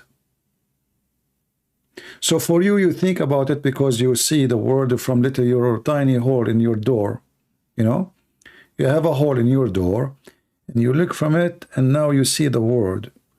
But the one who will beat his parents, insult his parents, where he will stop, what exactly he will be for the society.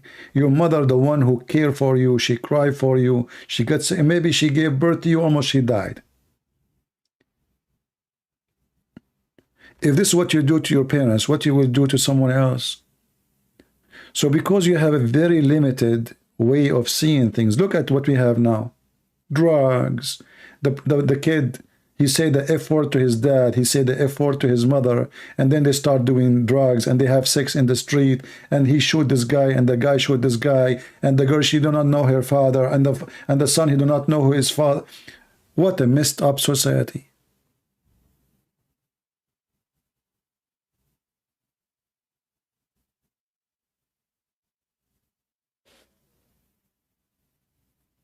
What a messed up society.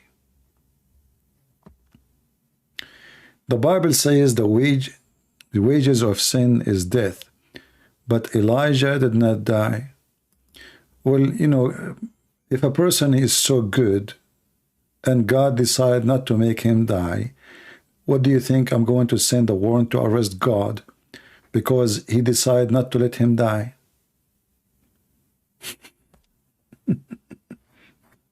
I mean, he's a wonderful man. Elijah is a wonderful man. There's a reason. And, you know, death is not necessarily is a bad thing, because it says, as you said, the wage of death, the wage of sin is death, right? But look what happened now. You forgot that Jesus himself, he did not commit sin, but he died. So how come you did not see that too? Did Jesus in the cross, he promised a person who was with him in the cross that today he will be in heaven? But this guy is accused to be a criminal, yet he will be in heaven. So God can save as he wish. When God, he says, not everyone says to me, Lord, Lord, will enter the kingdom of my Father, but the one who do his will. So there's many, they say, Lord, Lord. There's some, they will not go to heaven from those. There's exception always. But you decide to understand as you wish, because you have a desire of direction. I hope I'm answering you. And for sure, you don't have to agree with me. But I believe about the parents, a person who don't respect his parents. You see, even if my parents are bad people, it can happen that there's parents that are really bad. But I'm not going to go and say the F word to them. Stay away from them. They are bad, they're bad. But don't be bad like them. Don't be evil.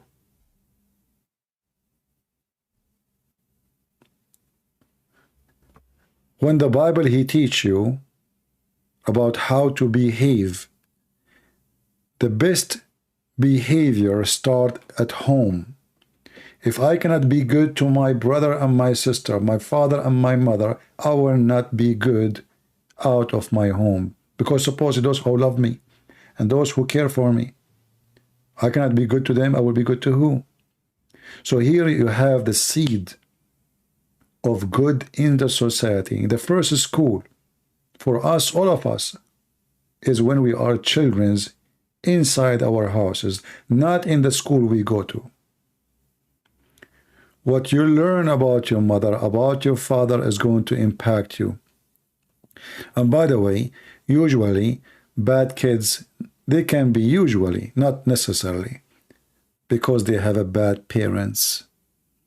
When the father, he beat the mother, and the mother, she say the F word to the husband, and she badmouth him, or the father, he do the same, the kid, he look, what a trashy family I have. So he will end a trashy person too. But there's always an exception. There's kids, because they saw how bad the parents they are, how unjust they were to their children, he decided not to be the same. So he will treat his children very kind. He will be extra kind, because he is trying his best not to do the same mistake his parents did.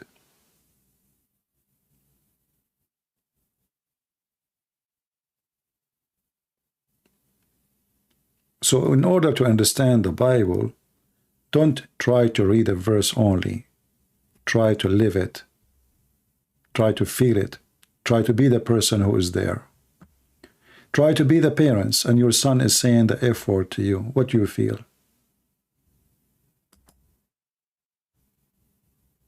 Today we are encouraging it.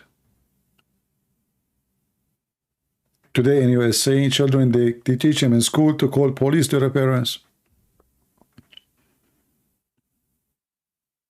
When your kid, he go in school in USA, the first thing they teach him is if your dad, he scream at you, call the police. So now parents, they don't dare even to speak to their children. They can be accused of anything. And then the government will take your children from you. This is what the liberals did to us. You cannot even teach your children how to be decent. The first school in society is your door, inside door. If your son, he go to the neighbors and he stole an orange or an apple from their tree, he come home, the mother, she ask him, where you got this apple from? Oh, from the neighbor. So the mother, she say, oh, go and get more. He will go, you just created a criminal. A 6 years old criminal. She encouraged him to go and get more. A decent woman, she will say to her son, shame on you. Go put it back. Don't do that again. We create criminals. We make criminals. Criminals are created when they are young, not when they are old. Most of those people who you see them ending in a very horrible ending, they reach that point because of their parents. So if I can, in order to create a good parents, I have to create a good atmosphere for children, because those children, sooner or later, they will be parents themselves. So this is where you create good parents, by having good children. In 20 years from now, this child will be an adult, and maybe he will have his own family, and now he will be a parent.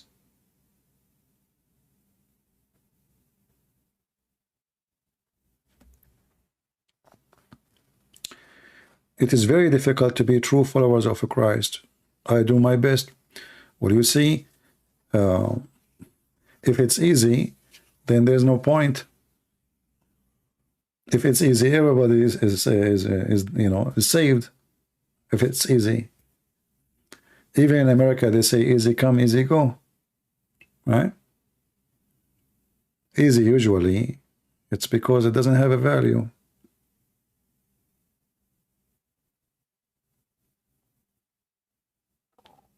But you know, speaking of easy, like now a guy, he go to the bar or a restaurant or etc., or he meet a woman in somewhere, and they go for a date. Okay, date. Okay, nothing wrong with date. Maybe they won't know each other, no problem. Maybe the guy want to get married and she want to get married, no problem. But then what you will see, how easy it is. She go with him to the bedroom. He sleep with her, she sleep with him. They don't even know the names of each other yet. And maybe hardly they can remember it. Easy come, easy go. And then you ask yourself, why this guy don't marry me? Why he will marry you? You are available for everybody. And you just told him that. You just met him somewhere in the internet, and now you are going with him to bed. You are not, there's nothing special. Are you? You are not special. So anything come easy has no value. If I give you now, let us say I have an online degree. You send me $25, I send you a PhD. Do you think really your PhD have a value? It's so easy, $25. No value.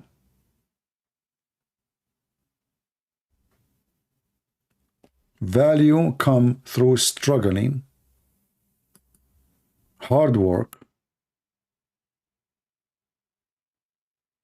and faith about what you want to be and what you want to do.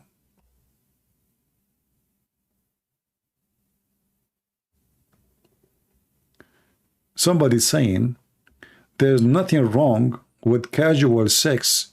It is actually healthy. Well, my friend, casual sex make you a casual monkey. As simple as that, and you will end with sexual disease.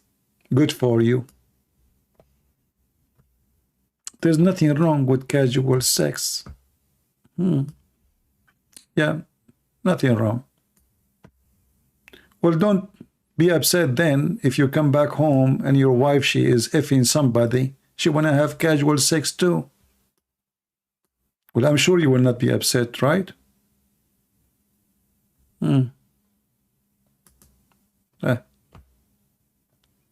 What you can say, nothing wrong. Like I remember once somebody said to me he's open-minded.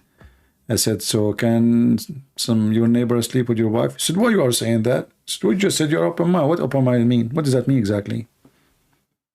What does that mean exactly? Open-minded. What does that mean? Open vagina, open panty, open what? So people say stupid things. And you know, when you try to tell us that casual sex, nothing wrong with it, it's nothing wrong with it for you because you decide to be filthy. You are like a donkey. Jump from a female donkey to other female donkey. I don't want to live like a donkey.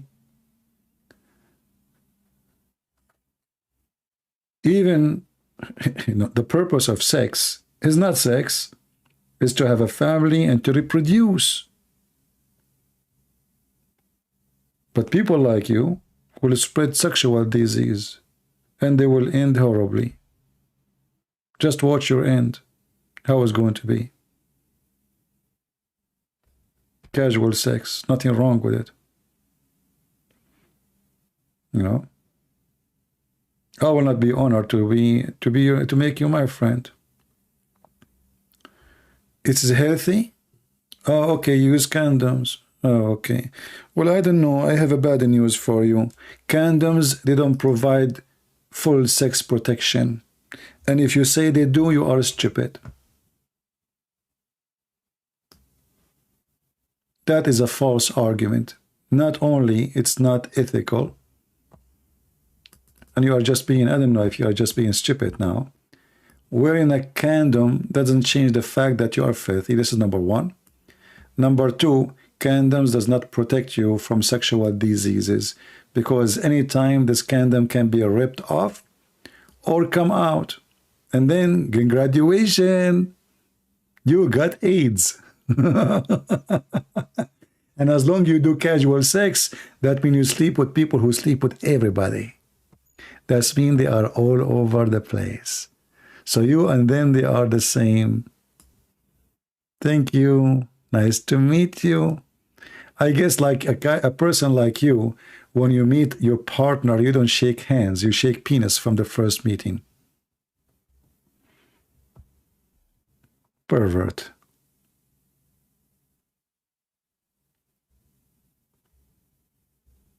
Literally a pervert.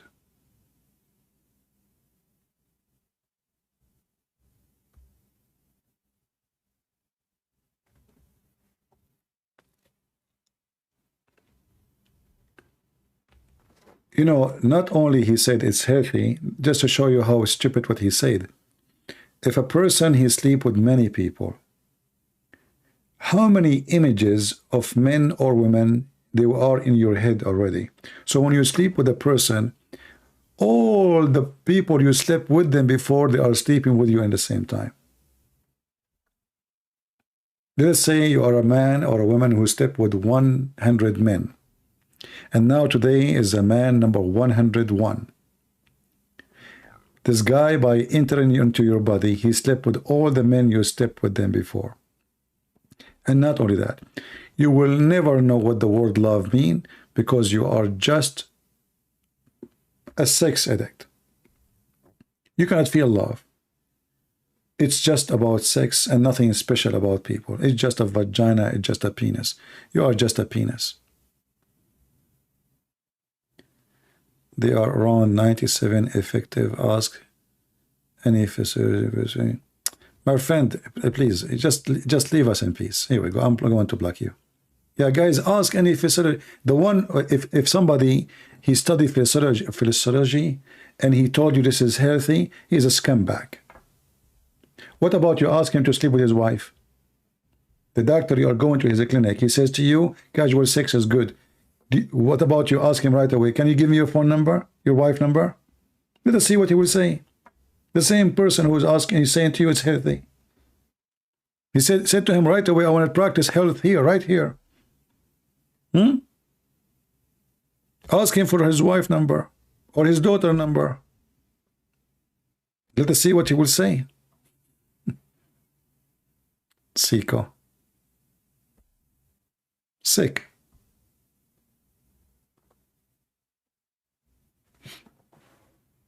You know, a human being, when he act like an animal, he lost his humanity. You see the word love, you know, like when you like watch those old movies about the story about Romeo and Juliet. So Romeo is in love with Juliet, and Juliet, she is in her balcony, and Romeo is singing for her. And today, what they do? What is Romeo? Romeo with 1,000 Juliet, and Juliet with 1,000 Romeo, and she don't remember their names. Filth, garbage, garbage in, garbage out. Everyone goes where he belongs. Trust me. Everyone goes where he belongs. You decide where to go. Well, he is being honest, but I'm not interested in his honesty. There's many, they do the same, but they don't say it. I did not block him because he is, I don't want to see such a thing, you know, I'm not interested in his casual thing, and this is what we are against anyway, so he knew. We don't want to hear it, we don't want to see it. That's not what we stand for. But trust me, he is honest. There's many, they claim to be Christian, but they do what he just said. They sleep around. Yet they claim to be Christian.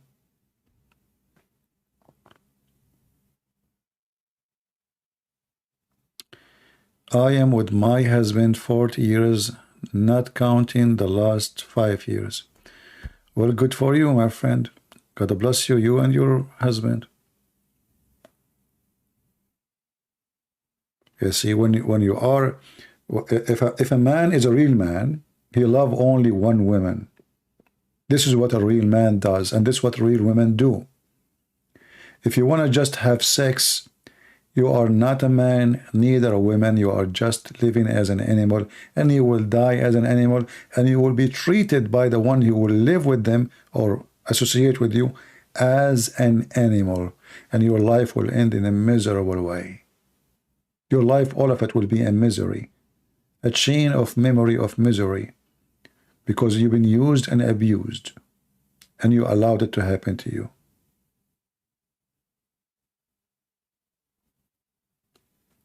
Everything you do is going to be stuck in your memory. Maybe you don't remember the names of those you slept with, but they are there. And you cannot, and you will never feel good about it. Doesn't matter how you claim that it is healthy, it's fun, it's good. Deep inside you, you know you are disgusted of yourself. Deep inside you, you know that you accomplished nothing. Let us say I slept with 1,000 women. Okay, and what is exactly the accomplishment?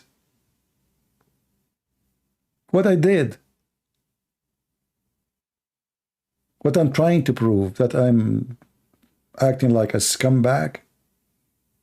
A monkey, a donkey, an animal, a rabbit? I have no value, I have no ethic?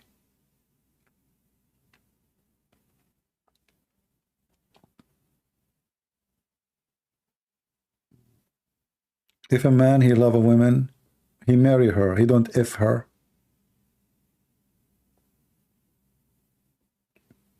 Sorry for the language, but this is how it is. If a man, he love you, he will ask you to marry him first, not to if you first.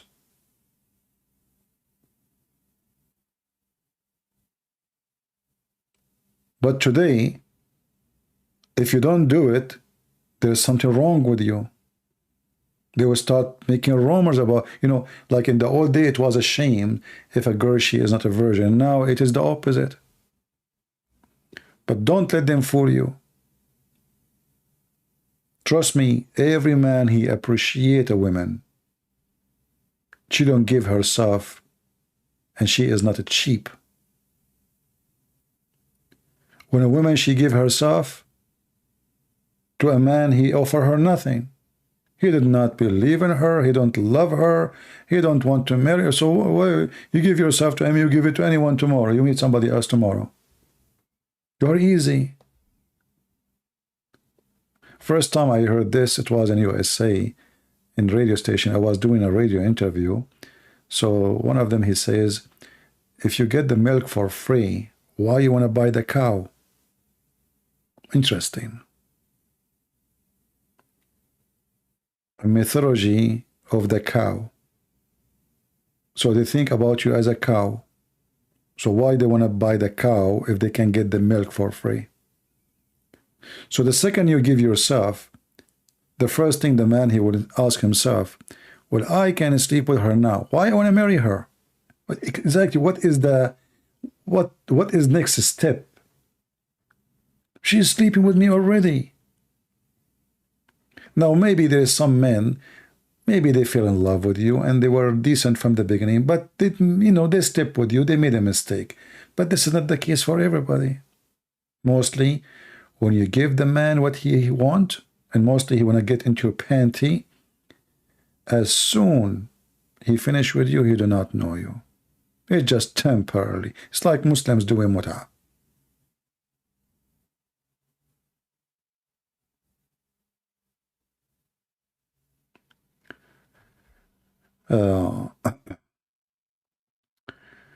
Anyway, we give advice for people, but if you decide to do it, it's up to you. The man, he will look at you that you are a cheap person. And if a man, he say to a woman, I love you, so easy. That means he say it to every woman. Don't make him fool you. If you meet a guy and first time, You dance with him, you do whatever, and then 15 minutes after he say, I love you. Well, this is how easy it is. A real man, he will not say that to you. It's going to take a long time. I love you that fast is obviously fake. They say it to every woman just to get in bed with her. You are the most amazing woman I met. Ask yourself how many women he said that to them before you. He just told to you, you are the most amazing woman. He just admit that he met a lot. But today you are the most. Tomorrow you are not the most. Someone else will be the most. So you have to be smart. You have to be vigilant. And if you are a woman who allow men to abuse you sexually, use you and throw you in the garbage. They have a collection, you know. They use you, they sleep with you, and they dump you. Next. Who's next? Well, blame nobody but yourself. Right?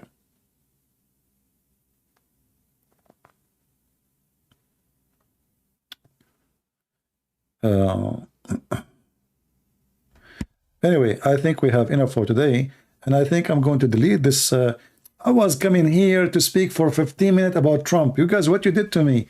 Look, we are here for how many hours? Man. Oh boy. But this is my advice before we finish for today.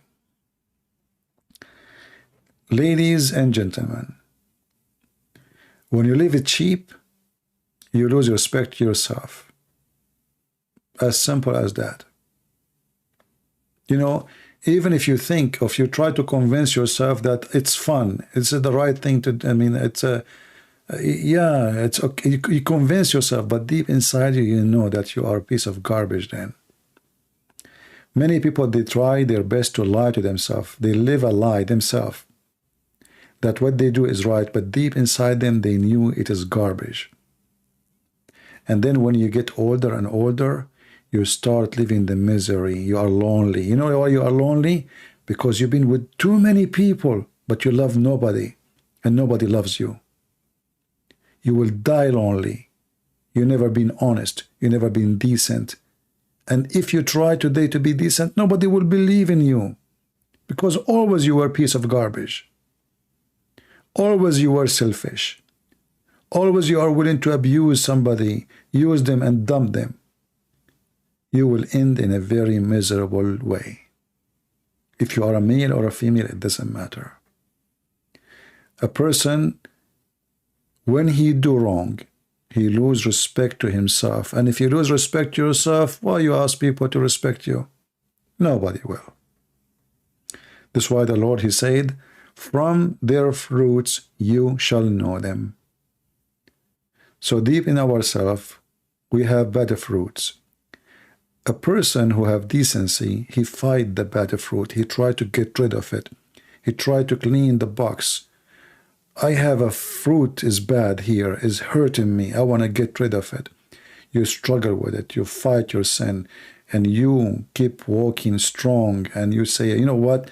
Yes, I am going to fight it. I have a weakness, but I'm going to over. But if you make your life a lifestyle of sin, you just kill yourself. The Lord, he says, what the benefit for the man if he won the whole world and he lost himself? And those who they lose themselves into sex and drugs and money and power, they lost themselves already. And they did not even win the world because they are not even in it. They are living in their own world. Fiction does not exist. Nobody respect them. Nobody love them. Nobody care for them. They have nobody. And they think of nobody, for they are selfish. And when you are selfish, you are doomed. I want to say thank you for being here all. I'm not going to keep you longer. I'm going to delete this video because we are out of many topics, which is not really what we want to do. And I hope tomorrow I will be able to come again if I'm still alive. Until then, I want to say thank you. God bless you. And this is your brother Christian Prince, who is sharing with you humbly some of his thoughts. Thank you. Take care. Bye-bye.